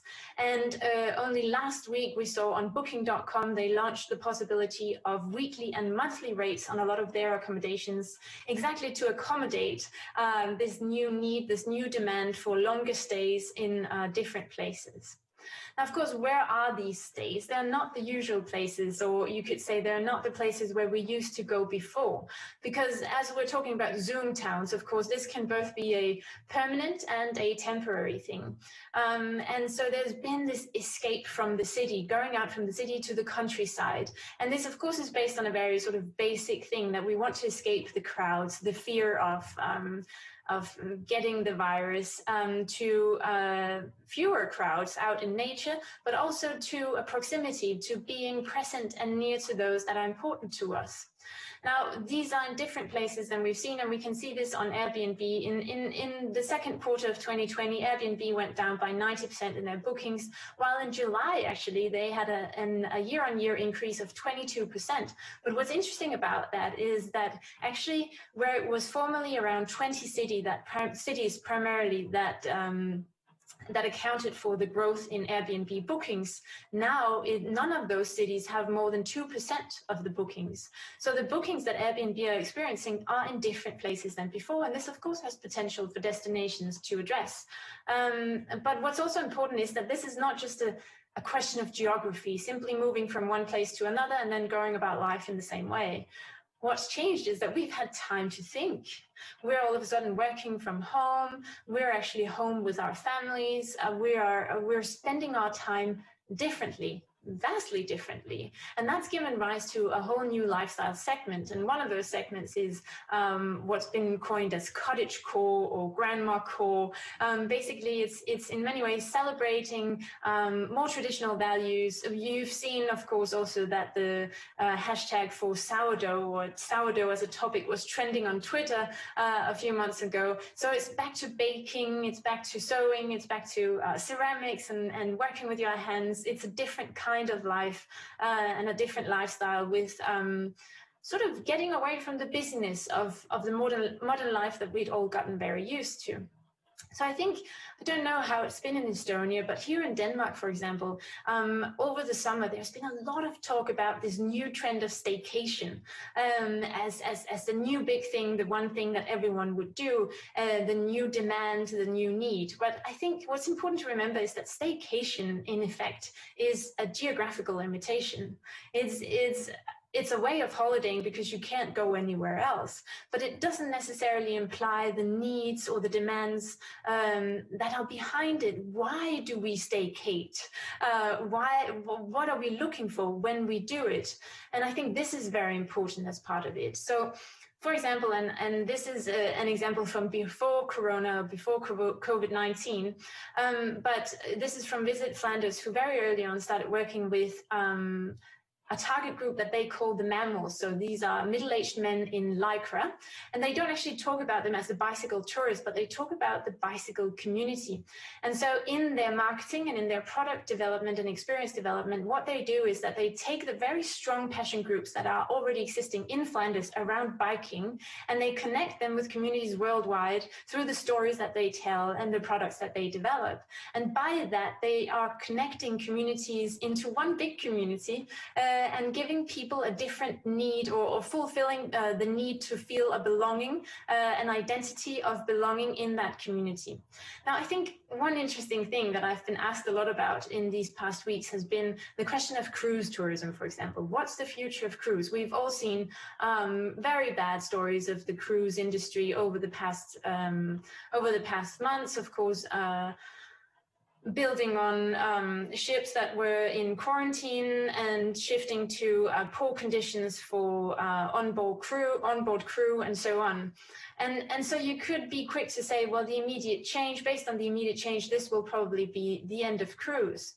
And to be honest, I don't think I've never really been on a cruise. I don't identify with cruise tourism as such. But I was reading this article from New York Times about some of the major cruise ships that are lying out in sea and not welcome in harbor.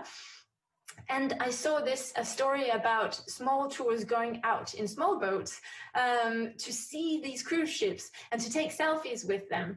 And what's interesting about this is that all the people that are going out there, they're all cruisers themselves. They're all former cruise tourists who can't wait to go back on a cruise the minute that they get to do so. And so I think this is this kind of made me realize that being a cruise tourist is an identity. It's a community that they feel that they belong to, and that's why it's not as easy to live without. Now, staycation in itself is something that doesn't have that value to it. It doesn't have that feeling, that need. But if staycation is about being close to the ones that we want to belong with, that we identify with, whether it be in family or interest community in bikes or in cruise, then it's a different thing. I think diving into this idea of the community, this is a good example here in Denmark, where Kilroy Travel, the travel agency, they of course cannot connect in the same way as they used to with their community of explorers, young travelers. But so instead they launched this digital festival over a couple of days here in September, where they had loads of talks of events online where you could log in and you could discuss, you could share travel experiences and tips for future travels with this traveling explorer community that Kilroy represents, and thereby sort of engaging and keeping up that identity sharing part of belonging to the Kilroy community. I think another example, and this is interesting because as part of that idea of belonging, as a tourist, you typically come as an outsider to somewhere and you don't actually belong. And when I was working with the DMO in Copenhagen, wonderful Copenhagen, a couple of years back, I was responsible for the new tourism strategy that we launched in 2017, which declared the end of tourism and welcomed an era of localhood. But what we did in that was we said, well, it doesn't necessarily make sense to always talk about the tourists as if they're a species on their own or in themselves. We talk about them as if they're sort of something different from the rest of us. But in effect, of course, tourists are just people, just like the rest of us. And people are complex and messy and with lots of different demands and preferences. And so we need to approach it like that. And what we did was we changed the wording. So rather than talk about tourists and locals, we started talking about permanent and temporary locals. And so that kind of communicates that sense of you're welcome to belong here, you're welcome to be part of our community. Now, this is an example from Norway, the Norwegian island of Træna, which a couple of years ago actually became quite famous by launching the campaign to try an island for chefs and artists in residence, inviting chefs and artists to come try and stay on the island for 3 to 6 months, I think it was, and thereby sort of expanding both their, of course, their population, but also the awareness of their community broadly, not just in Norway, but internationally. Now, just recently, they've launched a new call for Try an Island. This time it's for families in residence. I think this is absolutely brilliant because it really taps into this whole period of the pandemic crisis that we've all been through, where we are both eager to be less close or far away from the crowd, from the many, but we also want to be close to the few, the ones that are important, the ones that we prioritize even more now than we did before, families, friends. And so here, they're not only inviting you to be closer to them, but also become part of their community on the island. And of course, this whole idea of local community or localhood, as we call it in Copenhagen, the whole idea of local community and the impact and role and responsibility that you as an individual have to that community has become a major topic during the pandemic crisis. Support local businesses, support local restaurants, and so on have been a big topic. And I think this has also driven an awareness that this could be a signal for a longer term change as well, that we may take with us when we travel. We've already seen initiatives also from before the coronavirus with, for example, the Ripple score, which is basically a score that tells you how much of the money that you spend on your travel consumption or your travel choices, how much of that will stay within the local community. And so in essence, this is really about connecting and belonging, also making tourism part of that. It's not so much about asking what locals can do for tourism, but moving forward, we'll need to ask what tourism can do for locals. And we'll need to do this both because we come out of a period where what have we missed and what haven't we? And we need to ask ourselves, have locals really missed tourism? And if they haven't, why not? And can we actually change this moving forward? Can we make tourism relevant again, also to local communities, making the tourism a contribution in a different way? And moving forward, and this kind of leads us to our final and third topic, make it matter. Now, today we are becoming, I think, very keenly aware that the pandemic crisis is not the only crisis that we're going to face in the coming years, and perhaps even decades. So, of course, so what you could say is that a hybrid crisis is actually coming, and our hybrid crisis is a combination of two or more crises which can reinforce each other. Now, by hybrid crisis, of course, this is just a term to encompass all the different kinds of crises that we'll see coming. So from the pandemic crisis, lots of people have lost their jobs. We see a massive economic crisis right ahead, or actually already here. Social disruption, social crisis, migration crisis, and of course the massive climate crisis that we're facing in our societies, in our global world today. Now, going back a little to the Maslow hierarchy of needs that we started out talking about, because I think understanding the hybrid crisis, but also how we are now shifting our behavior in response to the to this apprehension of the crisis is really interesting. So we'll dive a little bit more into the two aspects of esteem. So that's respect, that's freedom, that's building confidence in relation to others, and self-actualization. So that is becoming the most that you can become. So if you look at these results from a survey by World Economic Forum and Ipsos of 21,000 adults worldwide, 86% say that they want a more sustainable and equitable world post-COVID-19. And you could say that this is quite an easy thing to say, because what does it really require from you? But 72% actually also want their personal lives to change significantly following the COVID-19 crisis. So this seems to be a time for change. I think this one is interesting because if you keep this in mind, the time for change and who we actually want to be part of contributing to that change, it's of course ourselves, but this website actually came out during the coronavirus. And it's a website where you can search for any company or celebrity, and it answers a simple question: did they help? What did they do during the coronavirus to contribute, to help? Of course, this is a very sort of, what do you call it?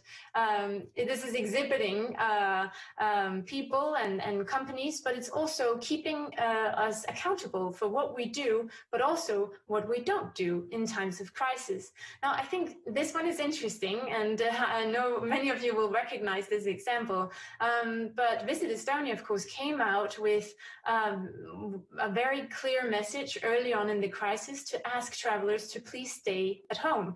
Now, the wording of the hashtag got a lot of attention, but what I also think is very interesting here, and what we need to remember, is that this was a major pivot. Now, all the national tourism organizations, regional, city, whatever tourism organizations, they have their raison d'être, their reason for being is basically to attract visitors. And in this case, they had to pivot and change that message to take responsibility for the situation at hand. And that meant breaking with the code of their DNA in many ways, asking people to simply stay away.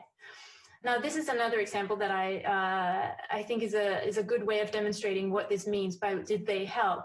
Now, this is the convention center here in Copenhagen, BC Hospitality Group, that had to lay off around 400 of their employees. But then just a few weeks ago, last week, had a big job fair for those employees to help them move on, to help them find new jobs. Now, understanding that did they help, this question coming out of the corona crisis. Now, if you remember, we also talked about a hybrid crisis moving forward. This could very well become a question also in face of other crises. Did they help the social crisis that we're facing? Did they help the economic crisis that we're facing? Did they help the climate crisis that we're facing? And this question goes for companies, it goes for brands, but it also goes for individuals, of course. Now, I think we've probably, most of us, already seen this on social media over the past few weeks, but the importance of increasingly so taking a value stand. This is also something that we saw from some of the results that Caroline Bremer presented earlier today on the rise and the importance of value-based consumption and decision-making. Now, this is from Patagonia, the outdoor sportswear company. That has a little tag sewn into their clothes that says, vote the assholes out. And basically what it is, it's taking a stand against governments that they feel are not ambitious, not taking the decisions required to address the climate change that the world is facing. Now, this, of course, also goes into how we are working today. How can we take a value stand in different ways than we used to? This is an example for, I think it's about a year or 2 years old, from Oslo in Norway. They came out with a campaign that said Oslo is rubbish, and basically the key message of this campaign was all the different ways in which Oslo uses rubbish to create experiences, uses recycled woods to build saunas, or surplus food in restaurants, and so on. So this in many ways is also value-based communication, what is important to Oslo. And this will be important moving forward. It was before the coronavirus, but now we've become even more attuned to making it matter. And this goes especially also for travel, because we've been now in a period where we haven't been traveling, we've been afraid of traveling. So where we came out before the coronavirus thinking traveling was our right, we could go anywhere we wanted at any time, to now coming out and travel will be more of a consideration. It will be something that we'll need to weigh off, and we need to make it matter. It has to be something, it has to be a travel choice that makes sense to us. And so you can see this will especially go also for the younger generations. This is a survey by McKinsey in 2018 showing that the Gen Z consumers, so the Generation Z, which I've just read now will be known as the Zoomers, but the Generation Z, 70% of them buy from companies they consider ethical. So basically their consumption choice is based on an evaluation of the values that the brand stands for. 80% avoid buying from companies involved in a scandal. So this goes to show that taking a value stand will, of course, not appeal to everyone, but it might appeal to the right ones. And I think this is important in also discussing how we as destinations and tourism providers move forward. Now, there's been a shift in focus for a lot of destinations in this time, being home alone for a while. We've had time to think what kind of tourism, what kind of visitors do we want as we move forward. Now, for example, the Austrian ski resort in Ischgl that got a lot of attention early on in the crisis has come out and say they want to shift away from party tourism to a different kind of tourism. Thailand also says wants to shift away from mass tourism, while Venice is differently, you could say, not so much defining where they want to go by the visitors, but rather by the locals. They want more local life. They want the universities and the students back within the city. And this is actually also something that you can see in Lisbon, where they want to bring back more permanent life into the city, and where the city government is actually subsidizing renters so they can shift from the more short-term rentals to longer-term rentals, thereby creating that more permanent life rather than the very temporary short-term rental life. And so this is really a period where we as a tourism industry need to reflect on how do we regain and how do we rebuild? What is the future? What does the future look like for us? So, of course, this graphic, flatten the curve. This is a graphic, one illustration that we've become very familiar with throughout this epidemic crisis. But this is a slightly different version. This is the tourism version. So we're very eager, of course, in a lot of destinations. You see that very eager to get tourism back to get back to where we were, drive back that tourism growth that keeps us all alive in many ways. But at the same time, what we need to understand is that we can't just go back to where we were. We need to understand that there is a certain thriving capacity of destinations. And if already now we start planning accordingly, that we start discussing what is that thriving capacity of our destination and how do we achieve it, we don't actually have to go back in 3 or 4 or 5 or 6 or 7 or 8 or 9 years time and change what we built. And so if not now, then when? And I think this question is very important because it also taps into our credibility as we move forward. If in 5 years' time we are again in a situation of over-tourism, well, then we will have no credibility as destinations to say that it's important to us that the locals are also thriving in our destinations, because we've made the choices that put us in that situation once again. Now, I think we're already seeing a shift because there is, of course, a lot of processes going on as we're home alone again and still in mostly in staycation or mostly staying at home at least. There are lots of destinations, lots of cities are sort of reimagining what comes next. Now, very early on already in France, they launched a campaign, Le Jour d'après, so the day after, not just for tourism, but for all of France and the society, inviting people to come in with ideas and suggestions for how society should look in the aftermath of the pandemic. Same in Melbourne, they're inviting locals and residents to contribute to help them plan a future for the city of Melbourne. And only just recently, Visit Norway launched a new open platform to bring suggestions and ideas to their national tourism strategy development. So basically what we're seeing is kind of this, you could call it almost a democratization of how we reimagine tourism, how we are thinking tourism ahead and planning for our destinations. And I think this, if you remember back to the Maslow hierarchy of needs, we're shifting a little bit here to the values, to the esteem. We're building confidence. We are inviting a voice. We are providing freedom to locals to also be part of planning that tourism that will come. And I think this campaign or this initiative from Helsinki, I for one am very excited to see how it will unfold. But for now, Helsinki is inviting all residents to tell their story of Helsinki freedom. Now, so they're focusing on the value of freedom, on the need. Remember, it's the second highest layer of the Maslow hierarchy of needs, the need for freedom. And they are interpreting that into the Helsinki context. To communicate that to everyone from the outside, to understand what does Helsinki stand for? And if you come there, that's also part of what you will be not just experiencing, but you will be part of. You will be invited into a community that is based on these values. I think also if you take the step further, you can see this is also an example from Helsinki where sustainability is a high priority. And they launched this Think Sustainably platform a while ago, where basically all experiences, restaurants, attractions, shopping, so on, is rated according to sustainability criteria.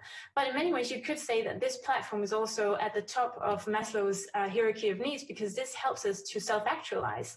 A lot of travelers actually want to be more sustainable in their travel decisions, but about 35-37% say that it's difficult to find out how. Now, with this platform, Helsinki is actually helping you to self-actualize. It's helping you to be the most sustainable that you can be. And of course, this is no surprise to you. I think one of the massively impressive initiatives that we've seen throughout this crisis, and early on in the crisis, I found a lot of optimism in it as well, was Hack the Crisis, started in Estonia, where I wrote all of the above. So basically, this was, of course, a community where people with ideas from all over the world could join in this open, super inspiring Slack community and be part of the hackathons that started in Estonia, but then rolled out in the rest of the world. It was a really inspiring community, but it was also a way of building confidence in a time of absolute crisis, making us feel like we could actually change something, that we could have an impact. And finally, of course, helping us self-actualize, that we could be the best that we can be, even in this time of crisis, of course, together within this community as well. So in short, what we can say is that we understand that it takes a village to recover, to reimagine tourism as part of the recovery that we're facing. And I think for tourism, this is an important thing to realize, because as tourism professionals, as a destination, working within tourism in any kind of way, typically we make a living of something that we don't actually own. Right? None of us owns the place or the destination that we're making our living off. Even if we have a hotel, we're completely dependent on the experiences that are outside the hotel and the different providers. We're all part of that ecosystem. And so in rebuilding and also in reimagining what comes after this crisis, we will need to do so together. And so I think what's really essential here is understanding that in the face of the hybrid crisis, we need to make it matter. So it will take a village to rebuild tourism. But what I would like us to also think about is that it's what can we say, the future of tourism, which was the initial question that I was invited to answer. The future of tourism isn't tourism in itself. The future of tourism will be to show that tourism can actually be a force for good, that tourism can make it matter, that tourism can be part of driving the change that we need to address the hybrid crisis that we face as an economy builder, as a community asset, as a climate change fighter. How can tourism not just mitigate its negative impact, but actually start contributing positively to the climate crisis that we're facing? Can be a value-based leader and communicator. What do you stand for? Make that clear and engage the rest of us in belonging and being part of that community. Can be a tech enabler, as we saw with Hack the Crisis.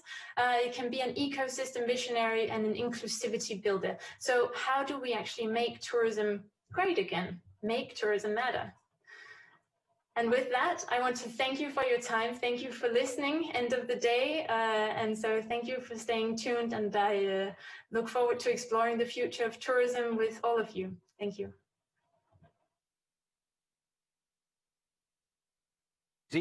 Suur tänu Signe Jungerstedile ettekande eest. Signe liitub meiega kohe üle videosilla otseülekandes ja ma esitan Signele kõik küsimused, mida te olete Slido keskkonna vahendusel esitanud. Signe, hello, nice to see you and great to have you here. Thank you for having me. It's an honor to be here. Yeah, so I will shoot some questions to you from Estonian Konverents listeners. So the first one is what type of tourist are you personally? What do you search for in a destination, Signe? That's a very good question. I don't think I've ever been asked that before. I'm kind of a really well-prepared tourist, actually, and especially my preparation goes for food. So typically that's where I spend most of my research, is diving into like local delicacies and places to eat.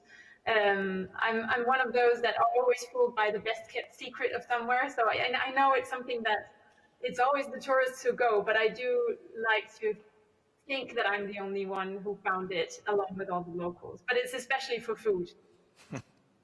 Which destination will be your first kind of a revenge destination, travel destination? I hope I'm not really a revenge traveler, but well, it's a tough question. I absolutely love Asia, so I would say probably Japan or South Korea, actually, when we get to travel so far. But before that, I mean, Estonia is definitely on my list as well. So yeah, maybe that's actually more realistic on the shorter term basis. And one of our listeners have asked the same question. Have you visited Estonia before? Not yet, no, I haven't. You should come. I wish I could be there now. Yeah. So what do you think from distance? Could Estonia be a safe destination? From a distance, anywhere can be safe. But yes, no, I think, well, certainly, I think it's all a matter of how you communicate and that you show that the initiatives you've taken are both ambitious and serious. For climate change, we've talked a lot about greenwashing, you know, that you have to actually be ambitious, you have to do the things that you say. I think the same goes for in the way that we communicate and talk about safety in these days. We have to demonstrate to visitors that it's something that we take seriously. And I think for one thing that we've seen throughout the crisis is that you're very good at communicating. And so I think that will be a strong point in also showing how you are safe. Signe, we have a question from an anonymous listener. Has Copenhagen and Denmark missed tourists? If yes, what is being done on government level to bring them back? I think without me being part of the secret chambers of government, and especially not now as I'm no longer with the DMO, but yes, I think it's quite safe to say that, especially here in Copenhagen, the industry is missing tourism. It's especially the big cities that are taking a hard hit, and Copenhagen is no exception. Also, we had a 6-day rule over the summer where tourists had to show that they booked a full 6-day overnight stay, which is difficult. No one actually does that in the bigger cities. So yes, it's certainly something that is missed. And there are a lot of recovery and booster programs going on aiming at, for example, the restaurants, the food industry, also the cultural institutions. And you do also see the individual businesses, especially hotels, reinventing, innovating their way through the crisis. We have a couple of the bigger hotels here in Copenhagen that sort of reinvented themselves from being hotels for tourists to being student rooms or student hotels, you could say, for longer term rentals, at least for a short period until tourism returns. So you see a lot of different initiatives, but I wouldn't say there is yet a grand recovery plan available. Signe, we have another question. What do you think about the idea that there is no bad publicity and even negative publicity is also publicity in tourism context? Oh, that's also a good question. The idea that there is no bad publicity. I think I wouldn't agree that there is no bad publicity, but I would agree that it's not necessarily only nice publicity, or it doesn't have to be polished publicity. It can be a different version, a different tale. It can even be sort of a back alley story, and that doesn't have to be a bad thing. What was the second part of the question? Sorry. And negative publicity is also publicity, in tourism context. Yeah, I think there is a tendency to always, in tourism, talk about just being on the map. They have to know we're here. But I think, and what I was also trying to talk about in my presentation, is that there is also a need to stand for something. So it's not just being there, it's also, what are you there for? and that's part of how that's part of your publicity, how you narrate yourself. So you've seen throughout the crisis, some of the destinations have been so eager to get back in the game that they've offered free quarantine stays or extra discounts on almost anything. And then following that, there's been stories of how the backflow of tourism has then increased the levels of COVID cases, which I would say is negative publicity for a destination at the moment, and indeed could hurt sort of the at least shorter term perception of safety in destinations. So that's bad publicity in a negative way. Mm-hmm. You spoke almost 40 minutes in your presentation, but still there is one question. Could you give us a brief resume, what kind of changes we are expecting for the tourism industry in the near future? Yes, so a brief resume of the 40 minutes. Yes, well, I think one thing is we are expecting a world that will be less traveled, at least for a shorter term period. Just the case that we'll have less flight traffic in the shorter term. We'll see a different kind of travel behavior, people seeking different priorities away from the bigger cities, closer to families, relations, friends, and so on. And then, of course, there's the big issue of business travel that I think is one of the things that we already now can see will change immensely moving forward. Conventions, we are now getting used to meeting like this, but also business travel in general, going from meetings, we have found an efficient way to do it. So I think having to really argue why it's important to be somewhere in a physical sense will limit the frequency of business travel moving forward. But then, as I was also talking about, we do see a shift. Remote working also gives rise to new kinds of business travel, workcation, and so on. So I think we'll need to understand sort of the immediate changes, but also how that will reflect in new opportunities for us as a travel industry. Signe, we have a last question, and I'm not quite sure. What do you think, should the tourism sector be more bolder, or is it bold enough, considering messages, actions, decisions? I think it should be more bold. That's the short answer. I think that's the only short answer I've given so far.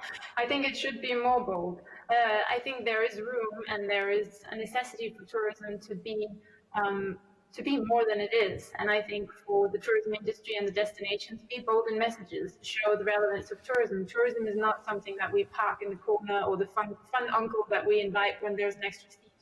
Tourism should be taken seriously. And to be taken seriously, you have to be bold and clear in what you stand for. So be bold. If not now, then when? Signe Jungerstedt, thank you very much. And I wish that the future looks bright for you and for us also. Thank you. Thank you. Bye. Thank you. Mina olen ka Tartus, käin ja ahvinaid need üle puude lehide peal.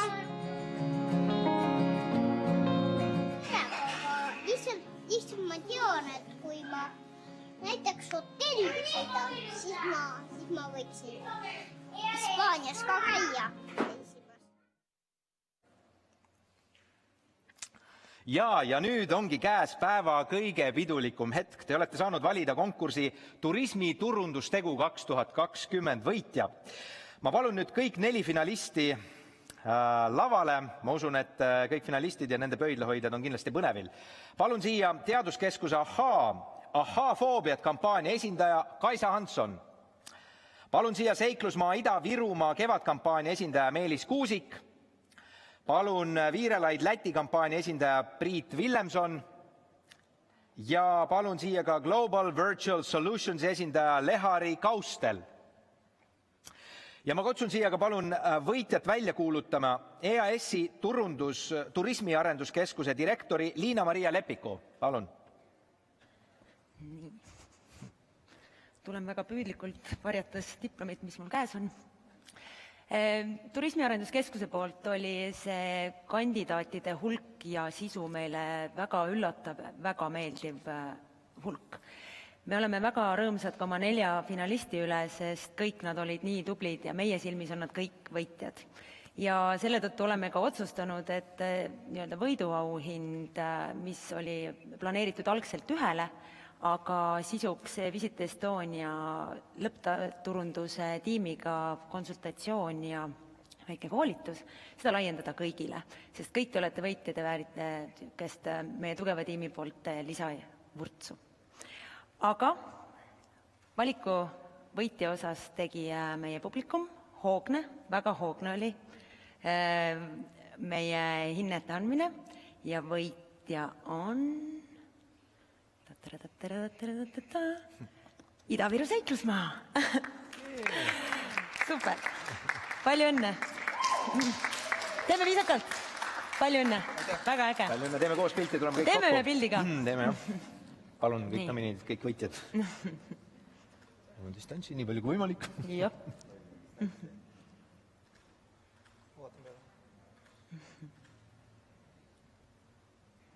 No nii, pildid tehtud. Ja, suur tänu võitjale, suur tänu nominentidele. Palun, juhatan teilt ära, sealt poolt võib ka minna, jah.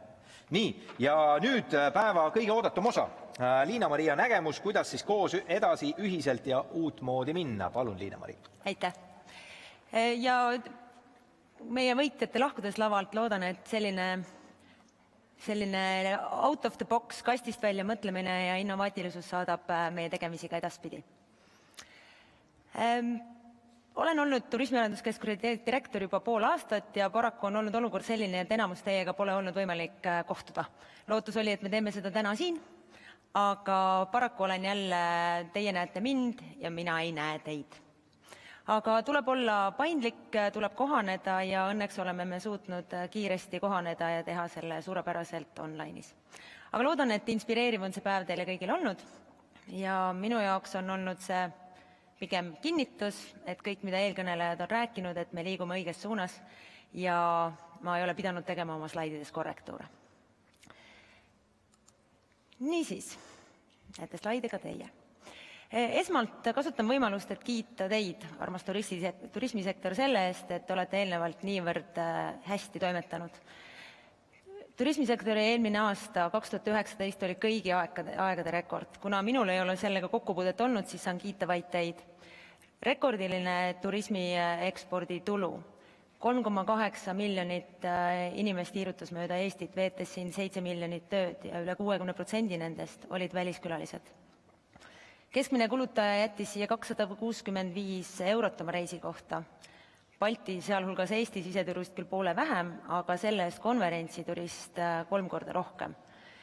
Ja paar sükest uutmoodi fakti ka juurde, et turismisektor ei teeninud ainult iseennast, turismisektorist võidavad väga palju ka teised sektorid. Et näitaja 1,044 näitab, et üks turismisektoris teenitud käive annab 44 senti käivet ka teistele sektoritele, et meie impact on kindlasti suurem kui ainult turismisektor. Ja samamoodi teenib turismisektorist jõudsalt ka riik. Ühe turisti poolt jäetud euro pealt teenib 29 senti maksutuluga meie riik. Miks ma seda praegu kõike räägin, et üks asi muidugi teid kiita, teine asi, et mitte küll soola haavale panna, kuid meenutada, et seda kõike me tahame ju tagasi. Ja selle nimel peame me ühiselt vaeva nägema, et see oleks taas kord võimalik. Kui kõik läks ühes joones, siis tõepoolest märtsis meie elu kõigile muutus ja muutus drastiliselt. See, mida me teadsime, on nüüdseks muutunud. Näitavad seda ka numbrid. Et tuleme nüüd reaalsusesse, et 2019 oli ilus, aga näeme juba, et 2020 esimene poolaasta on turismiteenuste eksporditulu langenud 58%. Ja teame ju, et esimesed kuud, nii jaanuar kui veebruar, olid jällegi kuud, kus me olime rekordilistes kõrgustes ja tublid kuud. Näeme ka, et ööbimiste arvus on üle kogu Eesti 48% langust. Juulikuu oli tubli, arvestades, et siseturist käis 8% rohkem kui varem, aga esmakordselt oleme ka olukorras, kus meie tõmbekeskused, ennekõike suurlinnad, vaevlevad turistipuuduses ja raskes seisus. Ei maksa üle käia ilmselt täna juba esimest esitlust nähtud, et sektor taastub pikemaajaliselt ja erinevalt. Prognooside tegemine on tänasel päeval keerulisem kui kunagi varem. Ilmselt kohvipaks ja seapõrn annab meile rohkem infot, kuid näha on, et kiiremini taastub siseturism ja kiiremini taastub puhkus. Mis tulles tagasi sinna esimeste näitajate juurde, Eesti siseturist ei jäta nii palju raha ja puhkuseturist jätab ka alati vähem. Aga tuleb olla ilmselt leidlik. Prognoosida üritame ka meie. Kui maikuus võiks taastuda mingisugust normaalset turismi meenutav turism, siis näeme me, et aastal 2021 võiks turismiteenuste eksport olla 1 miljardit eurot, mis on poole vähem kui eelmine aasta, aga ehk poole rohkem kui see aasta. Jälgime ka, mis rahvusvaheliselt tehakse. Oli suur rõõm kuulda eelnevatest esitlustest, et me tähtsustame samasid asju. See on Digital Tourism Think Tanki rahvusvaheliste 5 trendi siia teile tutvustamine. Esmalt muidugi sustainability. Kuulsime Göteborgist ja teame, et roheturism, kestlik turism on tulevikutrend.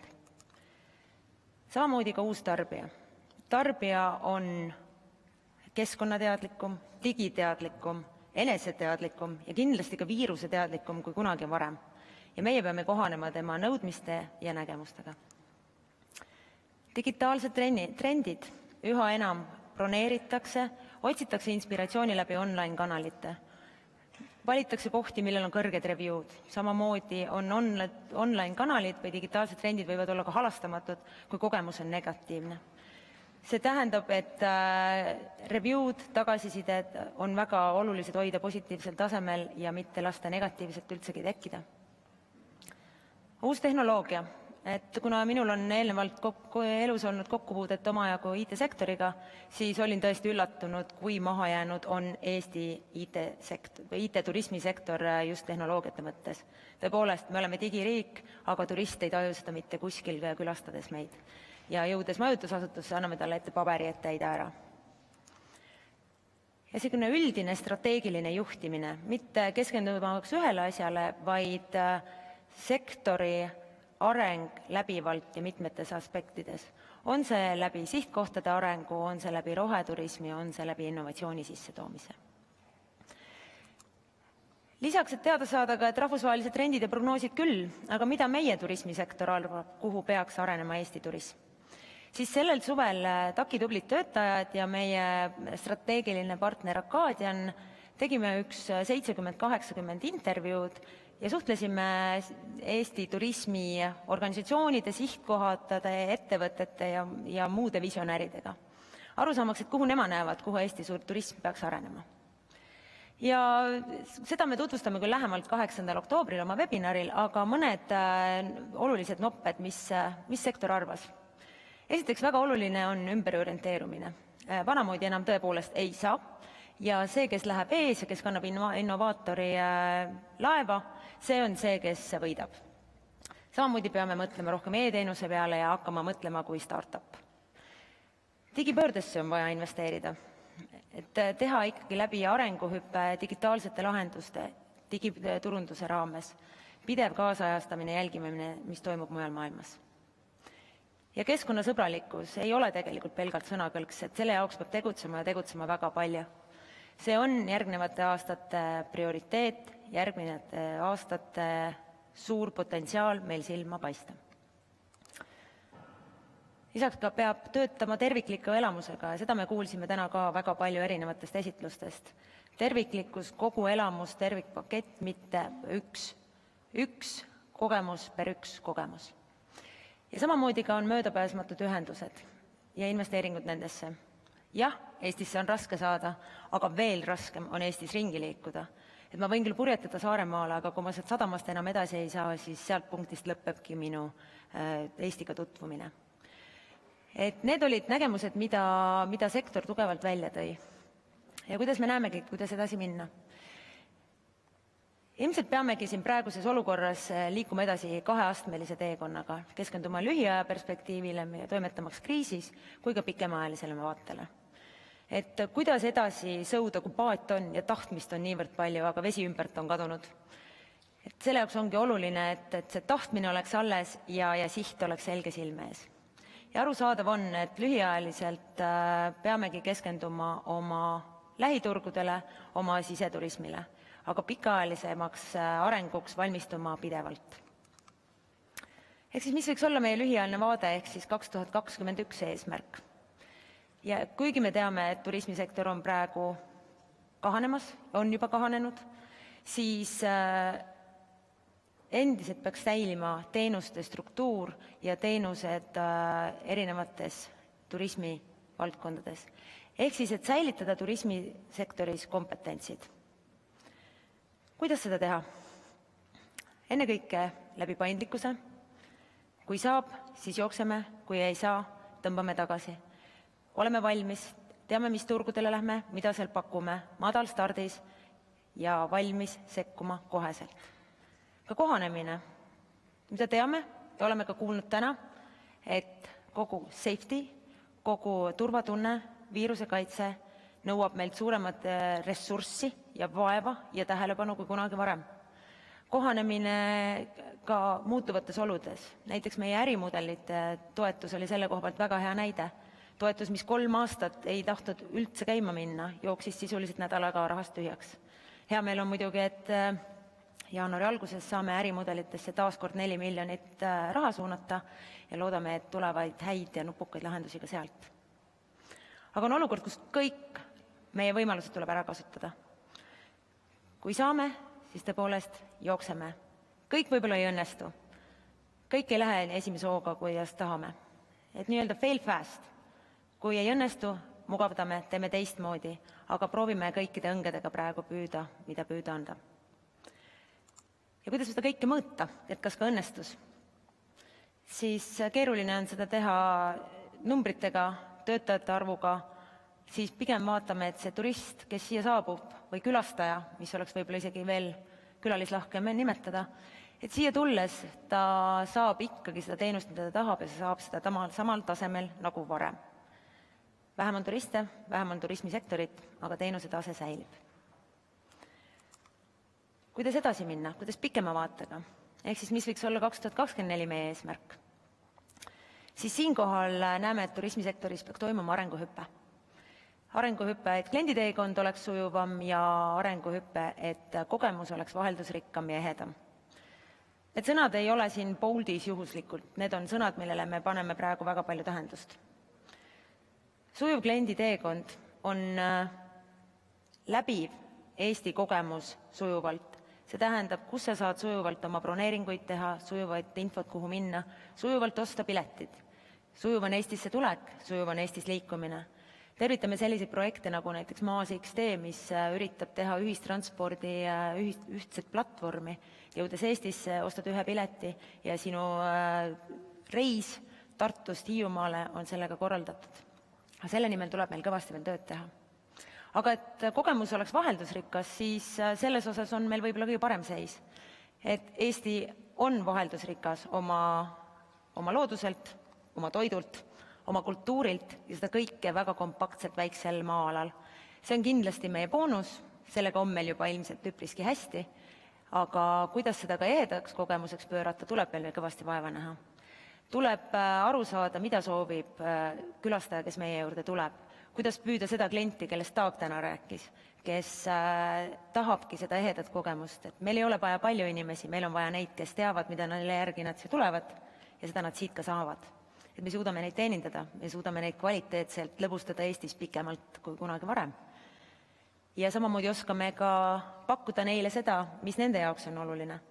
Et kuigi meie võib-olla ei oska hinnata vanaema porgandit, ja Pärna õie teed, sest meie jaoks on see normaalne, samamoodi meie digiriik, siis ülejäänud maailmale võib-olla on see väga eriline, et sa tead, milliseid seeni metsas korjata, sa oskad kartulit võtta ja sellest süüa teha ja nii edasi. Selle kallal on kindlasti nii külalislahkuse kui muus osas kindlasti veel palju tööd teha. Aga kuidas seda kõike saavutada, siis ennekõike peab sellele panustama läbi kompetentside kasvu. Seesama teenusdisain, mis on täna läbi käinud, külalisteekond, kogu see elamusteada, digiturundus, online turunduses ja online maailmas on meil veel kõvasti tööd teha. Mida nägime ka täna esimesest esitlusest, kus Ida-Euroopa online-kanalid on veel teiste maailmatega maas. Ja kuidas ka vastutustundlikult meie külastajaid teenindada, et nad tunnaksid ennast terve selle aja siin turvaliselt, hästi ja nad julgeksid Eestit soovitada turvalise riigina. Aga ka ei saa üle ega ümber meie innovatsioonist. Seda nii läbi ärimudelite, tehnoloogilise arenduse, parem data, oskus mõelda väljapoole kasti, kõik sellised asjad on meil järgnevatel aastatel laual. Aga kuidas seda kõike mõõta, et kas me õnnestusime ka? Et raha on alati üks lihtne mõõdik. Püüame siis seda läbi raha mõõta, et kas me oleme suutnud taastada turismiteenuste ekspordi. Kvaliteet siinkohal, et kui lühikeses perspektiivis üritame seda kvaliteeti ja tagasisidet hoida, siis pikemaajaliselt on meil vaja seda kvaliteeti kindlasti ka tõsta. Ja tark teenus, tark turism, seesama, millele viitas ka meie siin teises esitluses Taag, lisandväärtuse kasv, me pakume õiget asja õigele sihtgrupile. Märksõnadest. Et mis need on need märksõnad siis, millega jõuda eesmärgini ja alustades sellega juba täna. Mida ütles ka Karoliine, et nende kestliku turismi põhiline edutegur oli koostöö. Ja on ka kriis meile näidanud, et oleme koostöövõimelised küll ja koos oleme me tugevamad. Ja koostöö võib olla kas väikestes sellistes kindlates nüanssides nagu majutusasutused, millest Taag rääkis, et hotellid ja Airbnb teeksid rohkem koostööd, väiksed win-win võidud, kui ka sihtkohtade strateegiline juhtimine, kus maakonnad panevad jõud kokku, kuidas strateegilisemalt tõsta sihtkohtade väärtust, kliendi teekonda, kuidas ahvatleda tulema suuremale maa-alale kui võib-olla ainult räpina. Kõik sellised koostöömärgid on kindlasti väga suureks aluseks meie edule. Kliendikesksus. Ma arvan, et kõik me oleme väga suured Eesti turismi ja Eesti looduse austajad. Ja me tahame pakkuda seda, mis on meie jaoks kõige parem. Aga on aeg küsida ka klientide käest, mis on nende jaoks kõige parem ja mida nemad ootavad. Kiidame juba neid ettevõtteid, kes on teenusdisainiga tutvust teinud ja kes üritavadki kliendi vajadustest lähtuvalt oma toodet pakkuda. Vihjas ka samamoodi Juhan Madis täna, et alustage digitaliseerimisega ka, et vaadake kliendi perspektiivist, mida tema tahab ja mida tema vajab. Et aeg on liikuda kliendi kesksemaks. Andmepõhisus. Üks asi ka, et kuidas tunda seda klienti paremini, kuidas trende tajuda, kuidas mõõta taju reisimise osas, kas tulla Eestisse, kas mitte tulla.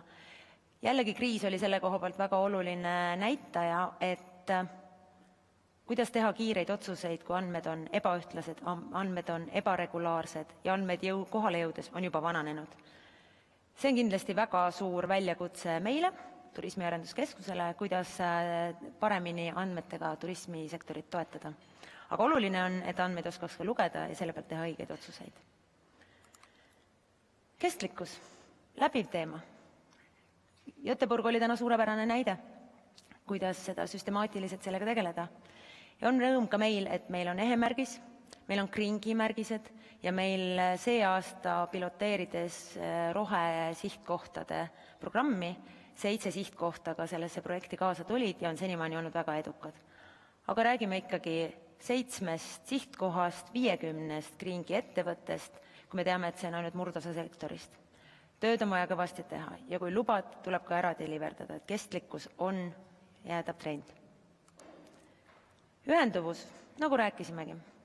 Eestisse on keeruline tulla, Eestis on raske liikuda. Ja Maasiks tee projekt on selle koha pealt tõesti väga teretulnud. proovime ka ise siin kohaneda ja oma olemasolevates võimalustes pakkuda rohkem tuge ühenduvustele.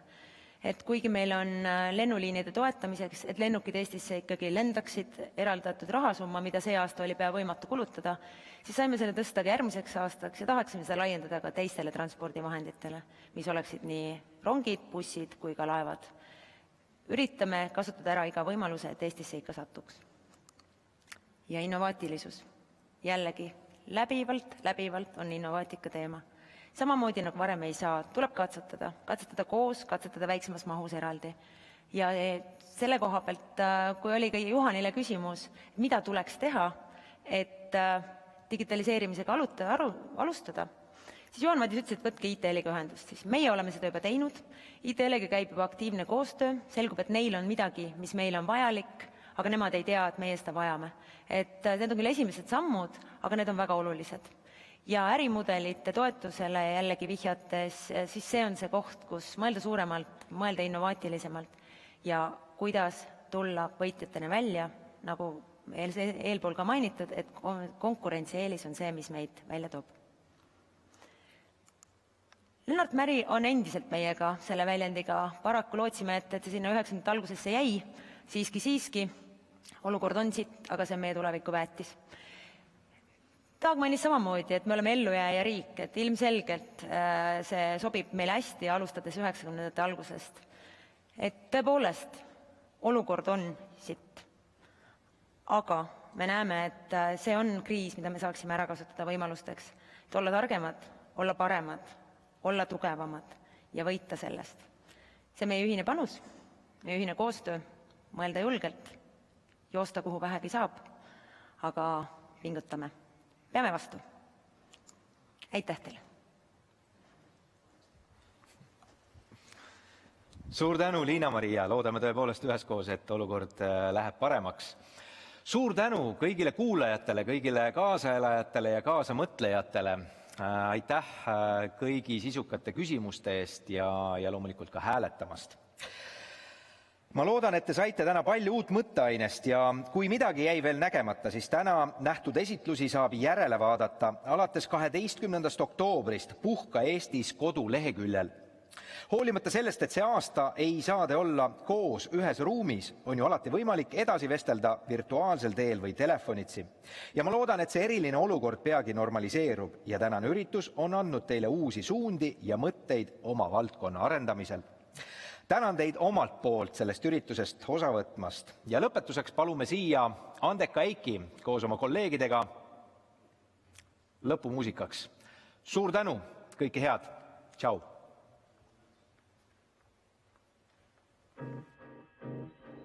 Mäletad, ma kirjutasin sulle sinu sünnipäeval.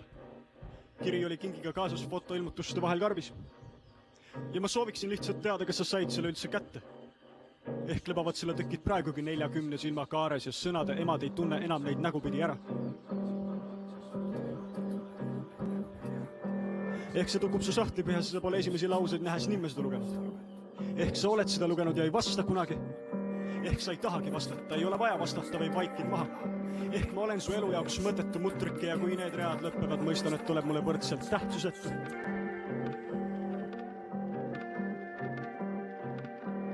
Tere tulemast pardale. Tere tulemast pardale. Miks te kardate? Väljume 5 minuti pärast. Tere tulemast pardale. Tere tulemast pardale. Miks te kardate? Väljume 5 minuti pärast. Istun kella 3 selle trammile ja libisen üle kurude. Mööda krabisevad maate trenažööri, kui oma ema keldris low-fi biite keevitavad kurvad teismelisteks jäänud täismehed. Samad näod, samad vaated, samad majad. Nagu muuseumi interaktiivne eksponaat, mis näitab ainult korduvaid sõdu fotosid, klippe, need kõik on nööki majavalt sama viisi erilised. Kuulen seda pala juba enne selle kuulamist ja vihkan juba peale teist kuulmist. Ehkki esmakordselt tundsin, kui see puudutas mu hinge. Rahulikult. Istun kella 3 selle trammile ja sõidan. Kõrvad lähevad iga lõigu pealt rõhu vahest lukku.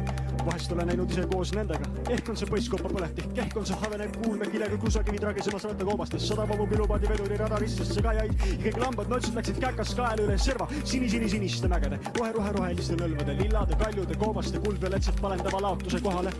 Rahulikult. seda kivi mu südamelt naljalt ei veereta. Ka ülisootsa kedo hinnaga. Ka siis, kui poistega klapitaks ja sulle ei saa ma seda puistada, vaid jupita. Sest lõhna linna saanud ränipead pea põletavad läbi mujas suitsetavad ära. Seda Need for Speedist unitud mootoriga niimoodi, et sademed pritsivad silmadest naeratades kihvab paljastatud vereme jaile. Kella 300 rammiga üle kuruda. Siin ma kirjutada ei suuda, sest pidevalt on keegi kuklas. Ülemiste vanaka, kes tahaks teada, kas saab valmis. Kas saab ujutada üle läbi paistva veega, läbi paistmatud inimesed valgetel kividel.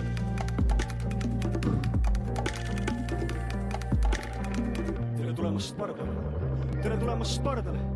Miks te kardate? Väljume 5 minuti pärast. Tere tulemast pardale. Tere tulemast pardale. Miks te kardate? Väljume 5 minuti pärast. Kuasje pudel akna lauale ja õnged likku nagu kunst. Olen tõusnud selandikule ning lingu ravan. Ja kui see teeb õnnelikuks, algu kasvõi valusus, kadunud must kangussust ning päike loojub taas. Rahulikumalt vaata, mis me pintsleist gloobus voolus saanud. Rahulikumalt violet, sinine, oranž ja tume tuht lugades oliivipuud. Istun kella 3 selle trammile ja liugenin üle kuruda. Rahulikumalt. Trummid taavad kõrvused, prillisangad lennad küljest. Rahulikumalt. Ma kirjutasin sulle sinu sünnipäeval. Ja sa said selle kätte. Ja sa rääkisid lõpuks ometi. Täiesti ootamatul momendilgi. Ent ometi. Lõpuks ometi sa kuulasid. Nüüd pean kuulama sind.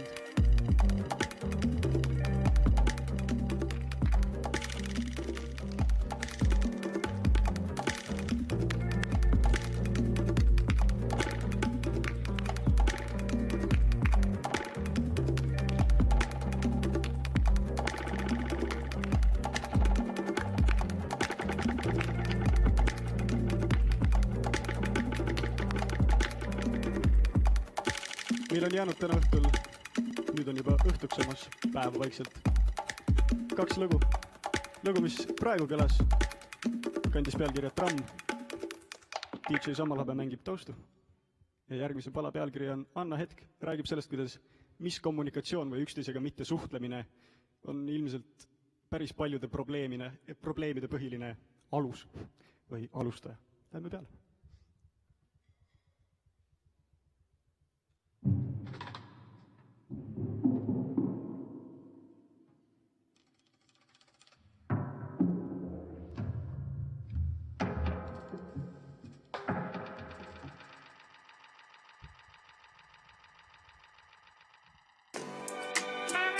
Sa armastasid, ent kas sa said armastatud? Su populaarsuse piir on su karmamatus. Sa armastasid, ent kas sa said armastatud? Su populaarsuse piir on su karmamatus.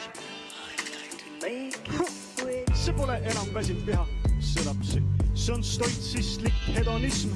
Rasked sõnad ära häirib, kuula edasi. Pole eales olnud see poiss vist, kes lõpunoodilt surub kätt või kallistab. Ja vaevalt peale surumata. Keegi kas sooviks ehk ei ole lihtsalt valmis sarmikas. See pole eales uskunud vist, et keegi sust hoolib, tellin teetassid 2 ja joon kõik üksinda ära. Keegi nii ei kuula seega jutulgi, vaid trükitab sära. Ehkki sõna rohkus puhta Paul Klaudel, 2 tera mõõgal peidust püsid kirjas klausel. Oled astud võrku eremiitri haist juba kaugelt. Tunnen suurimastki klannis võõrastumist raudselt. Nüüd üldistab, kõik usuvad jääda piisavalt kaua, ehk sa sured homme. Füüsika, kõik purajad välja tumedast hauast, ehk see tule toime. Müstika, alati kellegi kermade võlts biograafia. Alati keegi on parem, banaalsem. Alati kuskil on sõnava melograafia. Alati midagi sädeleb varnas veel, ehk kui räägiks ei tunduks nii kurjana. Mida enam teab inimest, armastab koeri. Keegi lõplik protsess ongi unuda mullana, vaja on rääkida, sõnad ei loe siin. Anna mulle, palun anna mulle, taas rääkida sinuga, miski ei kiiruta. Las ma mõtlen, liigi kõrgub laintes rapstress. Mandun järve mutta nagu aknes. Tunnen ebamugavust, kui sõidan festirile, kus on hästi palju rahvast. Ei mõista suhtluskurusid, kes eeldaksid, et seltsis hästi palju vahvam. Kui ei luuletaks, mind vaevalt pandaks tähele ja läheneks, näen siin, räägi, ära häbene. Suudan vestleda vaid siis, kui laused õppinud pähe ehk. Need värisevad käed ja klomp mu kurgust kordki läheb, et äkki tunned sinagi end grupis üksikut. Nad jahvatavad suvesta sul mõtteis sügiskuud, raudselt kuulatavad kuramuse Mäkte Markot. Mul oli midagi vist selle kohta öelda. Raudselt väidavad, et kogu räpp on paskna. Mul oli midagi vist selle kohta öelda. Raudselt ropendavad hästi palju. Mul oli midagi vist selle kohta öelda. Raudselt usuvad, et oled püsti hull. Midagi vist oli selle kohta öelda mul ja need eelarvamused olen samamoodi trükimust. Äkki sa ei viitsigi kuulata 2 salmist rohkem? Ei! Anna mulle, palun anna mulle, tahaks rääkida sinuga, kusti ei kirjutaks. Oh yeah, oh yeah. Oh yeah, oh yeah, oh yeah, oh yeah, oh yeah, oh yeah, oh yeah, oh yeah. Ja viimase pala nimi on Oodata.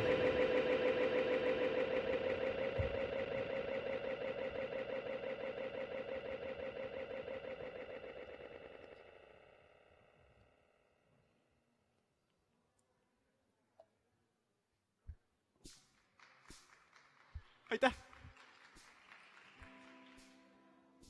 Loodan, et see saadab ilusasti teid edasi.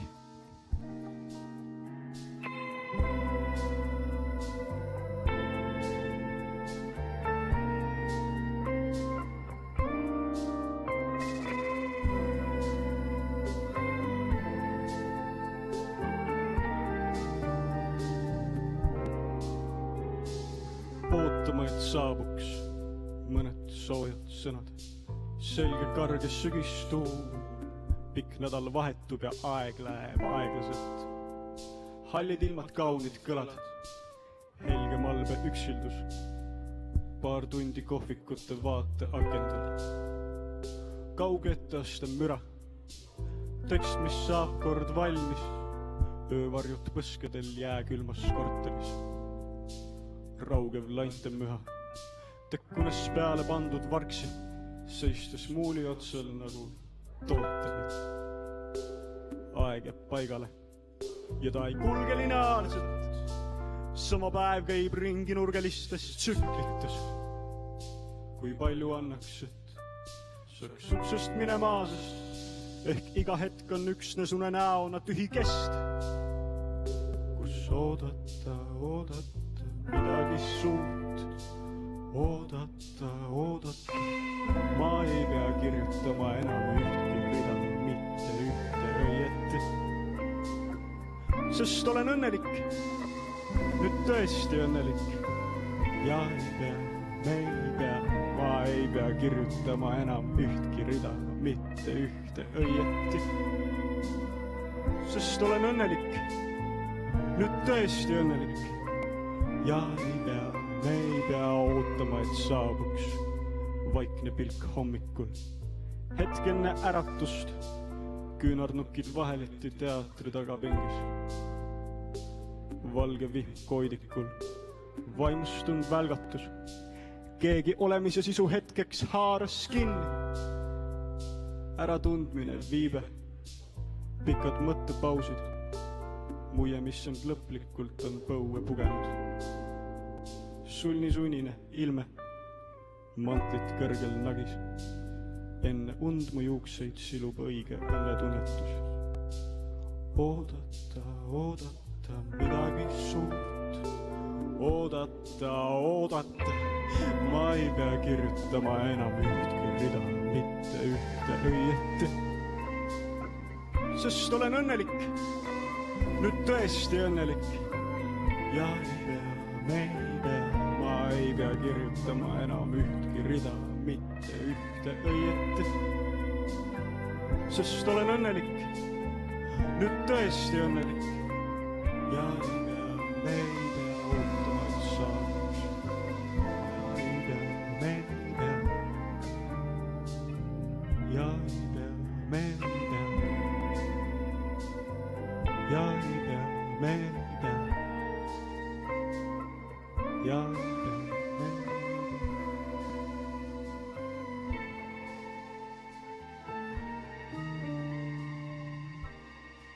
Maitus Tirmaste, Samal Habe ja minu nimi oli Eik. Aitäh!